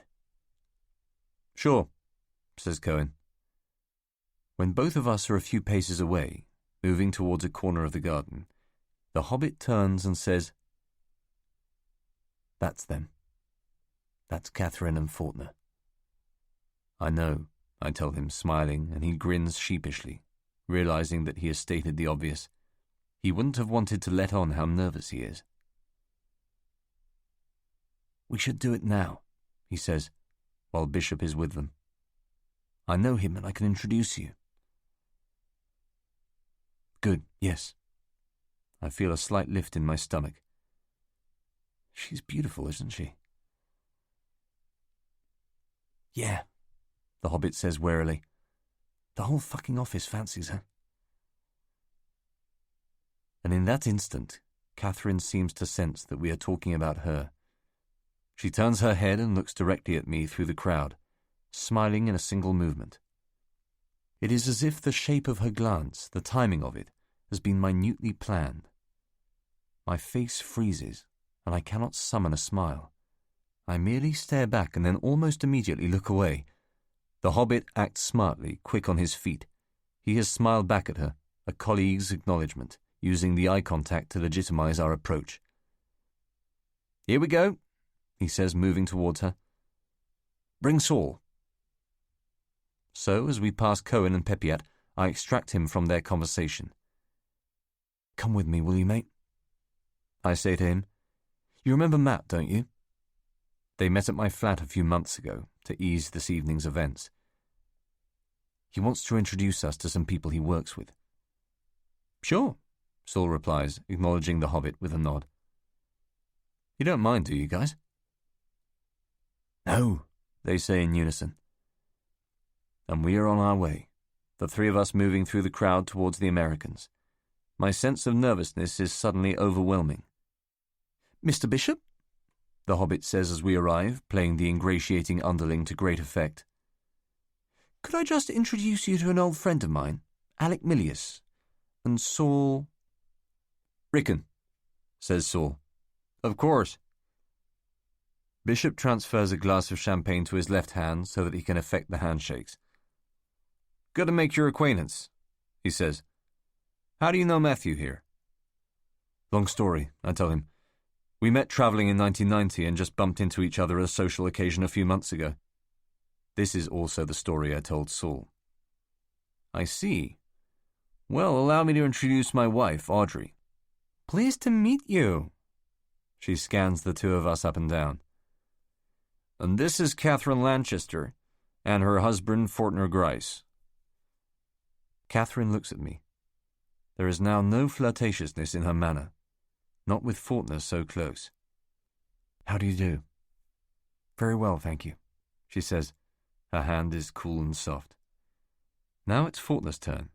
He pumps my arm, doing a little side jerk with his head.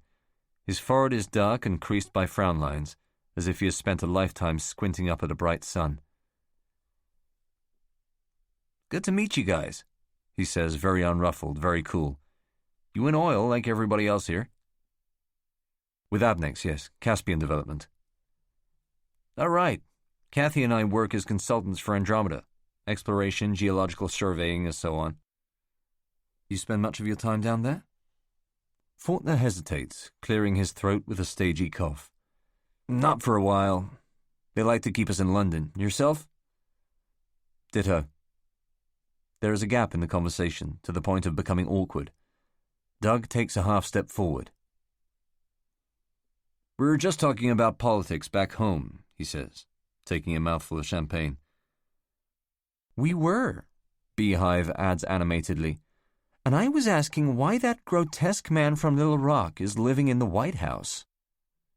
Bishop rolls his eyes as Fortner cuts in. He must weigh 200 or 220 pounds, and not much of it is fat. "Now hold on there, Audrey. Clinton's been doing a lot of good. We've all just been away from home too long." "You think so, honey?" Catherine asks, disappointed that he should hold such an opinion. She's from Republican stock, New England money. "Damn right I do," he replies forcefully, and the hobbit laughs politely. Things are awkward again. "Is anybody else hot?" Bishop asks. "I'm okay, actually," Saul tells him. "Me too," says Fortner. "Maybe you should be wearing a cocktail dress, Doug. You'd feel more comfortable." I smile at this, and Saul lights another cigarette. "Can we go back to Clinton for a moment?" Audrey is saying. Somebody on the far side of the garden drops a glass, and there is a momentary hush. "What I mean to say is—" She loses herself, struggling to find the words. "Is it your interpretation that Clinton will be re-elected this year?" "What do you guys think? You reckon our president will be re-elected in November?" Catherine looked at Saul rather than me as she asked this. but it is the Hobbit who answers. I think he'll be re-elected, if only because Dole is too old. Mind what you're saying there, son, Douglas says to him, his voice low and sly. Old Dole's only got a few years on me.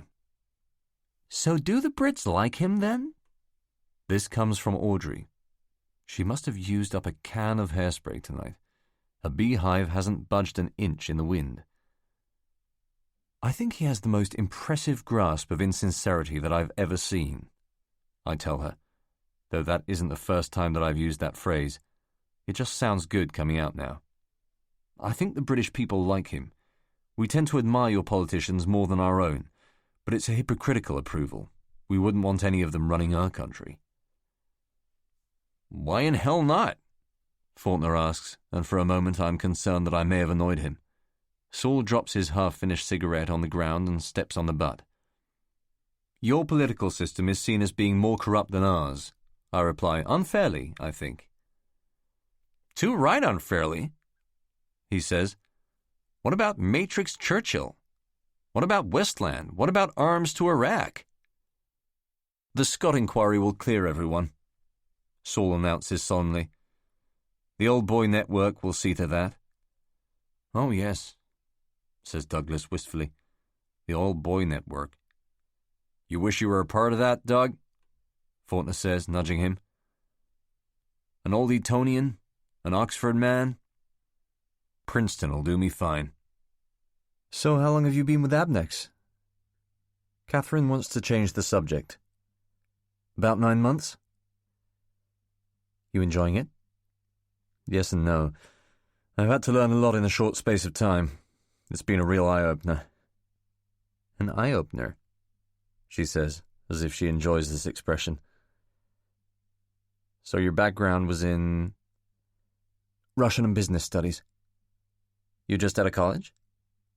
No, I worked in marketing for a bit. Right. Now Saul joins in. How long have you and your husband been living here? Long time now, about 4 years. The Hobbit has cleverly started up a separate conversation with Bishop and Audrey, one that I cannot hear. And you enjoy it? Oh, yeah. The heavy, interjectory way that Faulkner comes forward, answering the question on Catherine's behalf, seems to reveal something about the dynamic of their relationship. We love it here, spending time with the Allies. What do you do for a living, Saul? I'm in advertising, commercials. I'm an assistant director. And what, that will lead into television, into movies? Something like that, he replies. I'm working on a script at the moment, trying to get some development money. What's it about? Catherine asks. It's a kind of spoof thriller, a comedy about a serial killer. No shit, Faulkner says, laughing. A comedy about a serial killer? He clearly thinks the idea is ludicrous. I gotta say I prefer different kinds of movies myself, old Bogarts and Cagneys, westerns mainly. Really? Saul replies enthusiastically. He is, albeit unwittingly, playing his role to perfection. You like westerns? Because the National Film Theatre is doing a John Wayne season at the moment. Is that right? Faulkner looks genuinely interested. I didn't know that. I'd love to catch one or two, The Searchers, Liberty Valance. Me too. I sensed immediately that I could use this as a way of establishing a bond between us. I love westerns. I think John Wayne is great. You do? Saul has screwed up his face in surprise. I have to be careful that he doesn't undermine me. Yeah, it's a little fetish of mine. I used to watch them with my dad when I was growing up. Henry Fonda, Jimmy Stewart, but especially John Wayne. Catherine clears her throat. So you like him too, Saul? She asks, as if it is a test of character. Not as much as Clint, he replies, but Wayne's great, one of the best. The best, says Faulkner with emphasis. Eastwood's just a pretty boy. Maybe it's a generational thing, honey, Catherine suggests. Sorry, guys, my husband has a weakness for draft dodgers. I don't know what she's referring to, and Faulkner says, What's that supposed to mean? John Wayne didn't fight in World War II, Saul informs him. He did everything he could to avoid conscription. Right, says Catherine triumphantly. So what? Faulkner replies. Although his tone is aggressive, he may be enjoying the argument.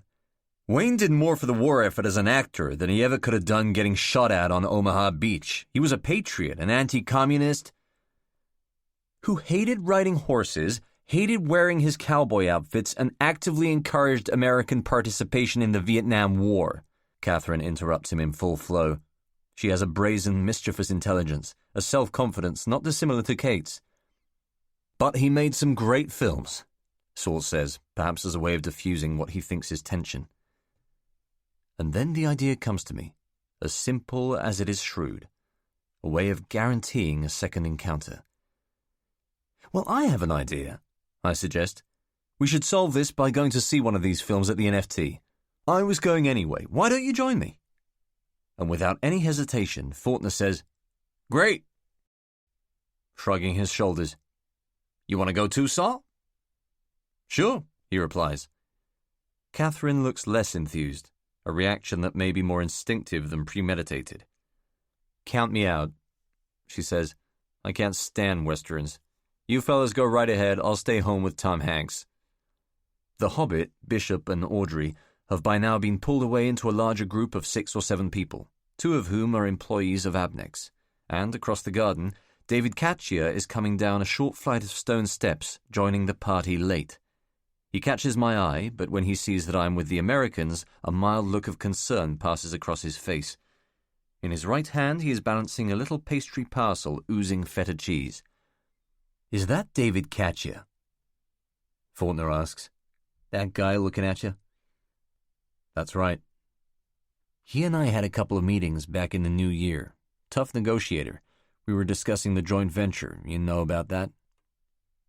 A little. Fell through, I hear. That's right. Not a smart move, if you ask me. I have to say, off the record, I agree with you. My voice is quiet here, collaborative. You do? Catherine seems surprised by my candor. This may be a good time to leave. Look, I have to have a word with him about something. Will you excuse us? Saul takes an instinctive step backward and Faulkner says, Sure, no problem. It sure was nice to meet you fellas. He takes my hand and the shake is firmer than it was before, but I am worried that the plan to visit the NFT will be forgotten as a casual passing remark. I cannot mention it again at the risk of appearing pushy. The invitation will have to come from them. Faulkner now turns to Saul, and Catherine takes me to one side. Do you have a card? She asks, holding a slim piece of embossed white plastic in her hand. So Fort can get in touch about the movie. Luck is on my side. Of course. We exchange cards. Catherine studies mine carefully. Milius, huh? Like the name. Me too, says Faulkner, breaking in from behind and slapping me hard on the back. So we're set for John Wayne? Leave the women folk at home?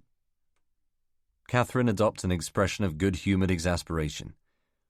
Looking forward to it, I tell him. I'll give you a call. An hour later, the Hobbit weaves towards me carrying a glass of sparkling mineral water. Saul is inside the club talking to the waitress. Hi, Matt. He looks slightly sheepish. How did you get on? Very well. I think we're going to see each other again. I just bumped into them as they were leaving and we chatted for another 10 minutes. Good, he says, picking a piece of lemon out of his drink and dropping it to the ground. Manners, Matthew. Nobody saw, he says, looking quickly left and right. Nobody saw. 13. The Searchers. So how did it go? Hawkes is leaning back in a moulded plastic chair on the second floor of the Abnex building. The blinds are drawn in the small grey conference room, the door closed. His feet are up on the table, hands clasped behind his neck. Fine, really well. He arches his eyebrows, pressing me. And? Anything else? What happened? I lean forward, putting my arms on the table. I met Saul at 7 for a drink in the bar, you know, where they have all those bookstores on the Waterloo Bridge. Hawkes nods. The soles of his shoes are scuffed to the colour of slate. Faulkner was on time, 7:15. We had another round of drinks, bought our tickets and went in. Who paid? For the drinks or the tickets? Both. Everybody went Dutch, don't worry. There was no largesse. Somebody walks past outside at a fast clip. Go on, he says. As it always is when we're talking business, Hawkes's manner is abrupt to the point of being rude. Increasingly, he has become a withdrawn figure, an enigma at the back of the room. Saul sat between us. There was no planning to it. It just worked out that way. We saw the searchers, and afterwards I told him we had to go to a party, which we did. Did you invite him along? I thought that would be pushing things.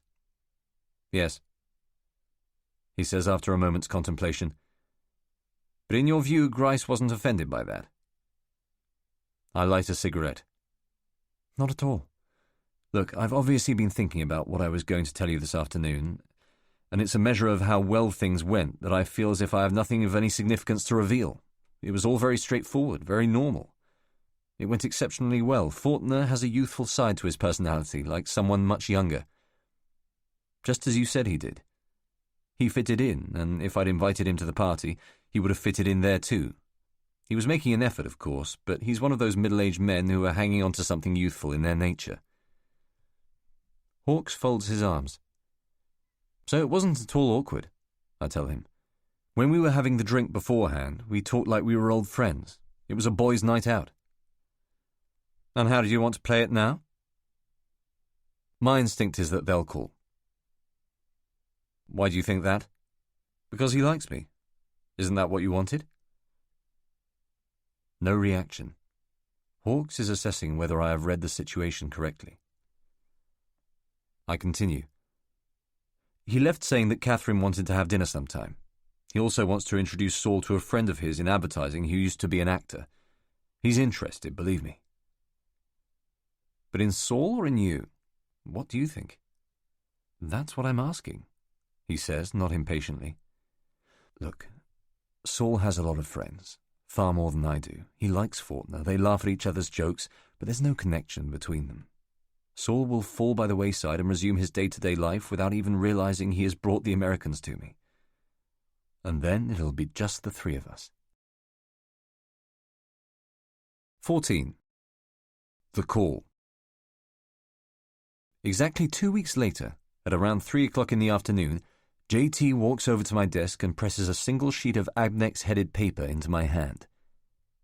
You seen this? He says. What is it? I save the file on my computer and turn to him. New staff memo. Unbelievable. I begin to read.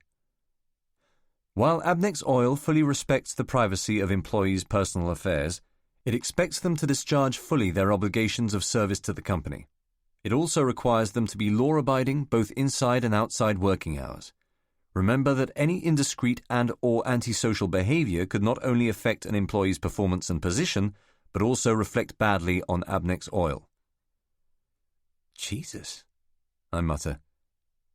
Too right. Fucking nanny state. Next they'll be telling us what to eat. Cohen's desk faces mine. We work staring into each other's eyes. He looks up from his computer terminal and says, What is that? New memo. Just came up from personnel. JT looks at him. Call it up on your email. They've labelled it urgent. Some big brother piece of shit instructing employees on how to conduct their private lives. Fucking disgrace. Did you manage to get those figures I asked you for at lunch? Cohen asks him, ignoring the complaint entirely. He will not tolerate any hint of dissent on the team. No, I can't seem to get hold of the guy in Ankara. Well, will you keep trying, please? They'll be closing up and going home now. Sure. JT, suitably rebuked and sheepish, slopes back to his desk and picks up the phone. He leaves the memo beside my computer and I slide it into a drawer. All 7 members of the team, including Murray and Cohen, share a secretary. Tanya is an Anglophone Canadian from Montreal with strong views on Quebec separatism and a boyfriend called Dan. She is big-boned, thick-set, and straightforward, and has been with the company since it started. Tanya wears a lot of makeup and piles her hair up high in a thick ebony bunch, which she never lets down. "Only Dan gets to see my hair," she says. No one has ever met Dan. At 3:30, the telephone rings on my desk. "Who is it, Tanya?" "Someone from Andromeda." I think that it may be the Hobbit. But then she says, "Catherine Lanchester, you want me to take a message?" Cohen looks up, just half a glance, registering the name. "No, I'll take it." I was a day away, no more, from calling them myself. From his desk nearby, Ben mutters, "Play hard to get, Alec. Birds love that." "I'm putting her through." "Okay." Adrenaline now, my hand in my hair, pushing it out of my face. "Alec Milius?" "Alec, it's Catherine Lanchester at Andromeda, Fortner's wife." "Oh, hello. What can I do for you?" "How are you?" "Fine, thanks. It's good to hear from you." "Well, Fort so enjoyed going to the movies with you. Said he had a great time." Her voice is quick and enthused. "Yes, you missed a good film." "Oh, I can't stand westerns. Guys in leather standing in the middle of the street twirling 6-shooters, seeing who blinks first. I prefer something more contemporary." "Sure." "Still, I had a nice dinner with Fortner afterwards, and he told me all about it. Matter of fact, that's why I was calling. I was wondering if you and maybe Saul would like to have dinner sometime." "Sure, I mean, I don't know if you're free, but—" No, not at all. I'd like that very much. I'll ask him, and I'm sure he'd like to." "Good. Shall we set a date?" "Okay." "When are you not taken up?" Any time next week, except— Just let me check my diary. I know that I'm free every night. I just don't want it to appear that way. "How about Wednesday?" "Terrific. Wednesday it is, so long as Saul can make it." "I'm sure he'll be able to." Cohen's eyes are fixed on the far wall. He is listening in.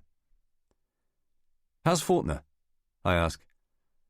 "Oh, he's good. He's in Washington right now. I'm just hoping that he'll be back in time. He's got a lot of work to get through out there." "So where shall we meet?" "Why don't we just say the In-N-Out again? Just at the gate there, 8 o'clock. She had that planned. "Fine. See you there, then." "I look forward to it." I hang up and there is a rush of blood in my head. "What was all that?" Cohen asks, chewing the end of his pencil. "Personal call." 15. Tiramisu. The only spy who can provide a decent case for ideology is George Blake. Young, idealistic, impressionable, he was posted by SIS to Korea and kidnapped by the Communists shortly after the 1950 invasion.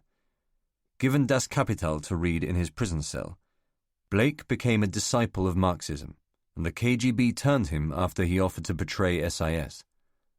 "I'd come to the conclusion that I was no longer fighting on the right side," he later explained.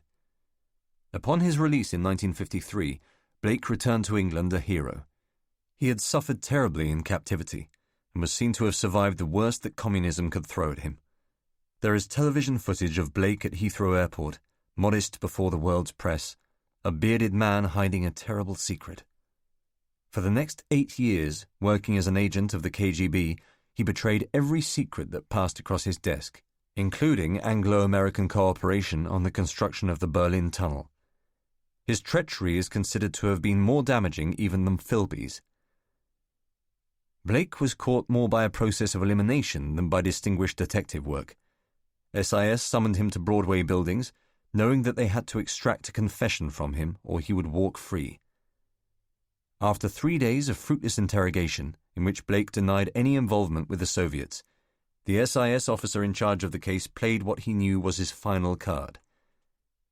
"Look," he said, "we know you're working for the Russians, and we understand why. You were a prisoner of the communists. They tortured you. They blackmailed you into betraying SIS. You had no choice. This was too much for George. No, he shouted, rising from his chair. Nobody tortured me. Nobody blackmailed me. I acted out of a belief in communism. There was no financial incentive, he told them, no pressure to approach the KGB. It was quite mechanical, he said. It was as if I had ceased to exist. The platforms and escalators of Green Park Underground Station are thick with trapped summer heat. The humidity follows me as I clunk through the ticket barriers and take a flight of stairs up to street level. The tightly packed crowds gradually thin out as I move downhill towards the In-N-Out Club. I'm casually dressed, in the American style, camel-colored chinos, a blue button-down shirt, old suede loafers. Some thought has gone into this, some notion of what Catherine would like me to be. I want to give an impression of straightforwardness. I want to remind her of home. I see Faulkner first, about 50 yards farther down the street. He is dressed in an old baggy linen suit, wearing a white shirt, blue deck shoes, and no tie. At first I am disappointed to see him. There was a possibility that he would still be in Washington, and I had hoped that Catherine would be waiting for me alone. But it was inevitable that Faulkner would make it. There's simply too much at stake for him to stay away. Catherine is beside him, more tan than I remember, making gentle bobbing turns on her toes and heels, her hands gently clasped behind her back. She is wearing a plain white t-shirt with loose charcoal trousers and light canvas shoes. The pair of them look as if they have just stepped off a ketch in St. Lucia. They see me now, and Catherine waves enthusiastically, starting to walk in my direction. Faulkner lumbers just behind her, his creased pale suit stirring in the breeze. "Sorry, am I late?" "Not at all," she says. "We only just got here ourselves." She kisses me. Moisturizer. "Good to see you, Milius," says Faulkner, giving me a butch, pumping handshake and a wry old smile. But he looks tired underneath the joviality, far off and jet-lagged. Perhaps he came here directly from Heathrow. "I like your suit," I tell him, though I don't. "Had it for years. Made in Hong Kong by a guy named Fat." We start walking towards the Ritz. "So it was great that you could make it tonight." "I was glad you rang. Saul not with you?" "He couldn't come in the end. Sends his apologies. Had to go off at the last minute to shoot an advert." "I never asked Saul to come along. I don't know where he is or what he's up to." "Oh, that's too bad. Maybe next time." Catherine moves some loose hairs out of her face. "Hope you won't be bored." "Not at all. I'm happy at just being the three of us." "You got a girlfriend, Milius?" I don't mind it too much that Faulkner has decided to call me that. It suggests a kind of intimacy. "Not at the moment. Too busy. I used to have one, but we broke up." This is quietly registered by both of them, another fact about me. We continue along the street, the silence lengthening. "So where are we heading?" I ask, trying to break it, trying to stop any sense that we might have nothing to say to one another. I must keep talking to them. I must earn their trust. "Good question," says Faulkner, loudly clapping his hands. It is as if I've woken him up from a nap. "Kathy and I have been going to this place for years. We thought we'd show it to you. It's a small Italian restaurant that's been owned by the same Florentine family for decades. Maitre d' goes by the name of Tucci." "Sounds great." Catherine's attention has been distracted. There are hampers, golf bags, and elegant skirts on display in the windows of Fortnum and Mason, and she has stopped to look at them. I am watching her when Faulkner puts his hand on my shoulder and says, "I like this part of town." He's decided to play the avuncular card right away. It's so anachronistic, so merchant ivory, you know? Round here, an English gentleman can still get his toast done on one side, have an ivory handle attached to his favorite shooting stick, get a barber to file his nails down and rub his neck with cologne.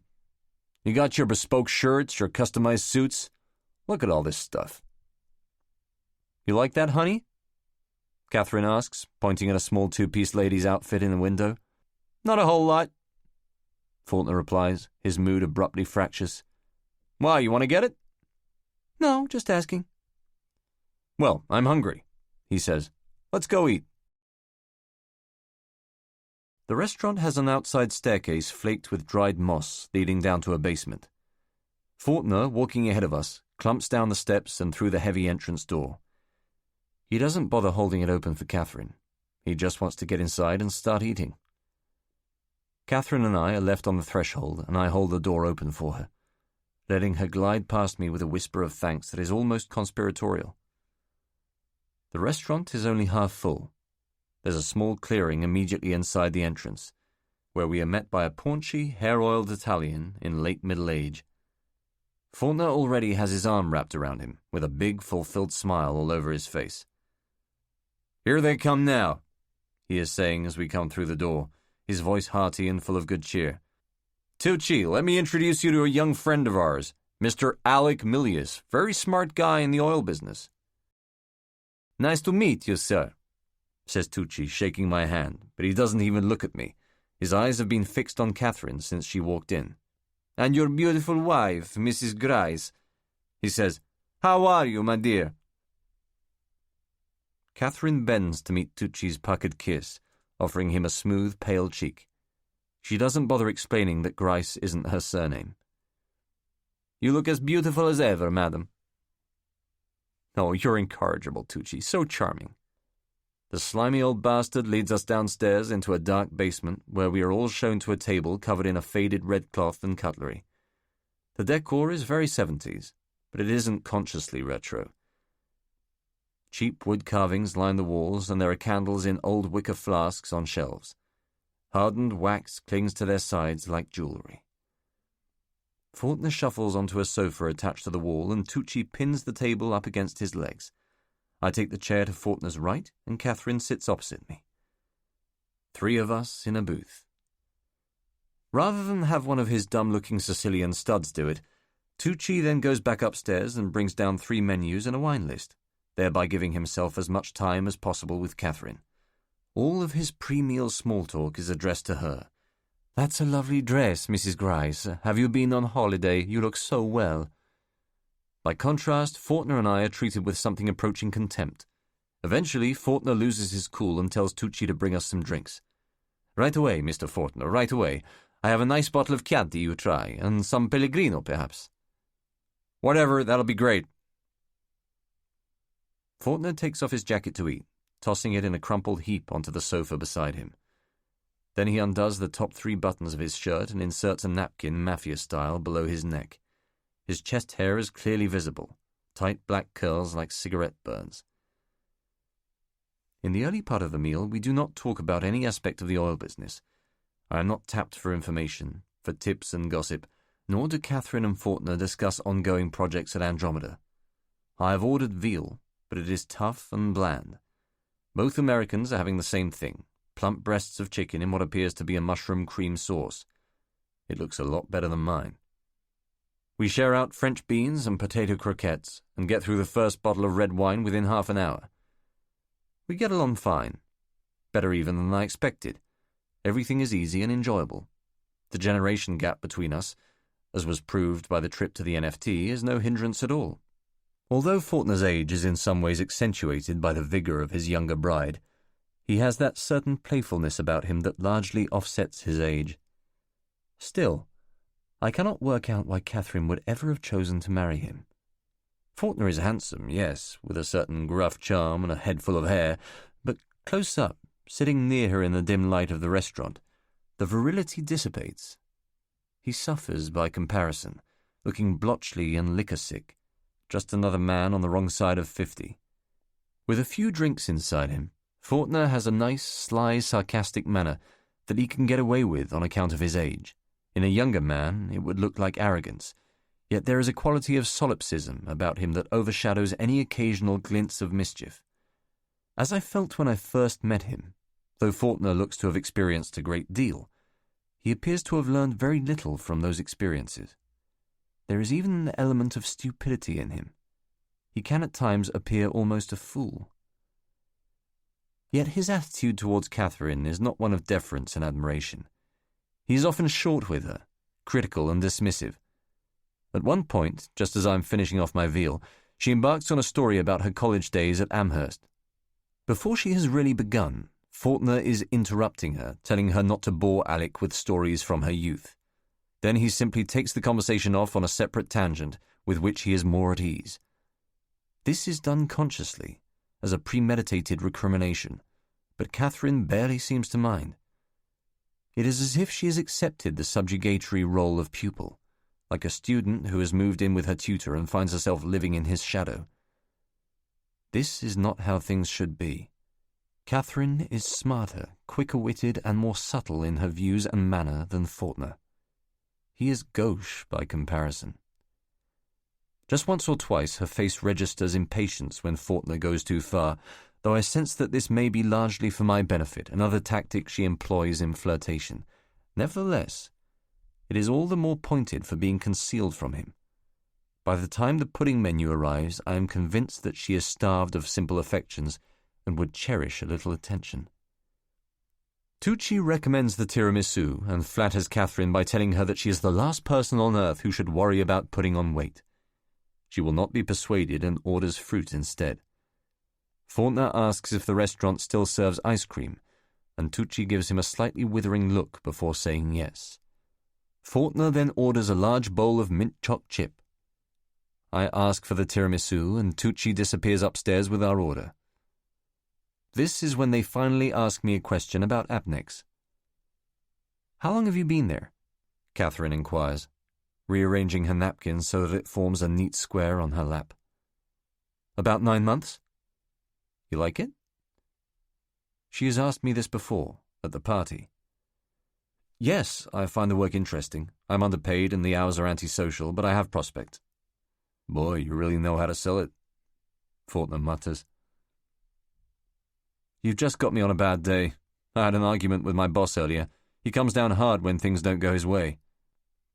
"What did you do wrong?" Catherine asks. "That's just it. I didn't." "Okay, then," she says patiently. "What does he think you did wrong?" I get all the components of the story straight in my mind, then kick off. He told me to set up a meeting with an associate of his, who I think is unreliable, name of Warner. This guy is an old friend of Alan's, so he feels a residual loyalty towards him. In other words, he's prepared to overlook the fact that Warner's a loser. Alan knows I think this, and it's almost as if he enjoys giving me as much contact with him as possible. Faulkner's head drops slightly, his eyes moving slowly across the table. Anyway, Warner didn't return any of my calls for a week. I must have been ringing him 5 times a day. I needed some figures. Eventually, I gave up and just got them from someone else. Alan went spastic, said I'd gone over his head and questioned his authority. And I'm at Abnex on a trial basis, so it doesn't bode well. "A trial basis?" says Faulkner, looking up immediately. He hadn't stopped listening to me. "You mean you're not a full-time employee?" "I'm halfway through a trial period. I have to attain a consistently high standard of work or they'll kick me out." "Jesus," says Catherine, swallowing a mouthful of Chianti. "That's a lot of pressure to work under." "Yeah," adds Faulkner. "You're a human being, not a Cadillac." I laugh at this, making a snorting noise loud enough to cause someone at the neighboring table to look up and stare at me. I bring my napkin to my face and dab away an imaginary speck. Keep going. The trouble is that they don't give me any indication of how well I'm doing. There's very little in the way of compliments or praise. "I think people need that, the encouragement," Catherine says. "That's right," says Faulkner, his voice going deep and meaningful. "So is that usual for young guys like yourself to get hired by a company and then, just see how it pans out?" "I guess so. I have friends in a similar kind of position, and there's not a hell of a lot we can do about it. It's work, The pair of them nod sympathetically, and sensing that this is the best opportunity, I decide to tell them now about my interviews with SIS last year. It is a great risk, but Hawkes and I have decided that to tell the Americans about SIS may actually draw me further into their confidence. To conceal the information might arouse suspicion. It's funny, I say, taking a sip of wine. I nearly became a spy. Catherine looks up first, vaguely startled. What? She says. I probably shouldn't be telling you. Official Secrets Act and all that. But I got approached by MI6 a few months before I got the job at Abnex. Not missing a beat, Catherine says, What is MI6? Like your version of the CIA? Yes.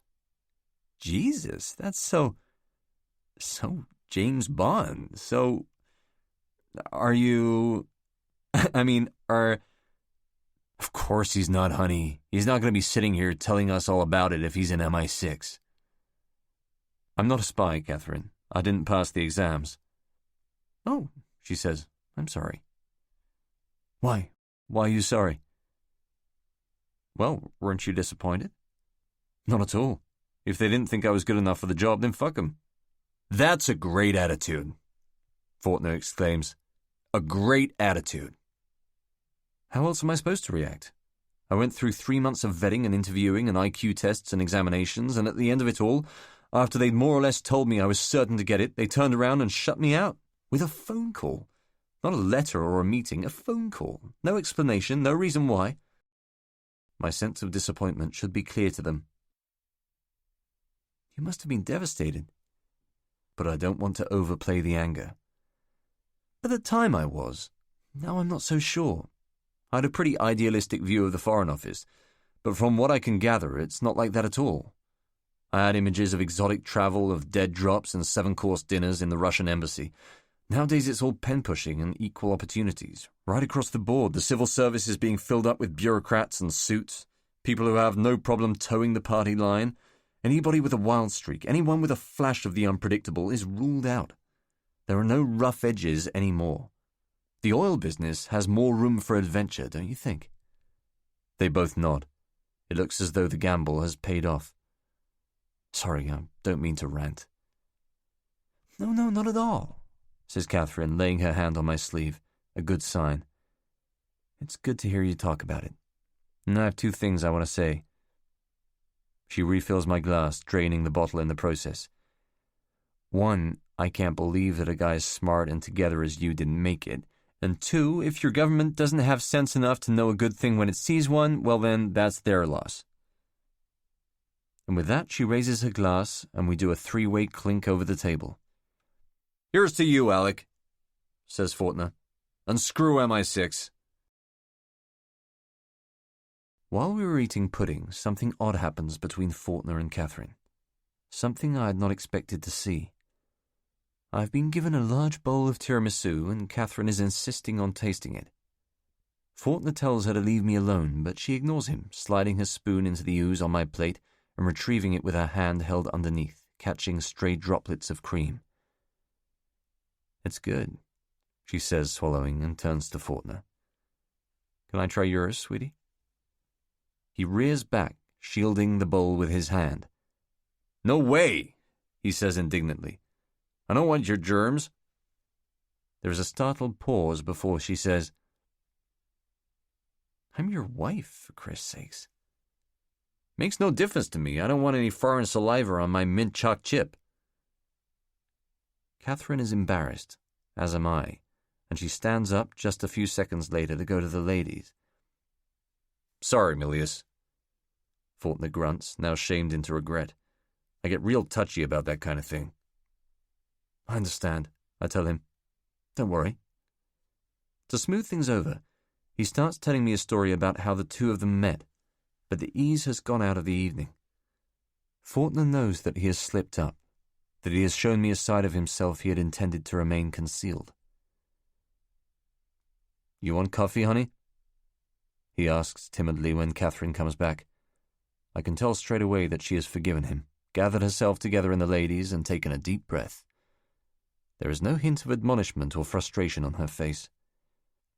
Yeah, that'd be nice, she says, grinning. She's put on a new coat of lipstick. You boys having one?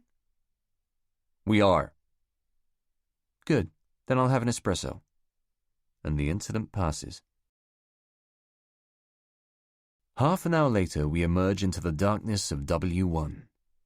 Faulkner, who has picked up the bill, puts his arm around Catherine and walks east, looking around for a cab. The weight of his arm seems to be pulling her down on one side. "We gotta do this again sometime," she says. "Right, honey?" "Oh, yeah."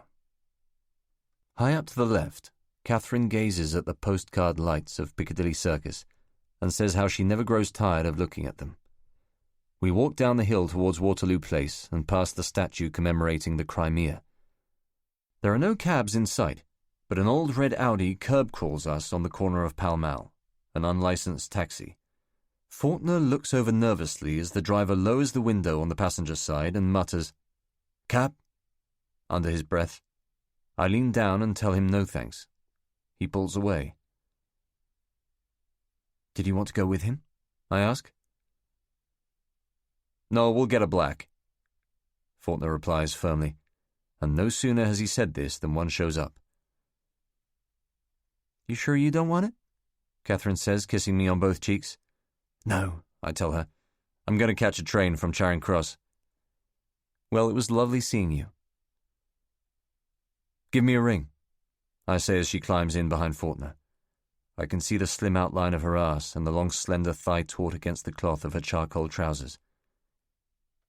"We will," he shouts out. It went well. 16. Hawkes. Hawkes leaves the country for the next 4.5 months, ostensibly on Abneck's business, although I am increasingly of the view that he is involved in other projects with at least one other company. In his absence, my encrypted reports are sent to John Litherby, who has not contacted me directly since the beginning of the year. I have taken this as a sign of his approbation. There is a rumour in the office, no more than that Hawkes has a girlfriend in Venice. When we meet in the grey conference room on the second floor for our first debriefing of the summer, he has just returned from a 10-day break in northern Italy. "Nice this time of year?" I ask him. "Crowded," he says. Litherby will have informed Hawkes of the progress of my relationship with Catherine and Faulkner. The Sunday lunch I cooked for them at my flat in May, with the Hobbit, his girlfriend, and Saul in attendance. The night we watched England lose on penalties to Germany in a pub on Westbourne Grove. The Saturday afternoon when Faulkner got sick and Catherine and I ended up going to the cinema together. It is the record of a gradually improving acquaintance. All of it planned and analysed to the last detail. "John said something about a drive you took with Faulkner the week before last. Could you tell me more about that?" I have been fiddling with my mobile phone, which I now place on the table in front of me. "He wanted to see Brighton, said he'd never been there. Where was Catherine?" "Visiting a pregnant friend." "What did you talk about?" "It's in the report, Michael." "I want to hear it from you." I have difficulty casting my mind back to that afternoon. There is an important call coming through from an Abneck's client in Russia this evening, and I am eager to get back to my desk to prepare for it. It was normal. I told him about my problems at Abneck's. "What kind of problems?" "Made up stuff. Not getting enough money, that kind of thing." "Don't overplay that," he says, one of the few times that Hawkes has hinted at any concern over the way I am handling things. "I won't," I tell him, lighting a cigarette. "Fort likes to give me advice about the business. Tells me how to handle Alan and Harry. He gets a kick out of it." "Playing the father figure?" I hesitate here, uncomfortable with the analogy. If you want to call it that, yes. He likes to think of himself as someone who helps out the younger generation. He tried to set Saul up with a contact he had in advertising. "Did anything come of that?" "Don't think so. Anyway, we chatted, drove around, had some coffee. I managed to bring up that conversation you suggested." "Which one?" "You wanted me to complain to them about our government doing anything the Americans tell it to." "I do recall that, yes."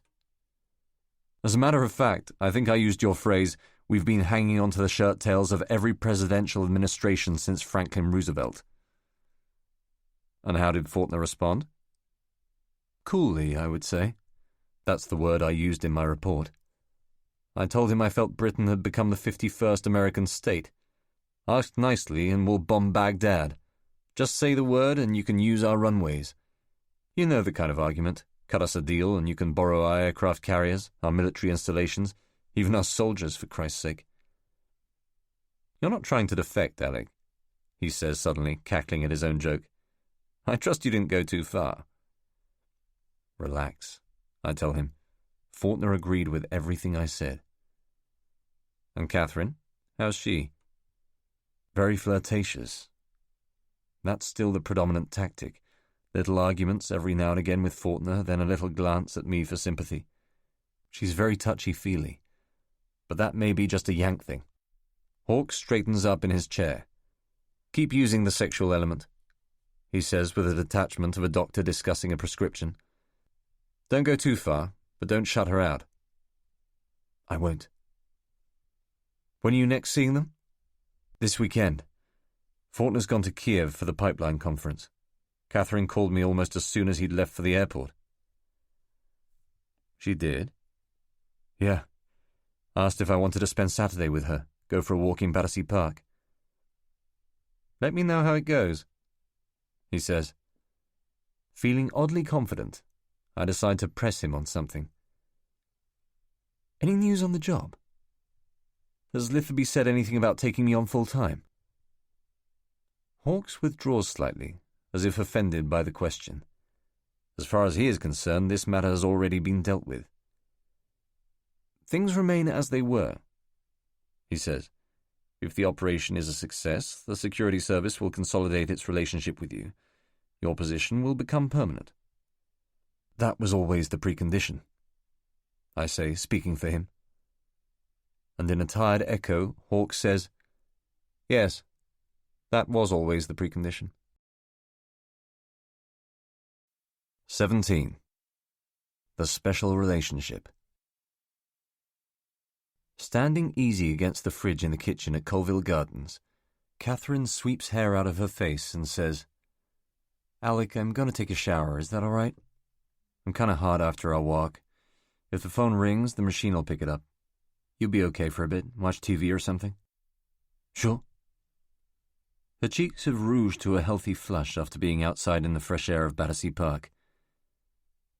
Why don't you fix us a drink while I'm gone? I know what she likes. A 50-50 vodka tonic in a tall glass with a lot of ice and lemon. You want a vodka and tonic? She smiles, pleased by this. That'd be great. I've got olives in the refrigerator. Not for me. Okay, leave them. They're really for Fort. He eats them like candy. The kitchen is open-plan, chrome gadget-filled. Their entire apartment is expensively decked out, but clearly rented, with no evidence of personal taste. Just a few photographs, some CDs, and an old clock on the wall. You like a lot of lemon, don't you? I ask as Catherine crosses to a cupboard above the sink. She takes down 2 highball glasses and a bottle of Smirnoff Blue and sets them on the counter. She is tall enough to reach up without standing on tiptoe. Yeah, a lot of lemon. Squeeze it in. I move towards the fridge and open the freezer door. That'll be the best ice you ever had, she says from behind me. The best ice? How come? Fort started putting Volvic in the tray. Says he read somewhere it's the only way to avoid getting too much lead or something. I half laugh and retrieve the tray. By the time I turn round, Catherine has left the room. I break out 2 cubes and throw them gently into a glass. Then I pour myself a double vodka and sink it in a single gulp. Gladiators is on ITV. I look around the other 3 channels, but there's nothing on, so I mute the sound and flick through a copy of Time Out. There's a swamp of plays and films on in London that I will never get to see because of work. All that entertainment, all those ideas and stories just passing me by. After about 10 minutes, I hear a rustle at the sitting room door and look up to see Catherine coming in. She is wearing a dark blue dressing gown over white silk pajamas, her hair still wet from the shower, combed back in long, straight, even strands. She looks up at me and smiles with softened, wide eyes. Good shower? I ask, just to disguise my surprise. Great, thanks. Oh, you watching Gladiators? She sounds excited, picking up the remote control and putting the sound back on. The thin silk of her dressing gown flutters as she sits beside me, releasing an exquisite mist of warm lathered soap. The British version of this show is much better than ours. You actually watch this? I find it intriguingly barbaric. She's pretty, huh, the blonde one? The Dars Scots referee says, "Monica, you will go on my first whistle. Claire, you will go on my second whistle." And before long, two tracksuited PE teachers are chasing each other around the Birmingham NEC. So, you hungry? Catherine asks, turning away from the screen to face me. I'm going to make us some supper. That'd be great. I'm still getting over the pajamas. You want to stay here or help me out? I'll come with you. In the kitchen, Catherine goes to the fridge and takes out a tray of freshly made ravioli, which I make all the right noises about. Did you make them yourself? That's amazing. So much better than the packaged stuff.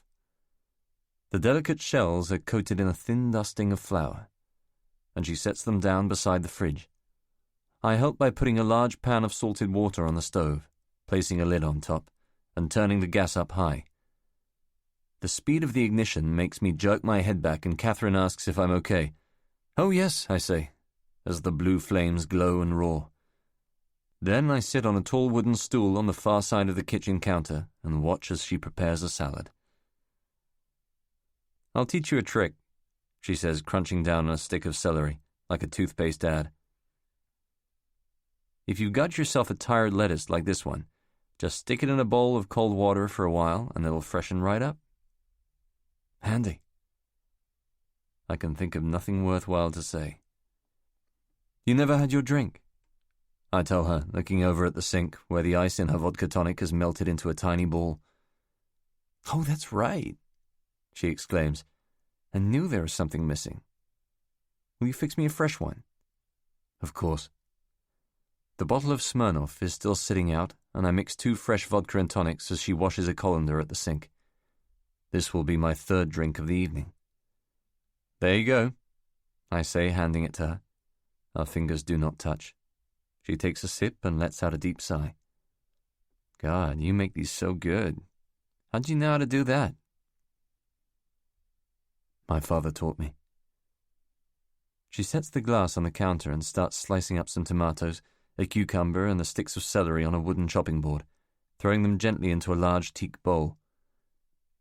Steam has started to rise in thick clouds from the pan on the stove, rattling the lid, but rather than do anything about it, I say, Water's boiling, Kathy.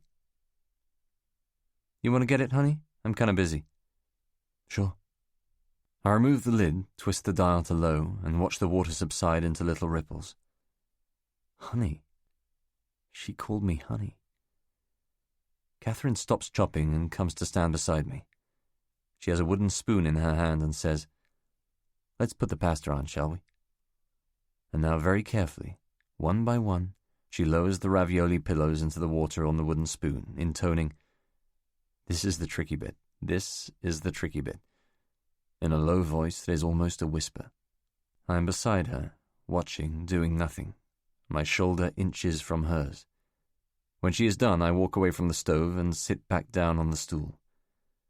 Catherine brings out a large white plate, a flagon of olive oil, some balsamic vinegar, and a basket of sliced ciabatta. These she places on the counter in front of me. Still clutching the basket, she turns around to face the stove, and the silk of her dressing gown rides up to the elbow. Her bare arm is slender and brown, the long fingers of her flushed pink hands crowned by filed white nails. The trick is not to let the water boil too fast, she says, talking to the opposite wall. That way the ravioli doesn't break up. She turns back to face me, and the sleeve of her gown slips back down her arm. Even with all the flavors and steam around us, the smell of her is lifting from her hair and shower-warmed skin. You'll love this, she says, looking down at the counter. She picks up the flagon of oil and pours it onto the plate in a thin, controlled line that creates a perfect olive circle. Then she allows tiny droplets of balsamic vinegar to fall into the green center of the plate, forming neat black orbs that float loose in the viscous liquid. "Dip the bread in," she says, showing me how with a crusty slice of her own. It tastes so good. I take a smaller chunk of bread from the basket and run it through the oil. "Try to get a little more of the oil than the vinegar," she says. I swirl the bread around and leave cloudy crumbs amid the black and green spirals. "Sorry, messy." "Don't worry," she says, licking her lips. I take my first mouthful, sweet and rich. "Tastes good, huh?" We eat the ravioli sitting at the kitchen table, consume the better part of a bottle of Chablis by 9:15. As Catherine is taking the plates to the sink, the telephone rings and she goes next door to answer it, padding there softly in bare feet. From the tone of the conversation, I presume that it's Faulkner. There's no forced politeness in Catherine's voice, just the easy familiarity of long-term couples. At no point does she mention that I am in the next room, though there's a section of the conversation that I can't hear owing to a car alarm triggering in Colville Gardens. When it is finally shut off, I overhear Catherine say, "You could say that, yes." And absolutely, with a guardedness that leads me to assume they are talking about me. It will be past midnight in Kiev. "That was Ford," she says, breezing back into the kitchen a few moments later. "He says hi." Jesus, those fucking vehicle alarms. She wouldn't ordinarily say fucking unless she had had a few drinks. "I know, I heard it." What's the point of them, anyway? Nobody pays any attention when they go off. They don't prevent car crime. Everybody just ignores them. "You want a coffee or something? I'm making myself one." "Instant?" "Afraid so." "No, thanks." You're such a snob about coffee, Alec. Nescafe is just an interestingly flavored milk drink. You shouldn't tolerate it. I'm going for a pee, okay? You do what you have to do, sweetie. The bathroom is at the far end of the apartment, through the sitting room and down the long corridor that passes the entrance to the flat. The bathroom door is made of light wood with an unoiled hinge that squeaks like a laughing clown when I open it. I walk in and slide the lock. There is a mirror hung above the sink, and I check my reflection, seeing tiny pimples dotted along my forehead, which can't look good in the stark white light of the kitchen. The rest of my face is blanched, and I push out my lips and cheeks to bring some color back into them.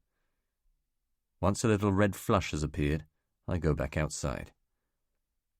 Walking towards the sitting room, I steal a look through the door of their bedroom, which Catherine has left open after her shower. This is the most basic sort of invasion, but it is something I have to do. There are clothes, shoes, and several issues of the New Yorker strewn on the floor. I walk farther inside, my eyes shuttling around the room, taking in every detail. There is a fine charcoal sketch of a naked dancer on the wall above the bed, and a discarded bottle of mineral water by the window. I go back out into the corridor and hear the distant running of water at the kitchen sink. Catherine is washing up.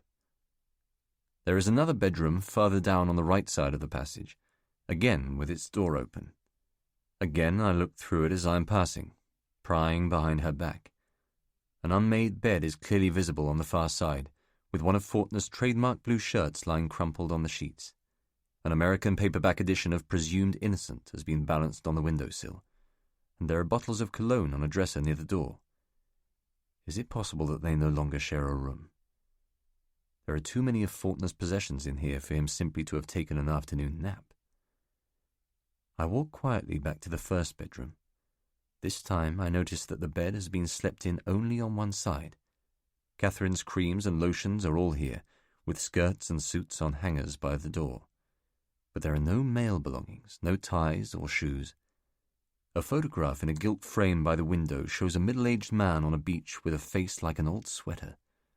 But there are no pictures of Faulkner, no snaps of him arm in arm with his wife, not even a picture from their wedding. No noise in the corridor. On a side table I spot a heavy, leather-bound address book and pick it up. The alphabetized guides are curled and darkened with use, each letter covered in a thin film of dirt. I check the A's, scanning the names quickly. AT&T, Atwater, Donald G., Allison, Peter and Charlotte, Ashwood, Christopher, AM Management, Acorn Alarms. No Allardyce. That's a good sign. To B, onto the C's, then a flick through to R. Sure enough, at the bottom of the third page, Bar Reggio, Royal Mail, Rickon, Saul. His full address and telephone number are there as well. I have to get back to the kitchen, but there is just time for M. M&T Communications, Macpherson, Bob and Amy, Maria's Hair Salon, Milius, Alec. Suddenly I hear footsteps nearby, growing louder. I shut the book and place it back on the table. I am turning to leave when Catherine comes in behind me. We almost collide, and her face sparks into rage. "What are you doing in here, Alec?"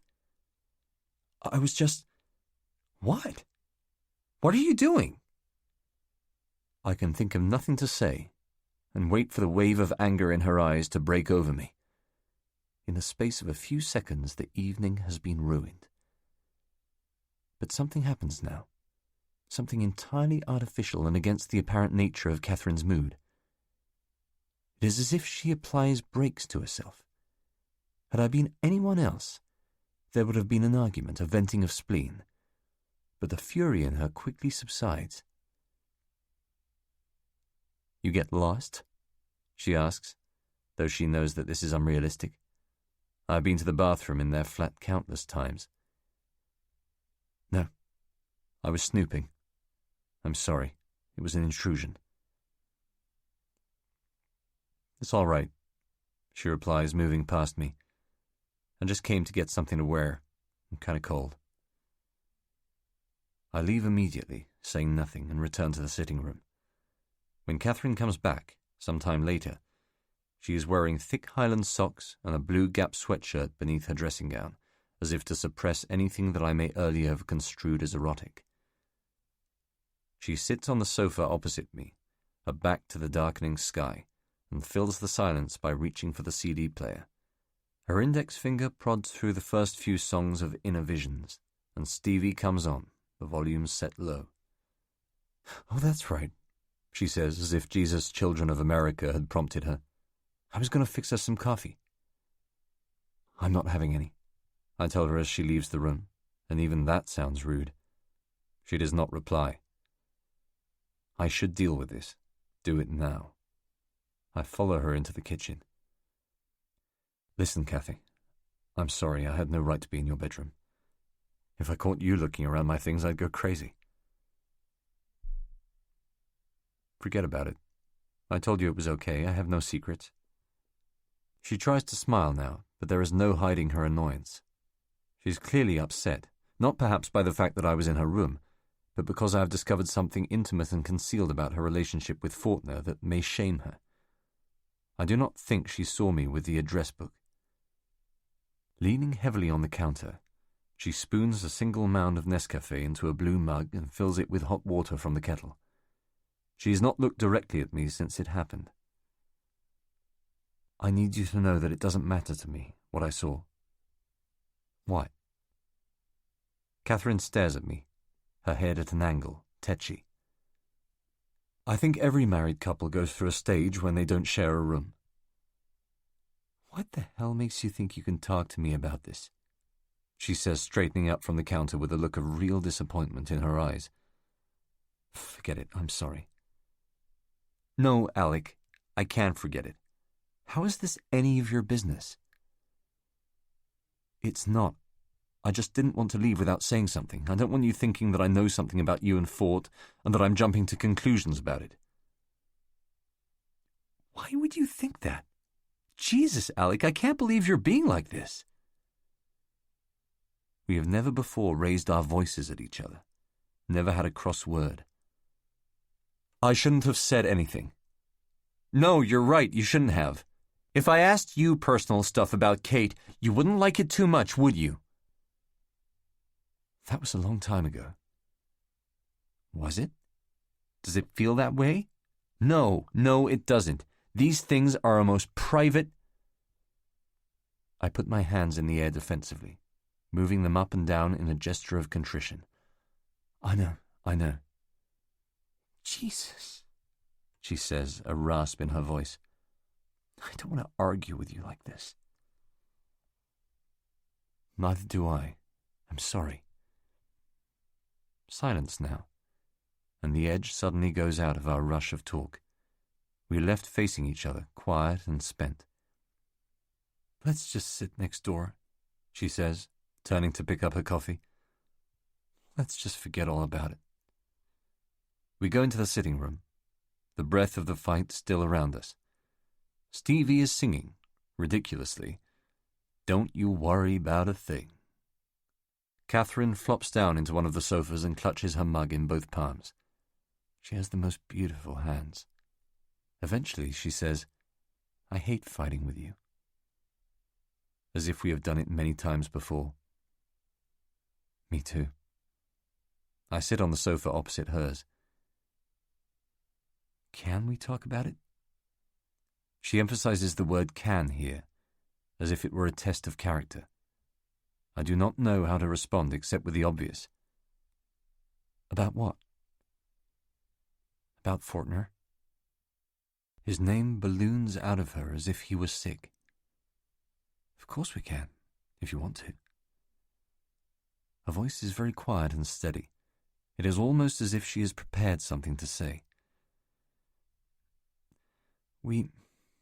Fortner and I, haven't shared a bed for more than a year. For longer than you've known us. My pulse skips. I'm sorry. I had no idea. I immediately regret saying this. We'll work it out, she says hopefully. I just can't be beside him in bed right now. It's not anyone's fault. No. We're just kind of going through this thing where we're not attracted to each other. Or where you're not attracted to him. She looks up at me, acknowledging with a softened expression that this is closer to the truth. Have you talked about it? Does he know how you feel? No. He thinks he's moved into the spare room because I can't stand his snoring. He has no idea it's because I don't want to sleep with him. A brief quiet falls on the room, the lull after a sudden revelation. Catherine drinks her coffee and plays with a loose thread on her dressing gown. There's some history to it, she says softly, still staring into her lap. When I met Ford, I was very vulnerable. I'd just come out of a long-term relationship with a guy I'd met in college. It ended badly, and Ford offered me the kind of support that I needed. Was he a rebound? Catherine doesn't want to admit this either to herself or to me, but she says, I guess so. Yes. She looks up at me, and I can only hope that my face looks receptive to what she wants to say. Before I'd even really thought about it, we were married. Ford had been hitched before, kids, divorce, the usual pattern, and he really wanted to make it work this time. He hasn't had access to his children for more than 10 years. I was still kind of hung up on this guy, and Fortner knew that. He's always known it. She takes a deep, possibly stagey breath. I wanted to have kids, to make a family, but he was reluctant to start again. Ford's daughter's your age, you know, when he doesn't think it's fair to children to become a parent when you're close to 50. But I didn't agree with him. I thought he didn't want to have kids because he didn't really love me. That was the state my mind was in. And after my father died, I thought there was something almost reverent about being a parent. Like if you had the chance to be one, you shouldn't throw that away. Maybe you felt that too after your dad passed away. But I was... She is suddenly tripping over her thoughts, too scared to hear them come out. Tell me. Alec, you can't ever tell him I told you this, okay? There's only a handful of people in the world who know about it. You can trust me. It's just I wanted children so badly, so I did a terrible thing. I tricked Ford into getting us pregnant. I stopped using birth control, and then when I got pregnant, I told him. How did he react? He went crazy. We were living in New York, but Ford, he's totally against termination, so he agreed that I could keep her. There's only one possible outcome to this story, the worst outcome of all. But I lost her. 3 months in, there was a miscarriage, and I'm so sorry. Catherine's face is an awful picture of despair. In an attempt to appear resilient, she is struggling to bury tears. Well, what can you do, huh? She says with a shrug. It was just one of those things. I was paying the penalty for deceiving him. Is that how you see it? It gives me a sort of comfort to see it that way. Maybe it isn't true. I don't know. Anyway, pretty soon after that, work brought us here to London. But it's never been the same between us. Never. We just have the friendship. He's Mr. Know-It-All comes on the stereo system, a song I like, and it distracts me. What I should properly be feeling now is a sense of honor at being made privy to the secrets of their marriage. But even as Catherine is relating the most intimate history of her relationship with Faulkner, my mind is caught between the loyalty demanded of friendship and a growing desire to take advantage of her vulnerability. When she is speaking, I have tried to look solely at her eyes, at the bridge of her nose, but every time she has looked away, I have stolen glimpses of her calves, her wrists, the nape of her neck. You've repaired that? It's a slow process. I was very honest with Faulkner about how I'd gotten pregnant. I told him that it had been a deliberate act on my part. That was a mistake. It would have been better to lie, to blame the pill or something. But somehow I wanted him to know, like an act of defiance.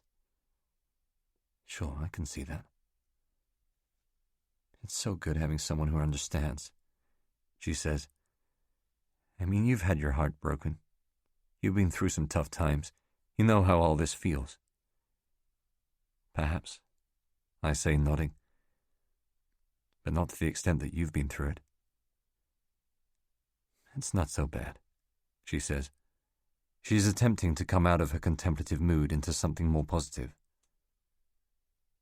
In a lot of ways, I'm lucky. Ford's great, He's so smart and funny and laid back and wise. Oh yeah, he's great. Hey, she says. What? Thanks for listening. Thanks for being here for me when I needed you. That's all right. Don't mention it.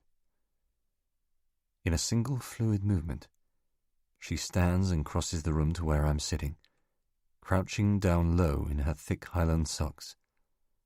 Before I have had time to say anything, she has wrapped her arms around my neck, whispering, "Thank you. You're sweet," into my hair. The weight of her is so perfect. I put my hand lightly on her back. She stops hugging first and withdraws. Now we are looking at each other. Still on her haunches, Catherine smiles and very softly touches the side of my face with her hand, drawing her fingers down to the line of my jaw. She lets them linger there and then slowly takes her hand away, bringing it to rest in her lap.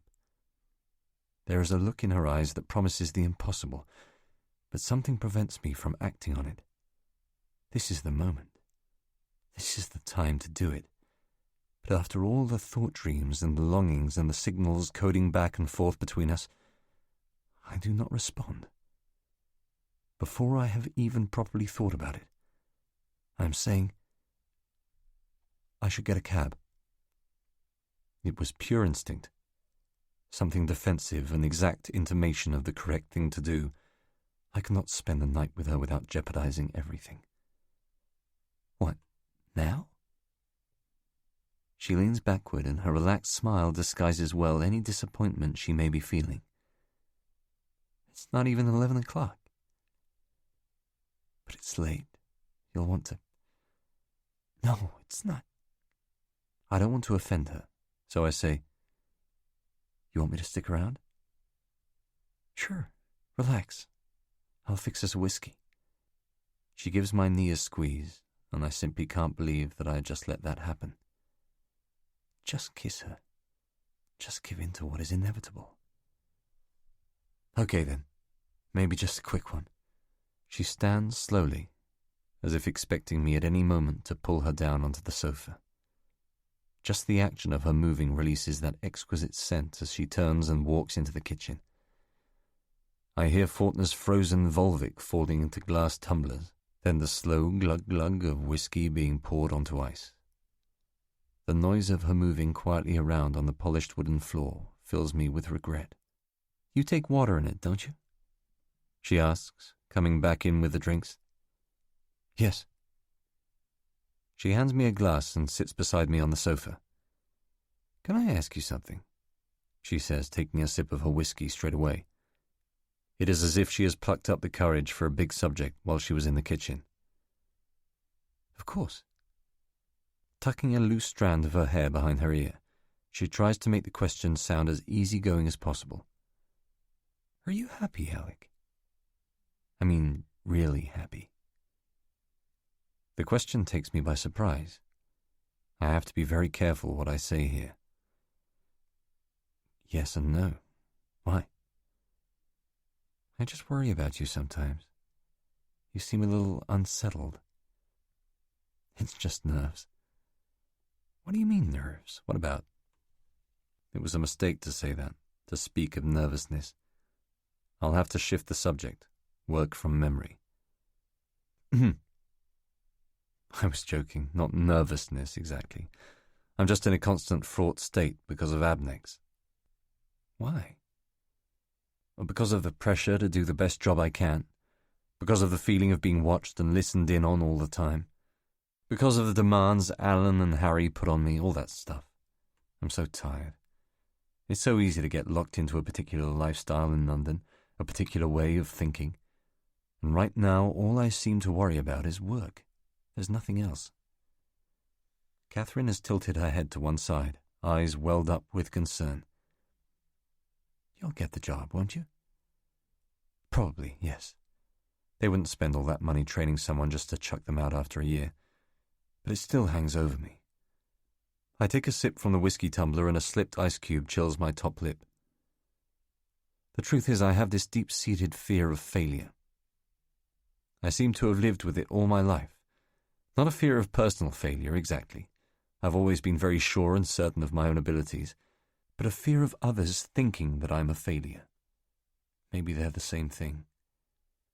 Catherine smiles crookedly, as if she is finding it difficult to concentrate.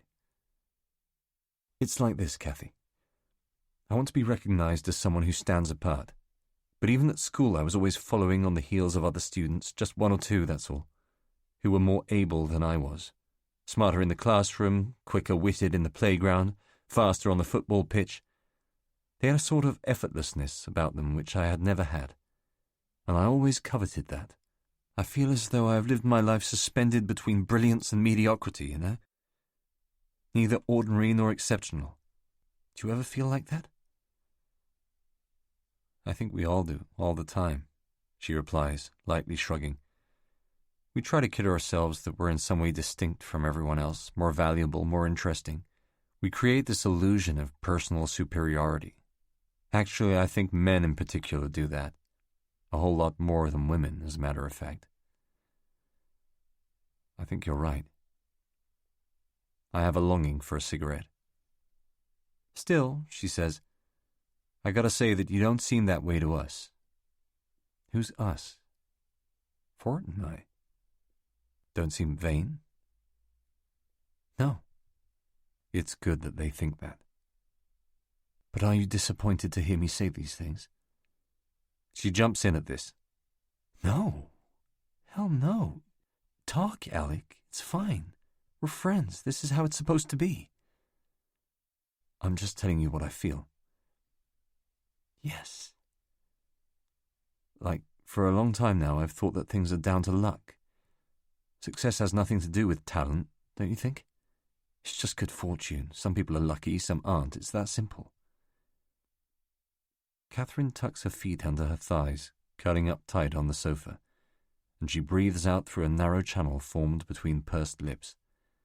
I can feel the wine now, that assembling brew of vodka and whiskey. For example, I was predicted straight A grades for university, but I got sick and took a string of B's and C's, so I didn't get my chance to go to Oxbridge. That would have changed everything. Oxford and Cambridge are the only truly optimistic places in England. Graduates come out feeling that they can do anything, that they can be anybody, because that's the environment they've been educated in. And what's to stop them? It's almost American in that sense. But I meet Oxbridge graduates, and there's not one of them who has something I don't, some quality I don't possess. And yet somehow they've found themselves in positions of influence or of great wealth. They've got ahead. Now, what is that about if it isn't just luck? I mean, what do they have that I haven't? Am I lazy? I don't think so. I didn't sit on my arse at university screwing girls and smoking grass and raving it up. I just didn't get a break. And I'm not the sort of person who gets depressed. If I start feeling low, I tell myself it's just irrational, a chemical imbalance, and I pull myself out of it. I feel as if I have had such bad luck, you know? Catherine brings her eyes down from the ceiling and exclaims, "But you're doing such good work now, such important work.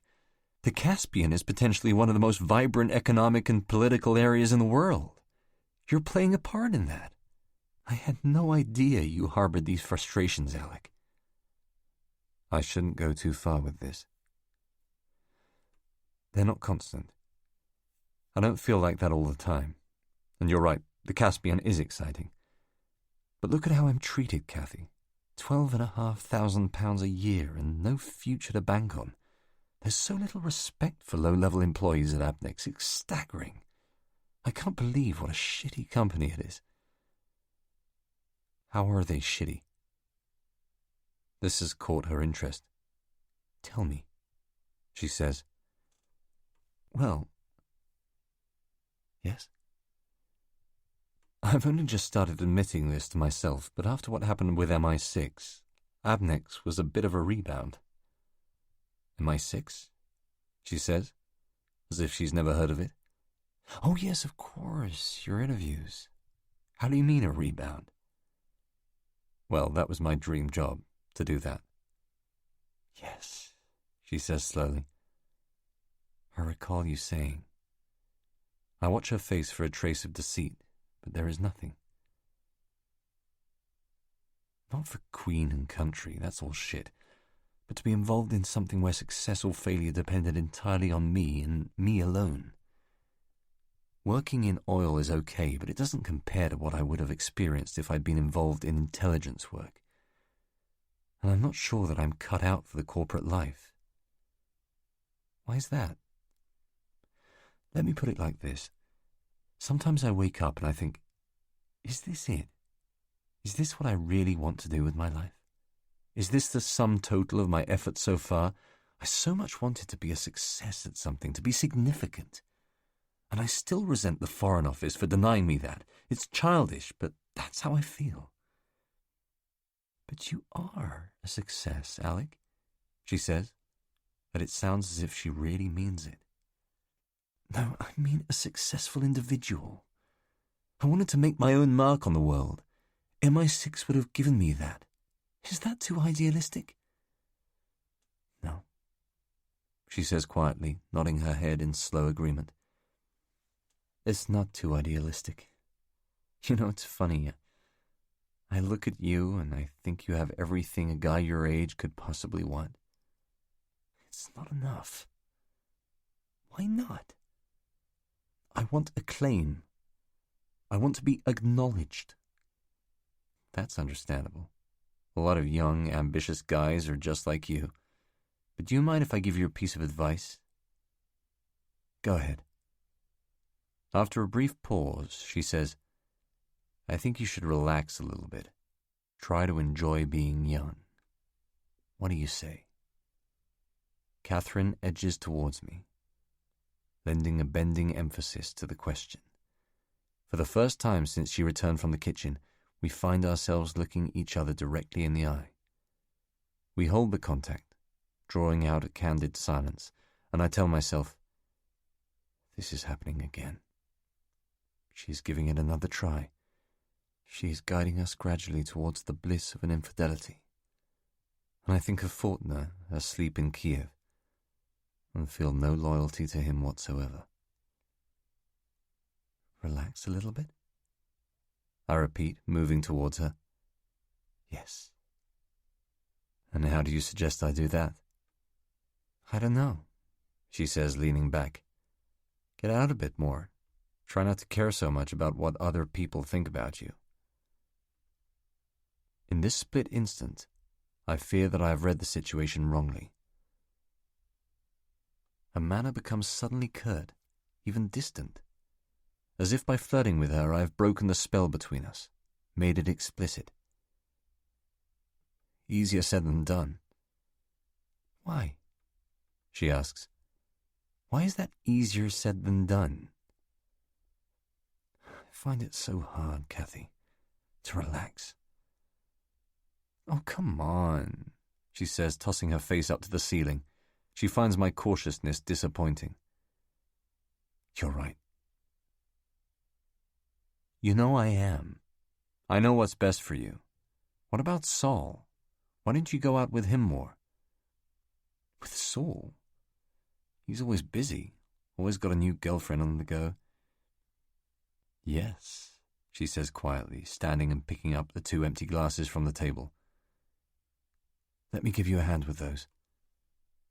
No, that's okay. As she moves toward the kitchen, she is shaking her head. You're so serious, Alec. So serious. Always have been. I don't reply. It is as if she's angry with me. You want another drink? She calls out. No, thanks. I've had one too many. Me too, she says, coming back in. I have to go to the bathroom. Fine. Be here when I get back? I'm not going anywhere. I had expected it. When she returns from the bathroom, Catherine is yawning, the elegant sinew and muscle on her neck stretched out in fine strands. She slumps down on the sofa and says, Excuse me. Oh, I'm sorry. Must be tired. I take the cue. The hint is broad enough. I should be going, Kathy. It's late. No, don't, she says, jerking up out of her seat with a suddenness that gives me new hope. It's so nice having you here. I'm just a little sleepy, that's all. She rests her hand lightly on my leg. Why is she blowing so hot and cold? That's why I should be going, if you're sleepy. Why don't you stay the night? It's Sunday tomorrow. No, you'll want to be on your own. Not at all. I hate being alone. Strange noises. It would be nice if you slept over. You sure? Sure, I'm sure. Because that would be great if I could. I'd save the money on a taxi. Well, there you go then. It's settled. She beams, lots of teeth. It'll be just me and you. You can look out for me, be my protector. Well, if I'm going to do that, I should sleep on the sofa. See the burglars coming in. You won't be all that comfortable. Well, where do you suggest I sleep? I put as much ambiguity into this as is comfortable to risk, but Catherine doesn't pick it up. Well, there's always Fortner's room, she says. I can change the sheets. Not what I wanted her to say. That's a chore. You don't want to be doing that at this time of night. No, really, it's no problem. I scratch my temple. Look, maybe I should just get a taxi. Maybe you'd prefer it if I went. No, stay. I'll fetch you a blanket. You have one spare? Yeah, I got plenty. She twists up from the sofa, her left sock hanging loose off the toes, and walks back down the corridor. There you go, she says, returning with a green checkered rug draped over her arm. She lays it on the sofa beside me. Need a pillow? She yawns again. No, the cushions will be fine. Okay, then. Well, I'm going to get some sleep. Shout if you need anything. I will. And she leaves the room. I'm not sure that there was anything else I could have done. For a moment, sex was hovering in the background like a secret promise, but it was too much of a risk to make a move. I could not have been certain of her response, but now I'm alone, still clothed, still wide awake, feeling cramped and uncomfortable on a habitat sofa. I regret talking her into letting me stay the night. I only did it in the hope of being asked to join her in bed. I'd like to be on my way home, working back through the night's conversations, thinking them through and noting them down. Now I'm stuck here for what will be at least 6 or 7 hours.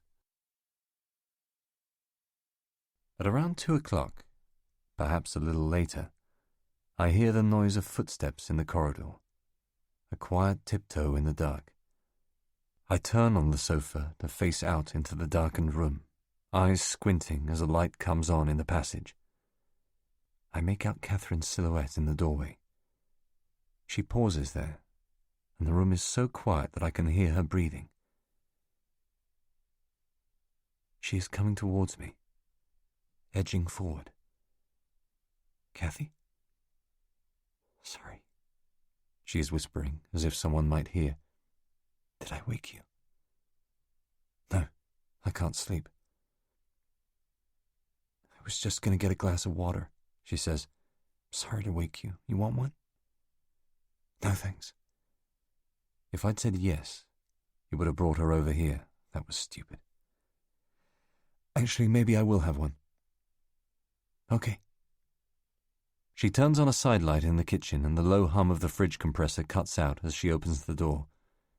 A narrow path of bright light floods the floor. She pours 2 glasses of water, closes the fridge, and comes back into the sitting room. There you go, she says. I sit up, trying to catch her eye as she comes towards me. Her legs look tanned in the darkness. Thanks, Kathy. Sorry to disturb you. She's not stopping. She turns, saying nothing more, moving back in the direction of her room. Can't you sleep? I ask, desperate now to keep her here.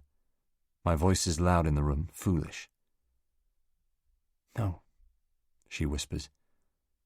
I'll be fine after this. Move into Fortner's bed if you want. I'll see you in the morning.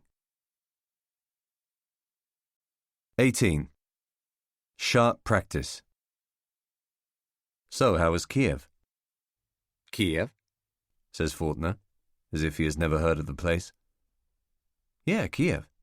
We walk another 2 or 3 paces down Ladbroke Grove before he replies, Oh yeah, Christ, Kiev.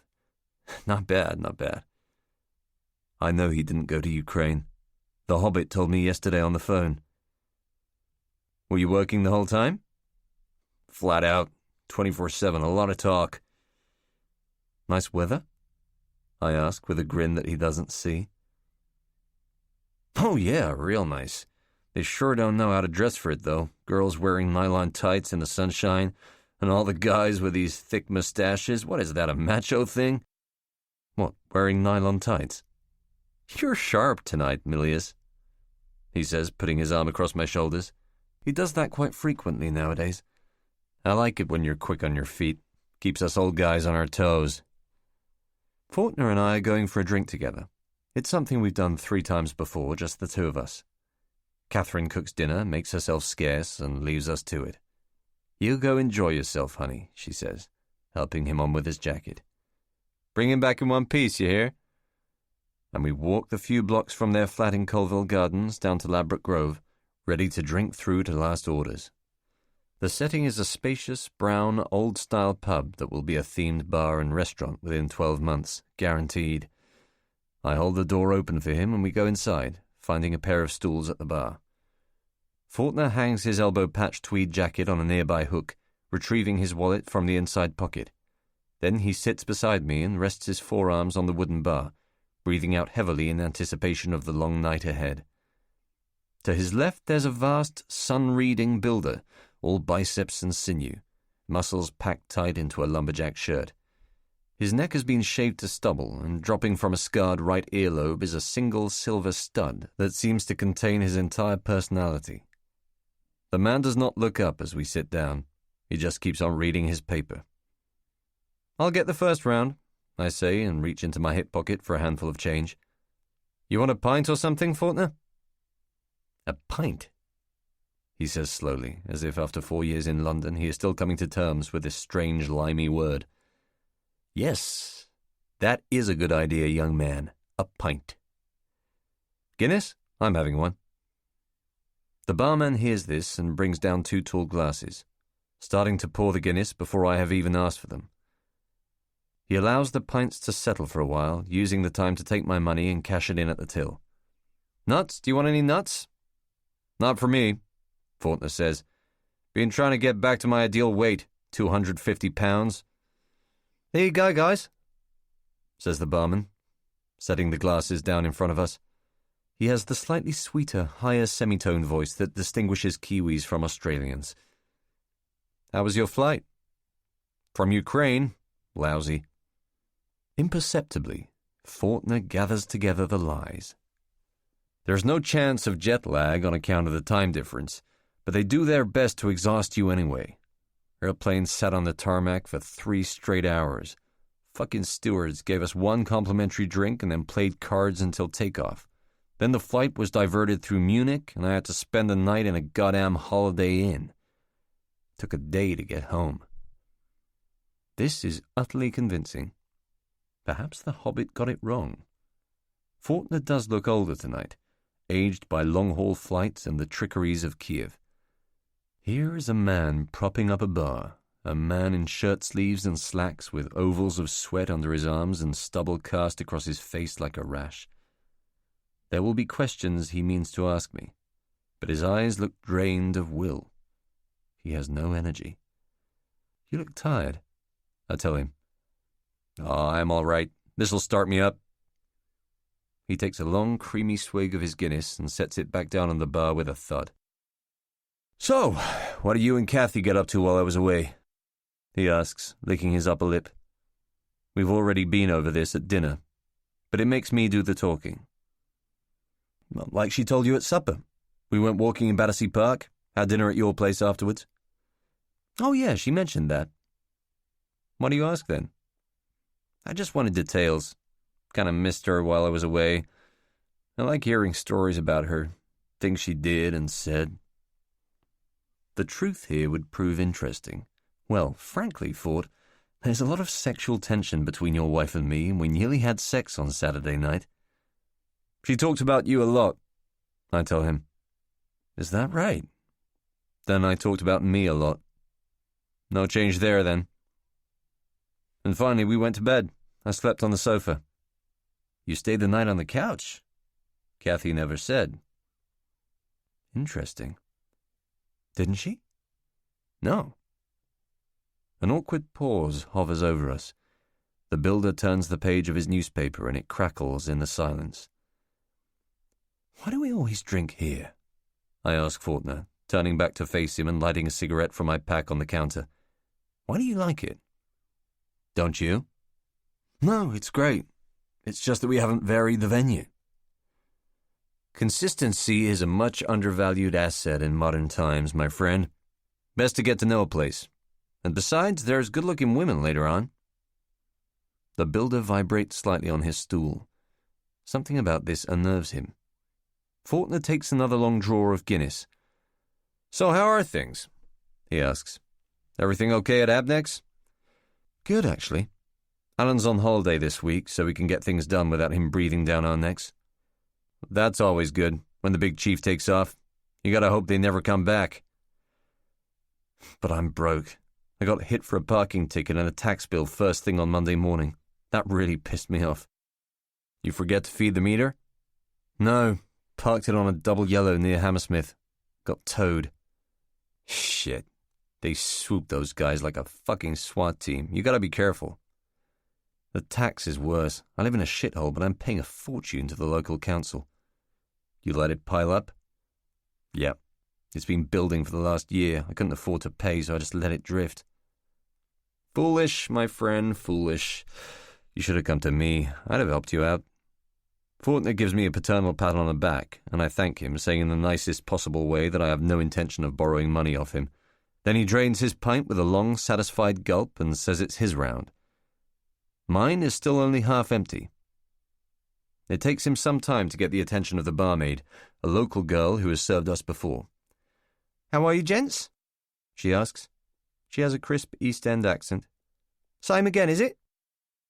"That's right," says Faulkner, taking a £20 note from his wallet and snapping it between his fingers.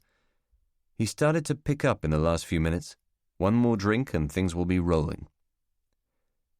"You mind if I make a slight criticism of you, Milius?" he says, still looking at the girl. "Would that be okay?" It is as if the fact that he is buying me a drink has suddenly given him the confidence to ask a serious question. "Sure. It's something I've been meaning to talk to you about for a while now, and I thought tonight would give us a good opportunity." "Go ahead." "It's just that in the time that we've known each other, what is it, about 6 or 7 months, you've shown a lot of hostility to the way things work over here. Does that sound unfair? I mean, stop me if I'm out of line." He wants to sound me out. "No, that's okay." "So you know what I'm talking about?" "Yes, of course." Encouraged by this, Faulkner expands on his theme. "There's just certain things you say, certain observations you make. For a guy your age, you have a very jaded perspective on things.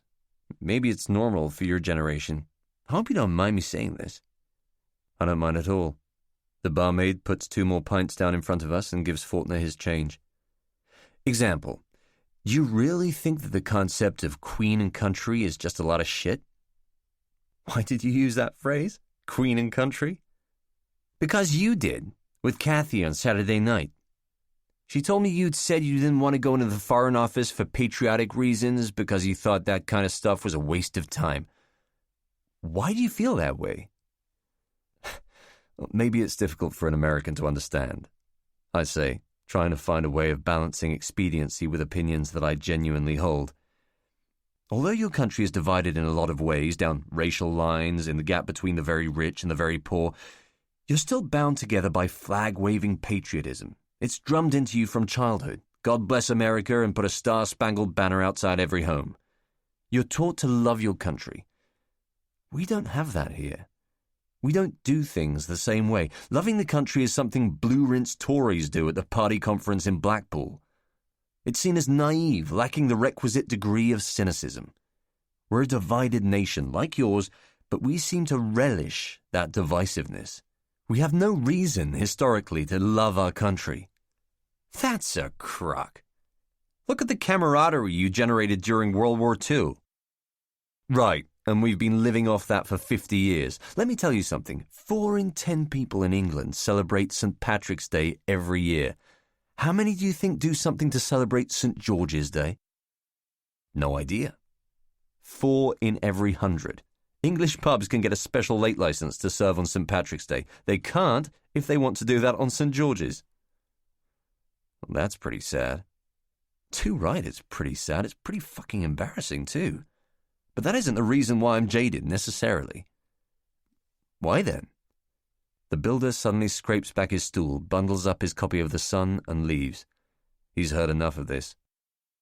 "I think we're living in an age of social disintegration," I tell Faulkner, trying not to sound too apocalyptic. "You do?"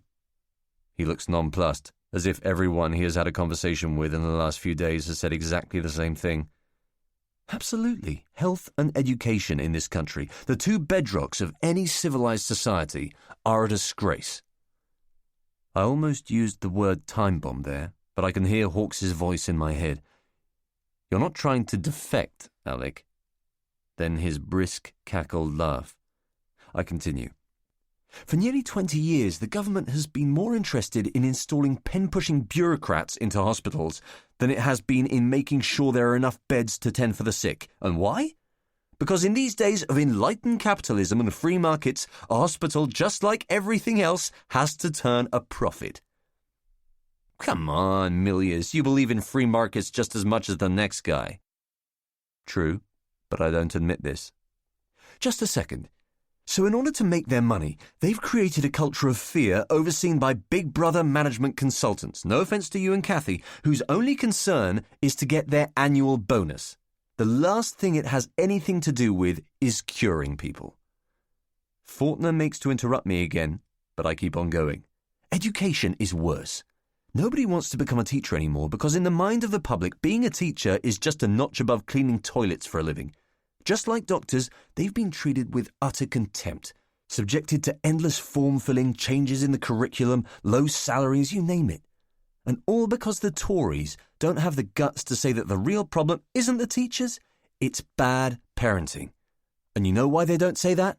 Because parents vote. You think that'll change if Labour wins? I give a spluttering laugh, more contemptuous than I had intended. No way.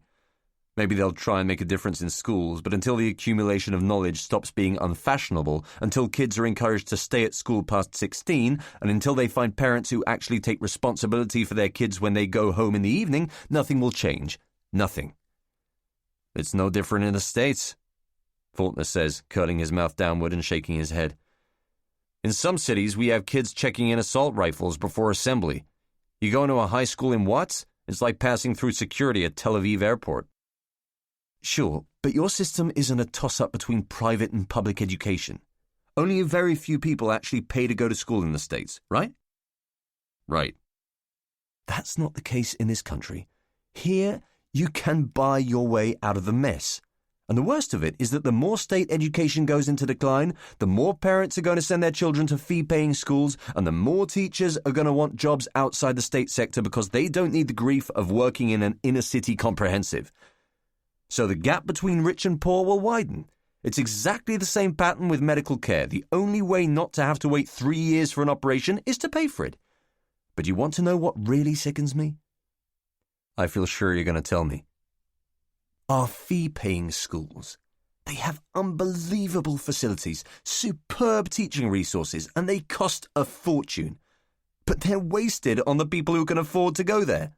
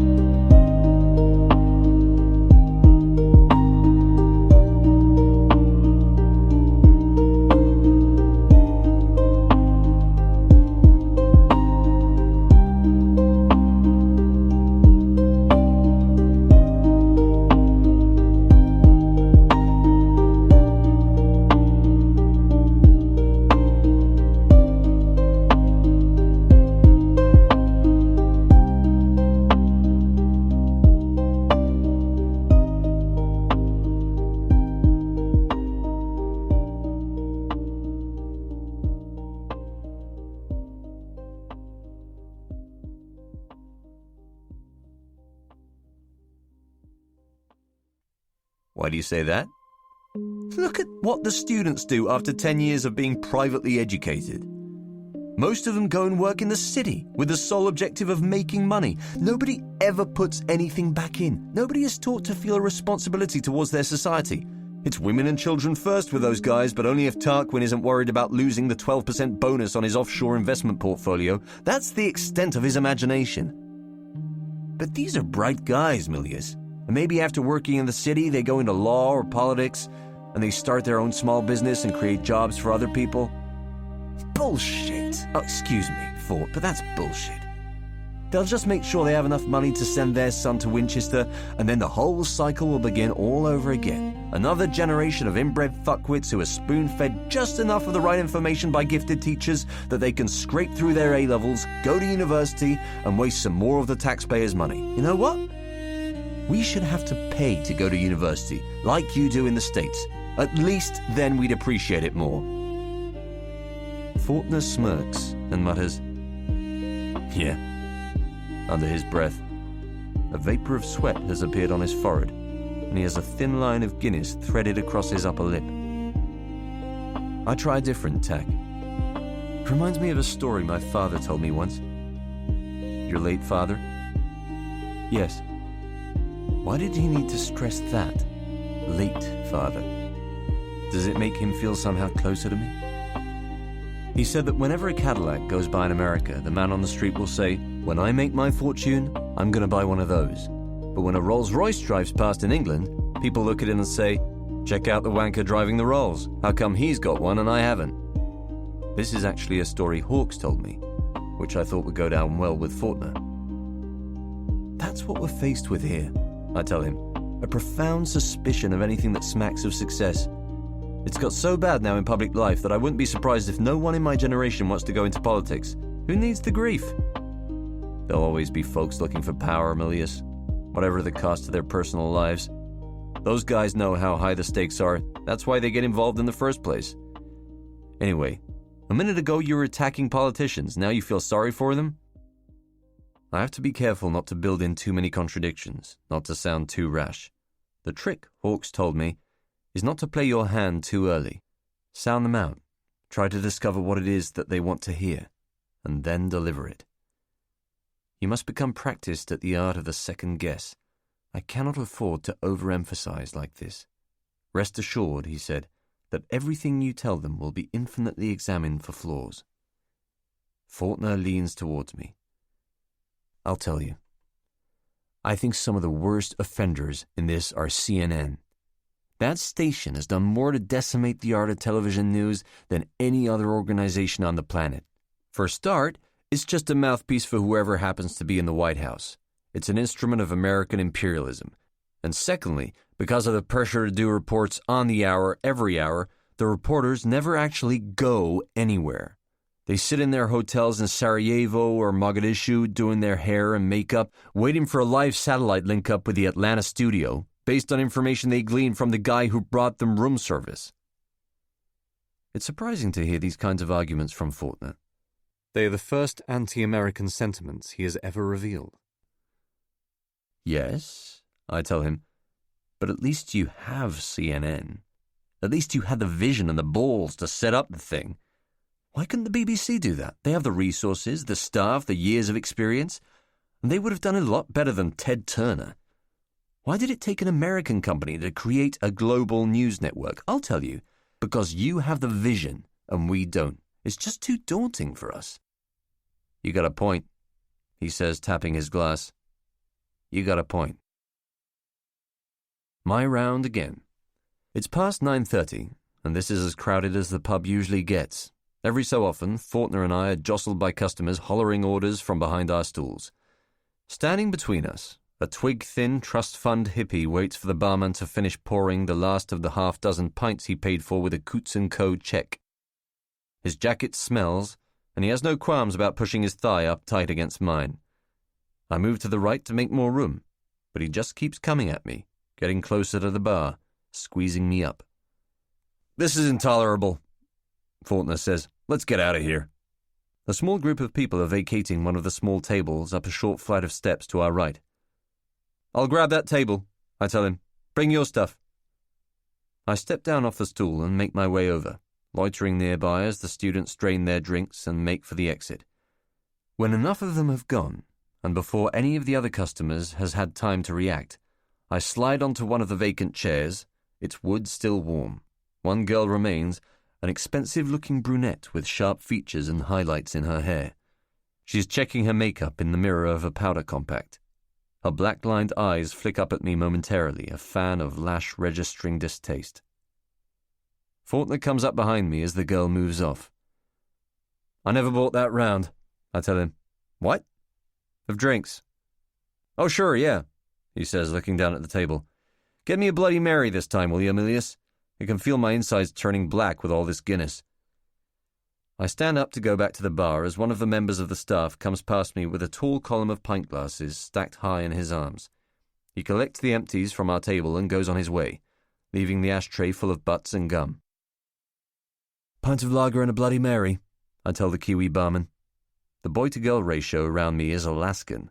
For every reasonably attractive woman, there are now 6 or 7 men crowding up the pub. "Tabasco, Worcester sauce in the Bloody Mary?" "Yeah." The Kiwi pours the pint and sets it down on a cloth mat in front of me, turning to fill a tumbler with ice. He places that alongside the lager and lifts a half-empty bottle of Smirnoff from a rack below his waist. Rather than simply pour the vodka into the glass, he gives the bottle a 360-degree spin in the flat of his hand and upends it so that a good splash of liquid bounces out of the glass and onto the mat. Then, when he has finished pouring a contemptible measure of spirits, he whips the neck of the bottle out of the glass in a fast twist, and the same thing happens again. Large drops of vodka land on the mat outside the tumbler, leaving no more than an inch in the glass itself.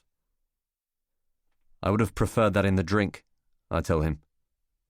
"Sorry, mate," he says, a fake smile frozen on his face like a game show host's. He drop-slides the bottle back into its rack, fills the glass with Bloody Mary mix, and says, "420. I don't make a scene. How can you argue with a guy who, 10 years after Cocktail, still thinks it's cool to act like Tom Cruise? He gives me my change and I head back to the table. "So I've been thinking about what you were saying earlier," Faulkner announces, as if I hadn't been away. I'm still squeezing into my seat when he says, "About the difference between here and back home. You may have a point." I definitely have a point. And I haven't even started yet. You know the thing that frustrates me? The music is turned up on a speaker above our heads, so I lean in a little closer. It goes back to what we were saying about CNN. How come the world is crawling with mediocre American hamburger and ice cream outlets? Why does no one here get a piece of that? Same reason you were saying. You guys just don't have the vision. You don't think globally. You tell me the ice cream in Penzance isn't better than Ben and fucking Jerry's? No way. But those guys were smart for 2 hippies. They saw the opportunity and they weren't afraid to hang their balls out a little bit. But your man in Cornwall with his 2 scoops and his chocolate flake, he doesn't think like that. That's why he doesn't have any outlets in Wisconsin, and Ben and Jerry have a store on every street corner in Western Europe. And Häagen-Dazs, for that matter. Faulkner leans back in his chair. His eyes sweep briefly, suspiciously around the room, and his mouth stretches out. You know Häagen-Dazs is a made-up name. No kidding, he says. I'm telling you. The guy wanted something that sounded aristocratic, something classy, so he played around with a few Scandinavian-sounding words and came up with that. Then he had his family change their surname by deed poll to Häagen-Dazs, and now they have their picture taken for Hello magazine. Shit, says Faulkner. I always thought they were descended from the Habsburgs. Nope, they're descended from a thesaurus. Faulkner is an intriguing drunk. In the early stages, say after 2 or 3 beers or a half bottle of wine, all the better elements of his personality, the quick, sly humour, the anecdotes, the cynicism, fuse together, and he operates with a sharpness that I have seen captivate Catherine. But this doesn't last. If he keeps knocking back the drinks, his questions become more blunt, his answers long-winded and tinged with a regret that can morph into self-pity.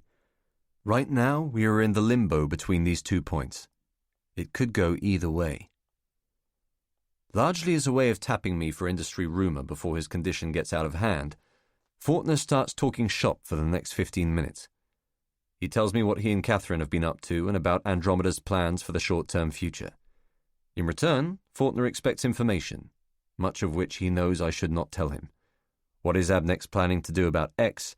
What's the company line on Y? Is there any truth in the rumors about a merger with Z? My answers are carefully evasive. "That was damn good," he says, tipping his head back and letting the last half-mouthful of his Bloody Mary seep through a mess of ice and lemon. "I like 'em spicy. You like 'em like that, Milius?" Kate did. This just comes out. I hadn't planned to say it. "You never talk about her much," he says after a brief silence in which sincerity has suddenly swamped his mood. "No, I don't." "You feel like talking about her now?" And the curious thing is that I do.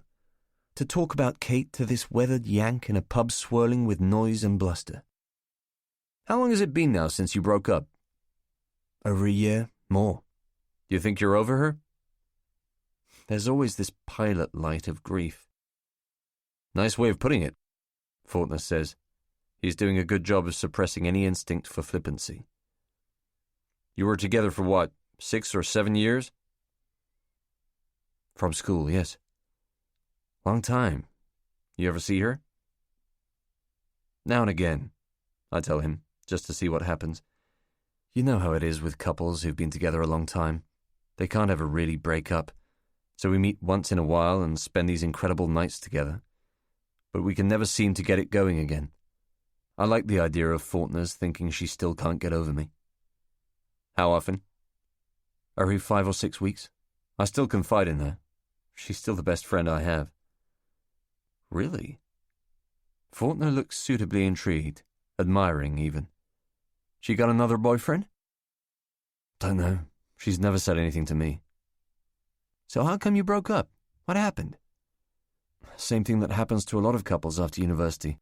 Suddenly they find they have to go out and work for a living, and things aren't as much fun anymore. Priorities change. You have more responsibilities. You have to grow up so fast, and unless you can find a way of doing that together, the cracks are bound to show." "And that's what happened with you and Kate?" "That's what happened with me and Kate.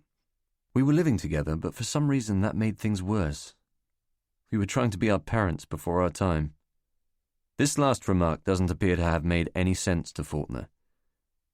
He says, "What do you mean?" "Playing host and hostess to our friends, dinner parties, going to the Prado during the Easter holidays, renting villas in Tuscany. All of a sudden we were dressing smarter, choosing furniture, buying cookbooks. We were barely 21, 22. We took everything so seriously." "That's not like you," he says, arching his eyebrows and grinning. "Funny," I reply. "And Kate was getting a lot of work? She was finding success as an actress?" "Partly. I was fucked up after college. I didn't want to commit myself to any one thing in case something better came along. I was afraid of hard work, afraid that my youth was prematurely over, and I was jealous of her success, yes. I was pretty pathetic." "And she didn't help?" "No, Christ, she was wonderful. She was sympathetic and understanding, but I pushed her away. She got tired of me, simple as that." "You think she was in love with you?" I feel as though everyone sitting around us in the pub is listening in to our conversation, waiting for my response to this question. I falter, looking down at the worn brown carpet, then say, "I'll tell you a story." "Okay," he says, "but first let me buy us a drink." When Faulkner returns, he is clutching 2 whiskies. Mine a Scotch and dry, his a double on the rocks. The bell sounds for last orders. "Lucky I got there on time," he says. "Now, you were going to tell me something." "You asked if Kate was ever in love with me." "Yes, I did." This is what I know. During one of the summer breaks from college, I went on holiday with Mum to Costa Rica without Kate. "How come?" "I didn't invite her." "Why?" "Because I saw it as a good opportunity to have some time away from her. We lived in each other's pockets, and round about then Kate was very unsettled. And Mum wanted it to be just the 2 of us. She never really got on with Kate." Faulkner just nods, takes a sip of his drink. "My mother and I had rooms quite far apart in the hotel, so that if I came back late at night I wouldn't disturb her. One night I went clubbing with some people who were also staying in the hotel. We drank a lot, danced, the usual stuff. There was a girl with us that I liked a lot, a Canadian. don't remember her name. She'd been hanging around the pool, and we'd talked every now and again. She was beautiful, really sexy, and I fancied my chances, you know. But I've been with Kate so long that I've forgotten how to seduce someone. Sure, says Faulkner, listening hard. My glass of whiskey is a taste of aniseed on its rim. I want to take it back and complain. So I bought her a few drinks, try to make her laugh, try to act cool, try to dance without making a fool of myself, but nothing seemed to work. All night she seemed to be getting further and further away from me, and I had no idea why. Anyway, after the club closed, we found ourselves in the hotel lift together, going back to our rooms, and I tried to kiss her. I lunged in and waited for a response, even though deep down I knew it wasn't coming. I knew she didn't like me, and sure enough, she veered away. Then the doors of the lift opened onto her floor, and she said goodnight. I couldn't tell if she was giggling or offended. Got out of the lift and went off down the corridor to her room. What happened then? Says Faulkner. I went back to my room. Shame, guilt, embarrassment, you name it. You only tried kissing her, for Christ's sake. You don't know Kate. Faulkner frowns. It was 5 in the morning, and I was drunk and melancholy. The time difference with London was 4 or 5 hours, so I decided to ring Kate, to hear her voice, just to make myself feel better so that I could get some sleep. So I picked up the phone and dialed her number. She answered almost straight away. What'd she say? She was crying. Crying? Yeah. I said, what's wrong? And without a second's hesitation, she said, I just miss you. I woke up and you weren't beside me and I was all alone and I miss you. That's how much she loved me. Faulkner absorbs the story, but his blank expression indicates that it's nothing he hasn't heard before. Once you've seen one broken heart, you've seen them all. He waits for a few seconds, just out of politeness, and then asks, was Kate always emotional, crying all the time? It irritates me that he'll think of her now as meek and timid, a little lamb of insecurity unable to sustain herself without me. She wasn't like that at all. No, she's very strong. She's one of those people who are old before their time, who know exactly what they want and don't waste any time getting it. Kate's very low bullshit. She has no ego. Bet you're wrong about that, he says, swallowing a mouthful of whiskey. Everyone has an ego, Milius. Some are just better at hiding it than others. You think Catherine has an ego? Hell yeah. Why, you don't think she does?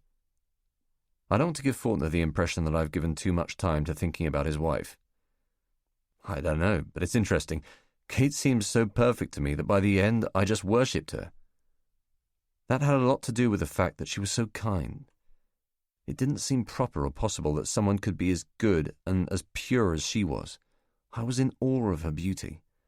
It got to such a point that I felt I could no longer touch her. She actually made me feel unworthy of her, perverted even. She was too good for me. But you still see her? He asks quickly, aware of an emerging contradiction. I'd forgotten that I'd lied about that. Yeah, but it's just sex now. Sex and the occasional chat, nostalgia. If you could take her back, would you? He asks. Go back to having a full relationship, living together and all that? Straight away. Why? It feels so good to be telling him even a semblance of truth. I wouldn't be surprised if he suddenly took out a notebook and began taking shorthand. This is what I truly believe, I tell him, and this will be my last word on the subject. I believe that people spend years looking for the right person to be with. They try on different personalities, different bodies, different neuroses, until they find one that fits. I just happened to find the right girl when I was 19 years old. That the only time you cheated on her, in Costa Rica? Yes. No one knows about Anna. Only Kate and Saul and the people at CBDO. Truth? Of course it's the truth. Why? Do you ever contemplate screwing around on Catherine? Do I ever contemplate it? Faulkner appears to examine the word for its various meanings, like a lawyer checking small print. Then he says, No. With tremendous firmness. But you think about it. Oh, sure, I think about it. Does Rose Kennedy have a black dress? Sure, I think about it. I'd been messing around for years before I met Kathy, and it's been hard giving all that up. But you know what I finally realized? No, what? I realize that there's a lot of attractive women out there, but you can't fuck 'em all. It just ain't possible. The problem with screwing around is you get yourself a taste for it. You fuck one woman, you start developing this lucky feeling, start thinking you can fuck the next one that comes along and the next one after that. What you have to learn is how to prefer looking at women instead of touching them. You see what I'm saying? It's like giving up cigarettes. You might love to have a smoke, the smell of the tobacco on the air, but you know it'll kill you if you do. You can never let that filter touch your lips again. Same with women. You gotta let 'em go. He takes another slug of scotch, as if anticipating applause, and lets the alcohol sloosh and sting around his mouth. It's like getting older. Faulkner's hand ducks down below the table and he gives his balls a good ill-disguised scratching. When you're a young kid, you think you could change the world, right? You see a problem and you can articulate it to your college friends and suddenly the world's a much better fucking place to live. But then you start getting older and you get yourself a whole new bunch of experiences. You're aware of a lot more points of view. So now it's not so easy sounding convinced about what you're thinking about, because you know too many of the angles. You following me? I've been distracted by the gradual exodus of people in the pub, the clatter and wipe of closing. But I know I can drift out of the conversation and still come back in to follow Faulkner's train of thought. Oh yeah, I tell him. That makes a lot of sense. Jeez, I'm hammered, he says suddenly, wiping his brow with his forearm. He had noticed that my attention was wandering. We ought to be going, I guess. Hope my jacket's still here. It should be, I tell him. Both of us finish our drinks and stand up. I take my pack of cigarettes off the table and check that the lighter is still in my trousers. As we head for the exit, Faulkner pulls his jacket off the hook by the bar, it's the last one there, and flips it over his shoulder. He barks a friendly farewell to the Kiwi, who is busy emptying ashtrays into a blue plastic bucket. The barman looks up to us and says, "Night, guys, see you again," and then goes back to work. Out on the street, a few paces up the road, Faulkner turns to me. "Well, young man," he says, slapping me on the back. "It's been a pleasure as always. Stay in touch. I'm going to go home, wake up Kathy, take a fistful of aspirin, and try to get some sleep. You going to be okay getting back to your apartment? You want to come up for a beer or coffee or something?" "No, I'd better be off. Got work tomorrow." "Sure. Okay, I'll see you. Give me a call in the next few days." "Will do." And he ambles up the street, a lost, faintly dishevelled figure gradually moving out of focus. I have this sense that the evening has ended oddly, too quickly, but it's a barely registered concern. I head up the hill as far as Holland Park Avenue, but there isn't a taxi in sight. Passing the underground station, my mobile phone goes off and I take it out of my jacket. "Alec?" "Yes?" It's Cohen. "Harry, hi. How are you?" "I'm at the office." I look at my watch. "But it's past 11. "Do you think I'm not aware of that?" "No, I simply—" He interrupts me, his voice bullish and proud. "Look, when did he speak to Raymond Mackenzie?" "Off the top of my head, I can't remember. Can't this wait until tomorrow?" "Given that he's leaving for Turkmenistan in 7 hours, no, it can't." "I think I spoke to him yesterday in the afternoon. I had everything he needs faxed over to him. He's not going there with his trousers down." The connection falters here, dead noise and then broken words. "Harry, I can't hear you." Cohen is raising his voice, but it's impossible to make out what he is saying. "I can't hear you, Harry. My battery's dead. Listen, I'll call you from a landline." He is cut off. There is a phone booth nearby, decorated with a patchwork quilt of hall cards. A man is standing inside, a worn-out husband wearing a raincoat and training shoes. I look straight at him and our eyes briefly meet. But with no regard for this, he just rocks back on his heels and has a good look at what's on offer. He pans left and right, studying the cards, taking his time. Traffic sweeps by and suddenly I feel cold. After a minute or so, he makes up his mind, scribbling a number on a pad that rests on the thin metal shelf to the right of the phone. Then he drops a 10-pence piece into the slot. I don't want to be doing this.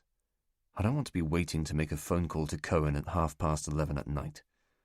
I tap on the glass, fast with the hard edge of my knuckle, but the man just ignores me, turning his back. A cab drives past and I flag it down, riding back to Uxbridge Road. But when I try Cohen's number from home, there is no reply. Just the smug disdain of his voicemail and a low-pitched beep. I hang up.